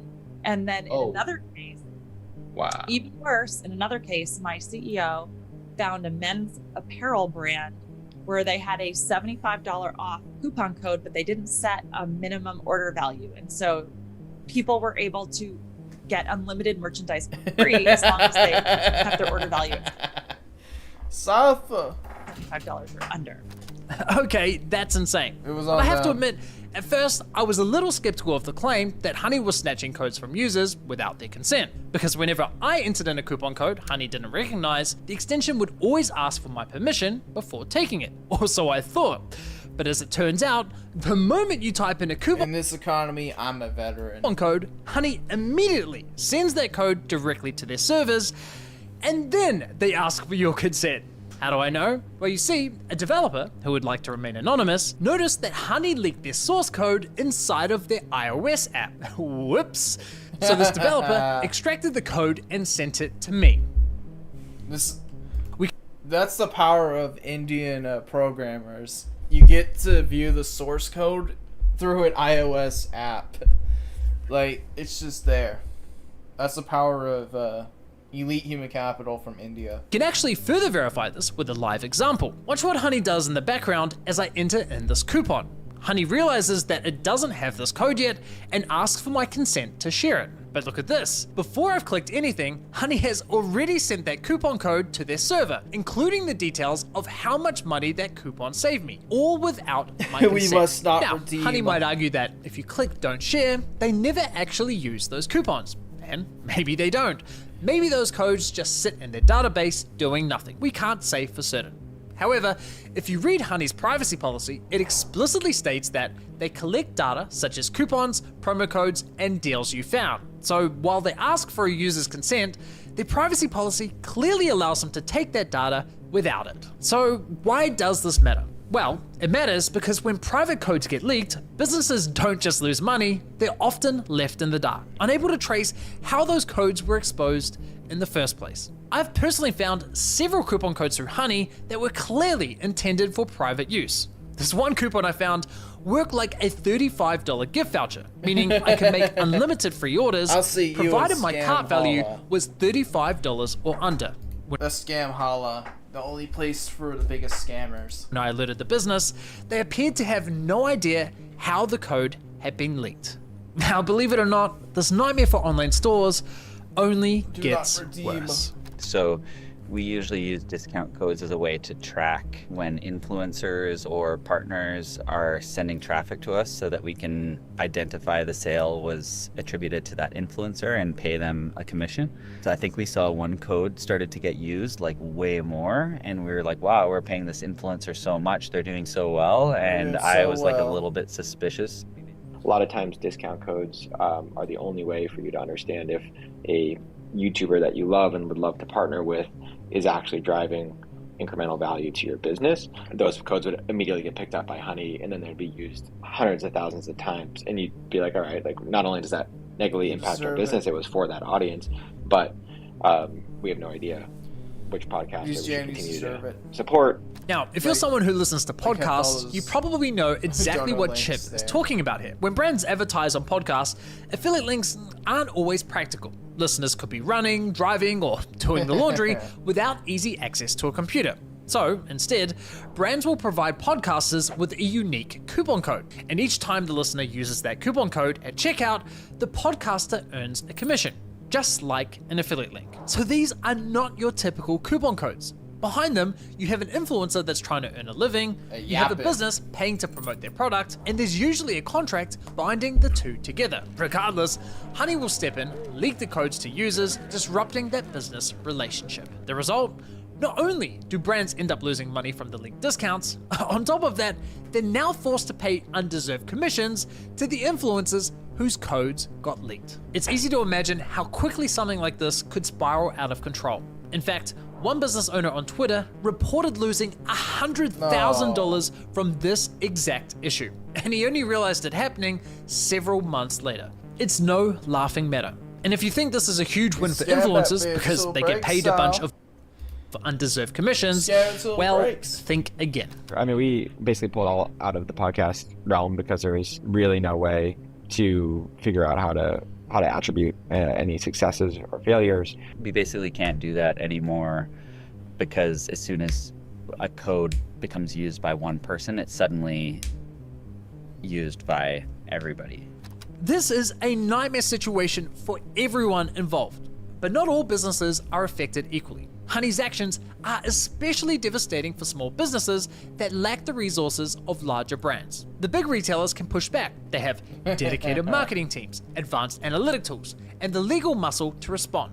Smaller businesses, on the other hand, don't have that luxury. So when a multi-billion-dollar company like PayPal piles on more obstacles, it's not just frustrating, it's downright predatory. In fact, Made in Cookware CEO Chip perfectly summed up the devastating impact Honey's actions can have on a small business. When you're in the early stages of building a business, you're in the stage of, will this company work? Is there product market fit? How do I scale this thing? Can the economics work, right? And so all the things we talked about, these discount codes and the kind of removal of attribution and killing margin, like those really affect the early stages of a company. Yeah, it is real. Is real. From everything from where do I put the next dollar in to make sure I can survive down to, you're taking 10, 15, 20% of my sales without me wanting it. And we have digital marketing costs, we have shipping costs, we have all these stacks of costs that not only are getting more. When the scam is so successful, the SAR also ends up hurting itself from the scam. Inflated over time, like FedEx has been raising their rates over time. Warehousing costs have gone up, COGS have gone up, as you know, through inflation for the last 4 or 5 years, right? Like all the cost structures have been going up, and to have someone just stealing and compressing the actual revenue you want, like puts small businesses in a real squeeze. It's just really disappointing, and it doesn't even work, because at the end of the day, you need to make the numbers work. And if Honey is going to steal 10% of your revenue all the time, you're going to have to raise prices at the end of the day to make up for that, right? And so it's not only not effective, but it makes it worse for the consumer. It compresses for the small business owner any margin. And it's is what Avatar is based on. We've been so mad at them. Avatar would actually be like the greatest movie of all time. Actually, not race mixing slop. It was actually about the Na'vi fighting against Indian scammers. Think about it. Instead of evil white man, with race mixing tag, it's Indians. Indians coming in to build the call centers. That's how you actually make it good. Actually, I was looking. I actually made a joke. A few days ago about Avatar.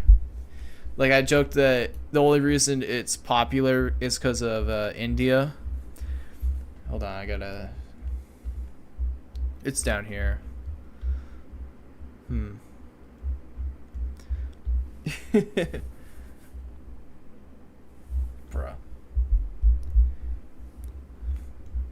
I just want to see... Dude. Okay. So yeah, I made a joke right here. India's the only reason Avatar is not a movie wonder. And guess what? India is the reason!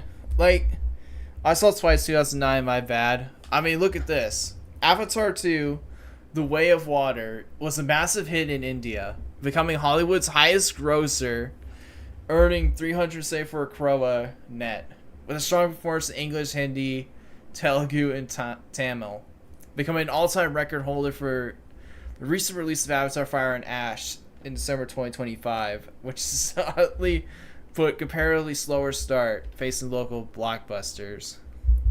So yeah, the second movie was a smash hit in India, and the third movie, it was slower, but it's still a success first weekend. India crowers millions of dollars, so it was a hit in India. So the only reason that it's back is because India likes it. People can talk about how the special effects, the story. No, dude. James Cameron's thinking of India when he makes those movies. He's not thinking about environmentalism or some gay shit like that. He wants Rajiv in the theater. Anyway, let's go back to this. For so long. Really sad, and Chip's point about the impact to consumers is especially important. If Honey's eroding profit margins from retailers and they're forced to increase prices, well, that ultimately affects consumers. Now, as you'd expect, these businesses don't just let these issues slide. Naturally, they reach out to Honey to complain, asking to be removed from the platform. And that, unfortunately, is where the story takes a much darker turn. You see, Honey is well aware of the inconvenience it creates for these online stores. So when they inevitably reach out to Honey, asking to be removed, does Honey oblige? Of course not. Instead, Honey goes, how about this? We'll give you full control over which coupons go live on our platform, but only if you partner with us. I kid you not. In fact, Chip was kind enough to share his email exchanges with Honey from 2020. And you need to see it because holy shit, it's bad. Now, it is a long email chain, so I'm not going to read the entire thing, but you're welcome to pause to read the bits I skim over. Hi, I am the CEO of Made in Cookware. Please remove us from your app. You've scraped a private friends and family code from our checkout and put it on the platform for others to use. We've lost a bunch of revenue. 4 days later, Honey responds with, hi Chip, thanks for reaching out. Honey, we support you, sir. Supports over 40,000 stores online, and we always prioritize protecting the Honey experience for users by supporting available stores and displaying available codes. We can absolutely remove the code in question. In order to protect the Honey experience for our users, we typically do not remove codes unless we have a working relationship. I mean, right off the bat, they're basically saying, we won't compromise the experience for our users unless you pay us. Classy. We'd love to discuss how we can work more closely and partner with your brand. Chip replies the same day, "We don't offer affiliate deals to Give coupon us sites. money, We'd like to be son." removed from your site and extension completely." With the sales pitch not going to plan, Honey brings in their global partnerships manager, Kelly Rodek, who explains to Chip that his leak code Pachi. was added through Honey's Red One Chris movie was fun, but with fam last night. user-generated coupon functionality. No surprises there. She completely ignores his request to be removed from the platform, only offering to remove the leaked employee discount. Chip replies the same day, "Our friends and family code was listed on your site. That was an internal code meant for a small group of people that was never published anywhere. Our whole site can't be removed from your app." Honey only responds a week later, confirming they removed the employee discount, but again, completely ignores Chip's request to be removed from Honey. Chip responds immediately, pushing for an answer, but they ignore his email completely. A month later, and Honey leaks another private discount code. Really? "Hi, please remove from your app. That is a private code behind a private employee perk login. This should never be public. I don't understand how you feel taking a private employee perk and making that public to the world is helping our business." Honey responds, confirming they removed the code, but instead of taking responsibility, they try shifting the blame onto Chip, suggesting his employees might be responsible for sharing the code with Honey. Your fault, But son. given what we know about their system, Redeem. I'm willing to bet Honey were responsible for the leak, not Chip's employees. Honey then suggests that Chip creates single-use codes for each and every employee, essentially making it his responsibility to fix a problem they created in the first place. I would be fuming if this were my business. 2 months later, and another private code gets leaked. Another Once one. again, Chip asks to be It's an completely removed from the always. platform. And this time, Another Honey one. finally addresses the question. "We proudly host a consistent shopping experience for all Honey shoppers who rely on our shopping tools. Therefore, we cannot disable Honey for individual stores and never have." Never have, huh? Well, that's Never. interesting, because it just so happens that Andrew from TrueGrit Texture Supply also shared his email exchange with Honey. And would you believe it? He was dealing with the exact same Honey employee as Chip. And while Honey attempted Women. the same sales pitch with Andrew, they did eventually remove his store from the platform. So yes, it is possible, and yes, they have done it before. Once again, we've caught Honey in yet another calculated and deliberate lie. And make no mistake, it was deliberate because this employee, Kelly, confirmed the removal of Andrew's store just 1 month before assuring Chip that Honey had never removed a store before. Honey clearly has the capability to remove stores, they just choose to enforce that decision selectively. Keep in mind, Honey knows exactly how many of their users are visiting a given store and how much they are spending. So I'd speculate that this selective enforcement comes entirely down to which stores Honey believes will make them the most money. Now for the record, I didn't even get through that entire email chain between Chip and Honey. It goes on and on. And this behavior is not an isolated incident. It's a pattern.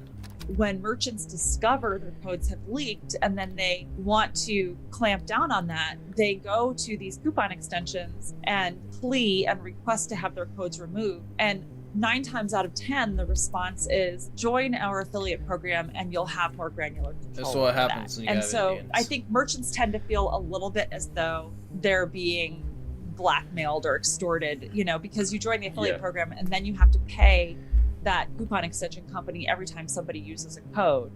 And you're doing that in order to have them not share your codes. I mean, this has got to be one of the most f***ed up business models I have ever seen. And let's be real about what's going on here. In my opinion, it's economic extortion. Just think about it. Imagine one day deciding to start your own business. You've saved up all this money and invested it all into this one big idea. You're taking on a huge risk. And as you navigate the daily struggles of running a business, a bad actor sneaks into your store without you ever noticing. They quietly start collecting coupons from your customers and start handing them out at your checkout counter. Then one day, you notice a customer with a voucher that was clearly never intended for them, and you have absolutely no idea how they got it. But when you eventually catch the culprit and demand that they leave your store, they refuse. Look at that nose. Oy vey. There's nothing you can do about it. Knowing this, the bad actor leverages the harm they manufactured by strong-arming you into signing a partnership deal, where the only way to stop the damage they created is by paying them. Honey's business model starts to make a lot more sense now, doesn't it? It makes sense why they dragged 146,000 stores onto their platform and kept quiet about it. Because by doing so, they wedged themselves between those stores and their customers, disrupting, interfering, and ultimately taking control over their coupon strategies. And the only way for those stores to regain some of that control is by paying Honey. I mean, why else would any of these stores partner with and pay Honey if they're already on the platform for free? The answer is simple. The stores don't pay for inclusion, they pay for exclusion, for damage control. It makes sense. Now, to be clear, I'm not suggesting that all of Honey's 35,000 partnered stores were coerced into joining their platform. I'm sure many signed up willingly. After all, Honey does offer a cashback program, which some stores genuinely like to offer users. And just look at the glowing case studies on Honey's website. Some of the numbers they throw around make partnering with Honey look like an absolute no-brainer. Increased average order value, reduced cart abandonment, that's music to the ears of any e-commerce store owner. But of course, if the benefits were truly as good as they say, you'd expect that brands who partner with Honey never look back, right? Well, here's a little statistic Honey doesn't want brands to see, and it's from their own data. This right here is a list of stores that, at some point, tried a partnership with Honey, then decided, yeah, no thanks, and ended the partnership. There's 15,000 of them. That's 15,000 brands that, at some point, were partnered with Honey, but no longer are. And this is based on the limited data I have access to. The actual number is potentially a lot higher. I think that says a lot more about the value Honey can bring to businesses than any of their case studies. Given everything we've uncovered about Honey so far, it really makes you wonder, why on earth would a Fortune 500 company like PayPal sink $4 billion into buying this company? Sure, Honey was making some sweet affiliate revenue, but still, that's a lot of money. To put that price tag into perspective, the platform you're watching this on, YouTube, was acquired for just $1.6 billion. Combine that with the acquisitions of Instagram and Twitch, and it still equates to less than what PayPal paid for Honey, a coupon browser extension. Well, Honey brought more to the table for PayPal than its ability to churn out mountains of cash. They also had 17 million users worth of data, and as it turns out, lots of it. Remember in the last episode how I said, if a product's free, it's likely you're the product? Well, we're at that part of the story now. You see, while Honey was handing out bottom of the barrel coupon codes, they were also tracking your shopping habits and collecting a ton of data along the way.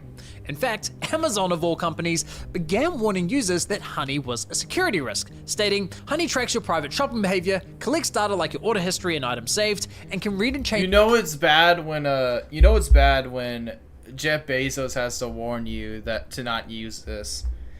You know, he would want your data no matter what so that he can sell you back like garbage. And even he knows that this is bad. Like, this extension is evil. Any of your data on any website you visit. They even recommended uninstalling the extension. That was somewhat surprising to me, given how much Honey played into the whole you can. Although, you know, Jeff was probably mad that Honey was getting away with it better than he ever did with selling data to Amazon back to himself, so that, you know, his store can get a efficient way to make you overspend on useless junk. Trust us with your data narrative. Actually free, not like selling all your personal data free. Does Honey sell user data? No. This prompted me to investigate Honey's data collection practices, and what I found was, unsurprisingly at this point, pretty darn concerning. Hilariously, the first thing I noticed when auditing Honey's website was that they explicitly assured users that, hey, what we don't do is sell or share your data. But the moment you click the link to their privacy policy, the first thing you see is how we share your data. Excuse me? Red flag number one. Now, this privacy policy was packed with vague language when it came to what data they were collecting and how they were sharing it. So I dug deeper and came across this incredible investigation by a German non-profit called Data Request, who advocate for data privacy online. And they dug into Honey's data collection practices by submitting what's known as a GDPR right of access request. For those unfamiliar, under European law, anyone living in Europe for Honey. Europe can ask a company, no matter where it's located, for a copy of all the personal data that company has collected on them. So, two of their members, Benny and Malta, both Honey users, each submitted a GDPR request. Their data revealed that Honey was systematically tracking their browsing activity across every website it considered to be an online store. They also collected timestamps, unique user IDs, device IDs, operating system info, geolocation details, and the full URL of the page visited. Now, data requests showed that from these logs alone, Honey could infer some incredibly personal insights about a user. Here are just a few examples from Benny's data that was collected in 2020. Honey could see that on February 13th at 2:57 p.m, Benny viewed an iFixit guide on how to swap the DVD lens on a Nintendo Wii. They could see that Benny checked an AliExpress order 13 times, his order ID fully visible, including the fact he opened a dispute for the order. They could see he had a Microsoft Family plan and that he added a new family member to his Office 365 account. And he also knew that Benny looked for an Airbnb in Berlin for 2 adults from the 4th to the 5th of March. And apparently Benny had issues with his iPhone because he viewed an Apple support page on how to reset his passcode. On March 23rd at around 5 p.m, Benny watched a documentary called Scanning the Pyramids on CuriosityStream, a service he subscribed to just an hour earlier through YouTuber Tom Scott's affiliate link. And apparently Benny's a gamer because he redeemed a game on Steam with the serial code 5HGP6. You get the point. All that information could be inferred from just Predator vs. Prey. 7 page views, but in total, Honey collected over 2,500 pages of web activity between just February and May of 2020, meaning what I just read to you represents only 1% of the total data Honey collected within a 3-month window. That is insane. Now, while Benny willingly registered an account with Honey, Malta, on the other hand, didn't. Yet Honey collected the same data from him as well, suggesting whether you formally register an account with Honey or simply installed the extension, Honey was harvesting the same data regardless. Huge shout out to Data Request for their work. I'll link their full investigation below. They also have a great tool where eligible consumers can easily request a copy of their data from companies like Honey and also request to have that data deleted. Definitely check that out and consider supporting their nonprofit. So as you can see, it starts to make a lot more sense why a company like PayPal would fork out so much money for this platform. Honey was sitting on a treasure trove of data that provided detailed insights into its users' shopping habits. Honey could see what users were buying, how they shopped, what they searched for, the decisions they made before checkout, and even the services they considered but didn't purchase. That information is invaluable to a payments platform like PayPal. But don't just take my word for it. Here's Honey's former senior manager of partnerships, Daniel Pilkington, discussing the benefits of Honey's data for their part. Bro, what? What is this? Potato PC webcam? Merchants. You know, one of the metrics that we assess very frequently for merchants that work with Honey. You got that? They got the British Indian. Is cross-store shopping. So, how many other stores is a user visiting as well as the store in question? Are they going to 6 stores? Are they going to 7 stores? Are they going to 10 stores before they make a decision on where to purchase? And here's another former senior partnerships manager. So, one of the things we have insight into at Honey, because we're a browser extension and we can see our shoppers and how they shop, is that shoppers love to cross-site comparison shop. We're really kind of following the shopper where they go, and we're with them every step of the way. We have all sorts of tools to make those consumers stickier to those direct-to-consumer brands. And here's a former PayPal executive discussing how beneficial the data is for their goals. We've got a full suite of solutions across our This is just Indian's proper scammer. Consumer platforms that help drive new customers, that help drive loyalty, that help drive conversion, and ultimately sales lift. And we have a lot of analytics and a lot of data, a lot of shopper data, obviously, and that's something that we can unlock on behalf of our partners. You've got to hand it to Honey. They've truly mastered the art of selling bullshit narratives. To users, they promise privacy, insisting, hey, we never sell or share your data. But to their merchants, they literally bragged about how much of your data they had and how it could be leveraged to provide them with valuable insights into your shopping habits. It's genuinely astounding. Now, for clarity, those interviews were all recorded after PayPal's acquisition of Honey. So, is this simply a case of a corporate giant turning a once well-intentioned startup into a data harvesting machine? Nope. In fact, data collection was part of Honey's game plan well before they were acquired by PayPal. This right here is Honey's pitch deck to investors from back in 2015.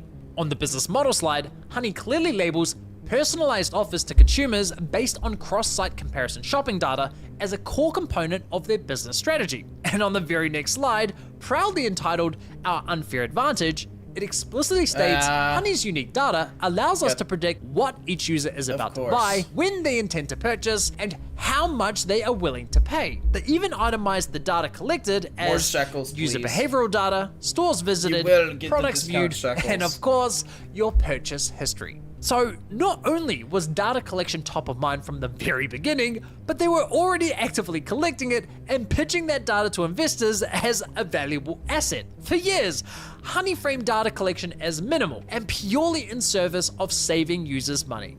Well, it appears they were full of shit. And to be clear, I'm not suggesting that Honey was selling your data to third parties for cash. Well, at least I found no evidence of that.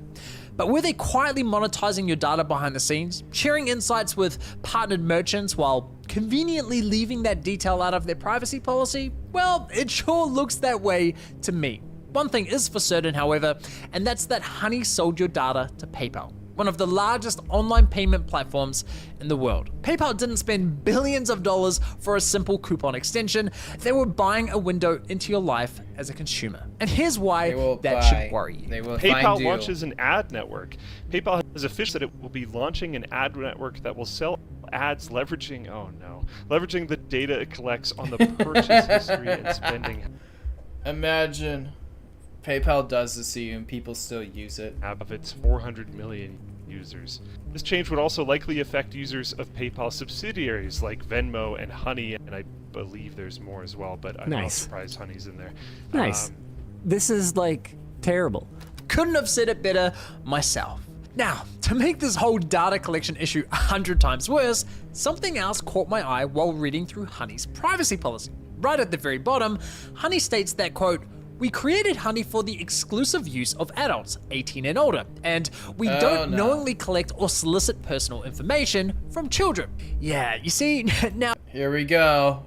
They're going down the dream route. Oh, there's just one problem with that. I have a challenge for all of you. Go to every computer in your house, your mom's, your dad's, your sister, your brother's computer, and install Honey. That's right. Not only did Honey and PayPal knowingly collect data from minors, but they intentionally targeted them in their advertising. That's not just unethical, it's potentially illegal in numerous jurisdictions. Many countries have very strict regulations when it comes to the collection of personal data from minors, and for good reason. Therefore, if you intend on having minors use your product, many jurisdictions require that you obtain parental consent first. But this adds all kinds of technical and legal complexities. I mean, people don't follow that law, so doesn't really matter, you know. YouTube literally, like, you know, they added the COPPA thing, but like they still ended up being caught, you know, selling data. So like these laws barely do anything. Which is why many platforms simply limit the use of their service to adults only in their privacy policy, which was Honey's approach. But if Honey were genuinely trying to avoid having kids on their platform, they probably shouldn't have sponsored one of the most popular influencers in the world, whose key demographic of followers is, well, this. But Honey did sponsor Mr. Beast, and those videos garnered a whopping 3 billion views, making him Honey's #1 sponsor. In fact, according to my data, Mr. Beast sponsorships represent over 1/3 of Honey's total sponsored views on YouTube. But it wasn't just Mr. Beast. Honey sponsored many channels whose content was, in my opinion, clearly targeted at minors. They sponsored Minecraft channels, Roblox channels, cartoon channels. I mean, just watch this video and tell me it's not targeted at children. What the? This video is sponsored by Honey. If Honey wanted to target minors so badly, they should have just sponsored one. Oh, wait a minute, that's exactly what they did. This, ladies and gentlemen, is Desiree Machado, who at the time was just 14 years old. Guys, I'm only 14. Hilariously, one of her videos that Honey sponsored is appropriately titled Back to School. Honey even ran her sponsored segment as a paid advert on YouTube. Now, speaking of paid adverts, let's quickly circle back to that Mr. Beast ad, because of all the evidence, this has got to be the single worst example of Honey intentionally targeting minors. Let me play it again. I have a challenge for all of you. Go to every computer in your house, your mom's, your dad's, your sister, your brother's computer, and install Honey.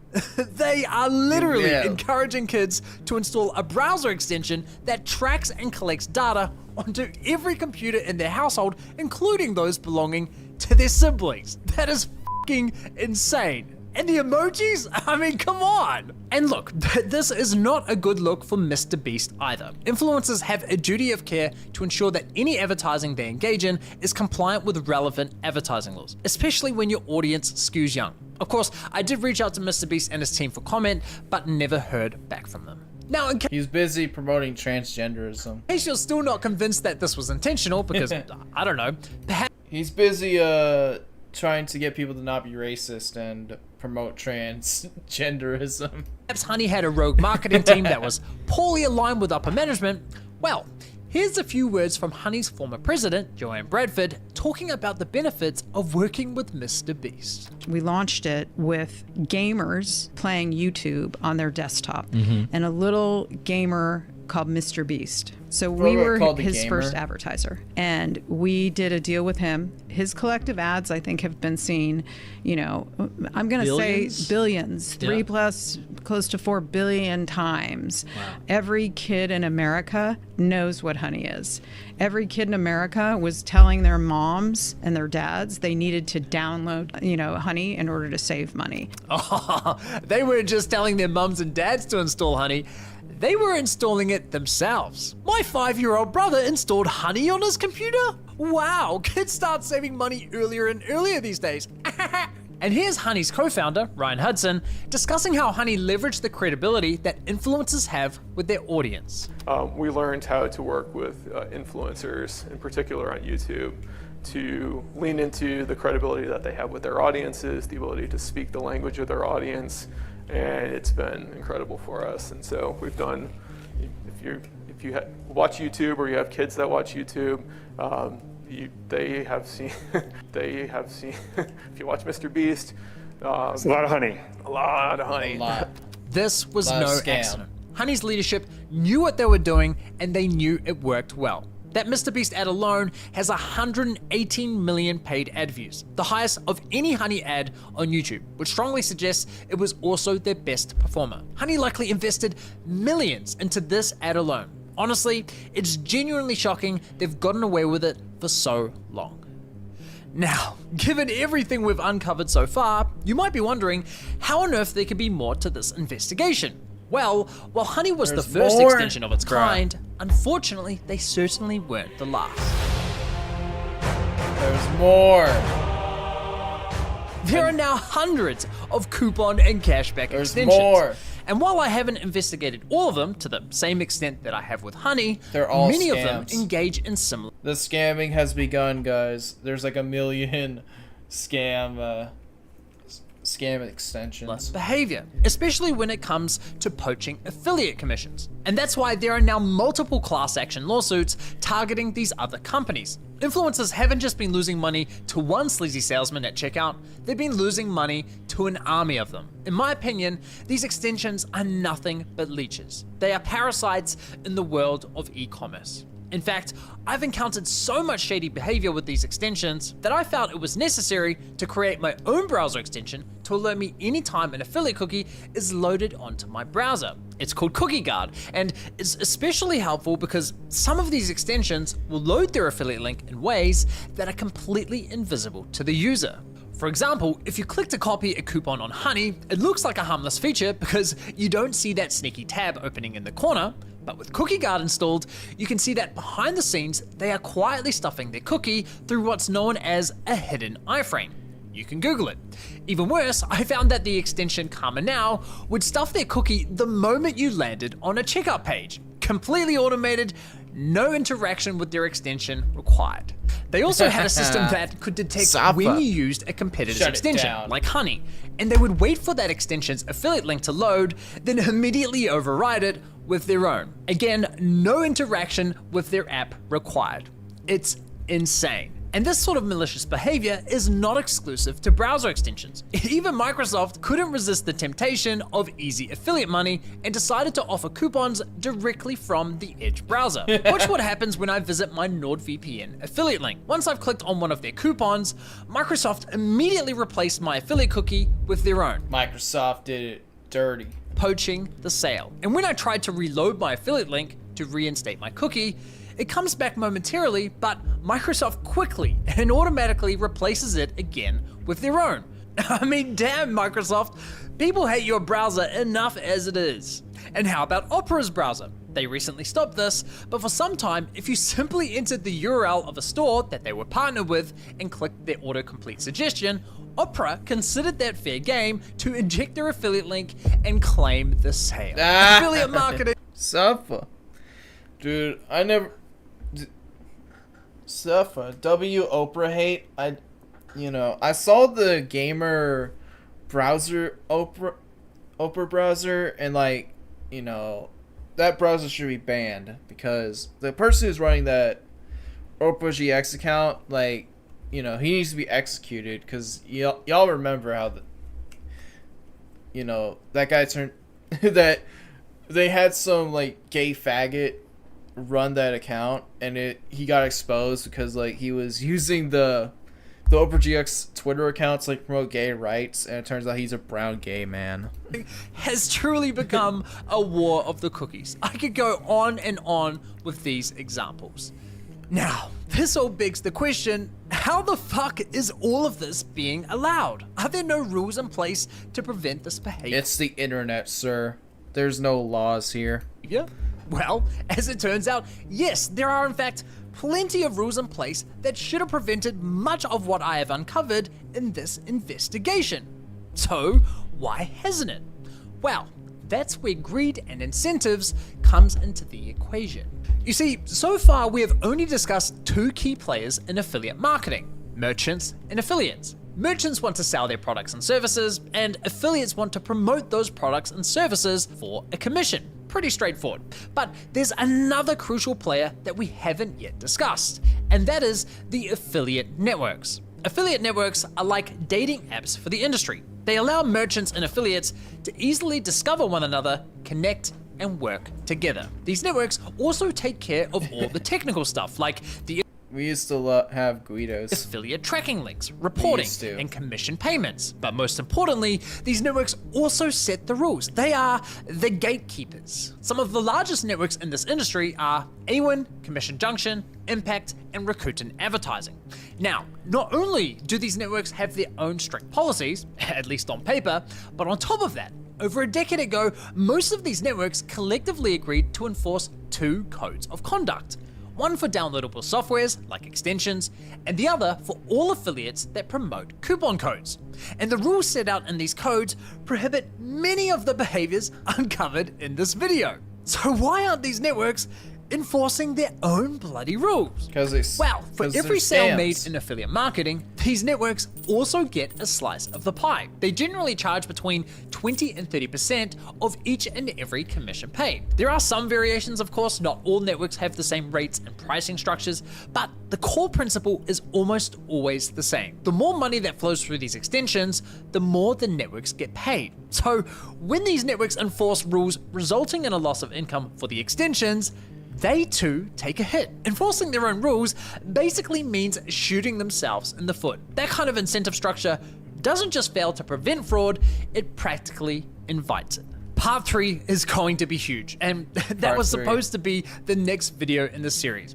But that's not the video you're going to see next. In the next video, I'm going to be exposing a secret system buried deep within Honey's code that was never meant to see the light of day. The system was engineered specifically to bypass one of the most important rules in affiliate marketing, a rule intended to protect influencers from the very commission theft demonstrated in my last video. And that rule is known in the industry as stand down. Stand down essentially means that extensions must detect if a user has already clicked on someone else's affiliate link, and if they have, the extension must deactivate itself and not interfere.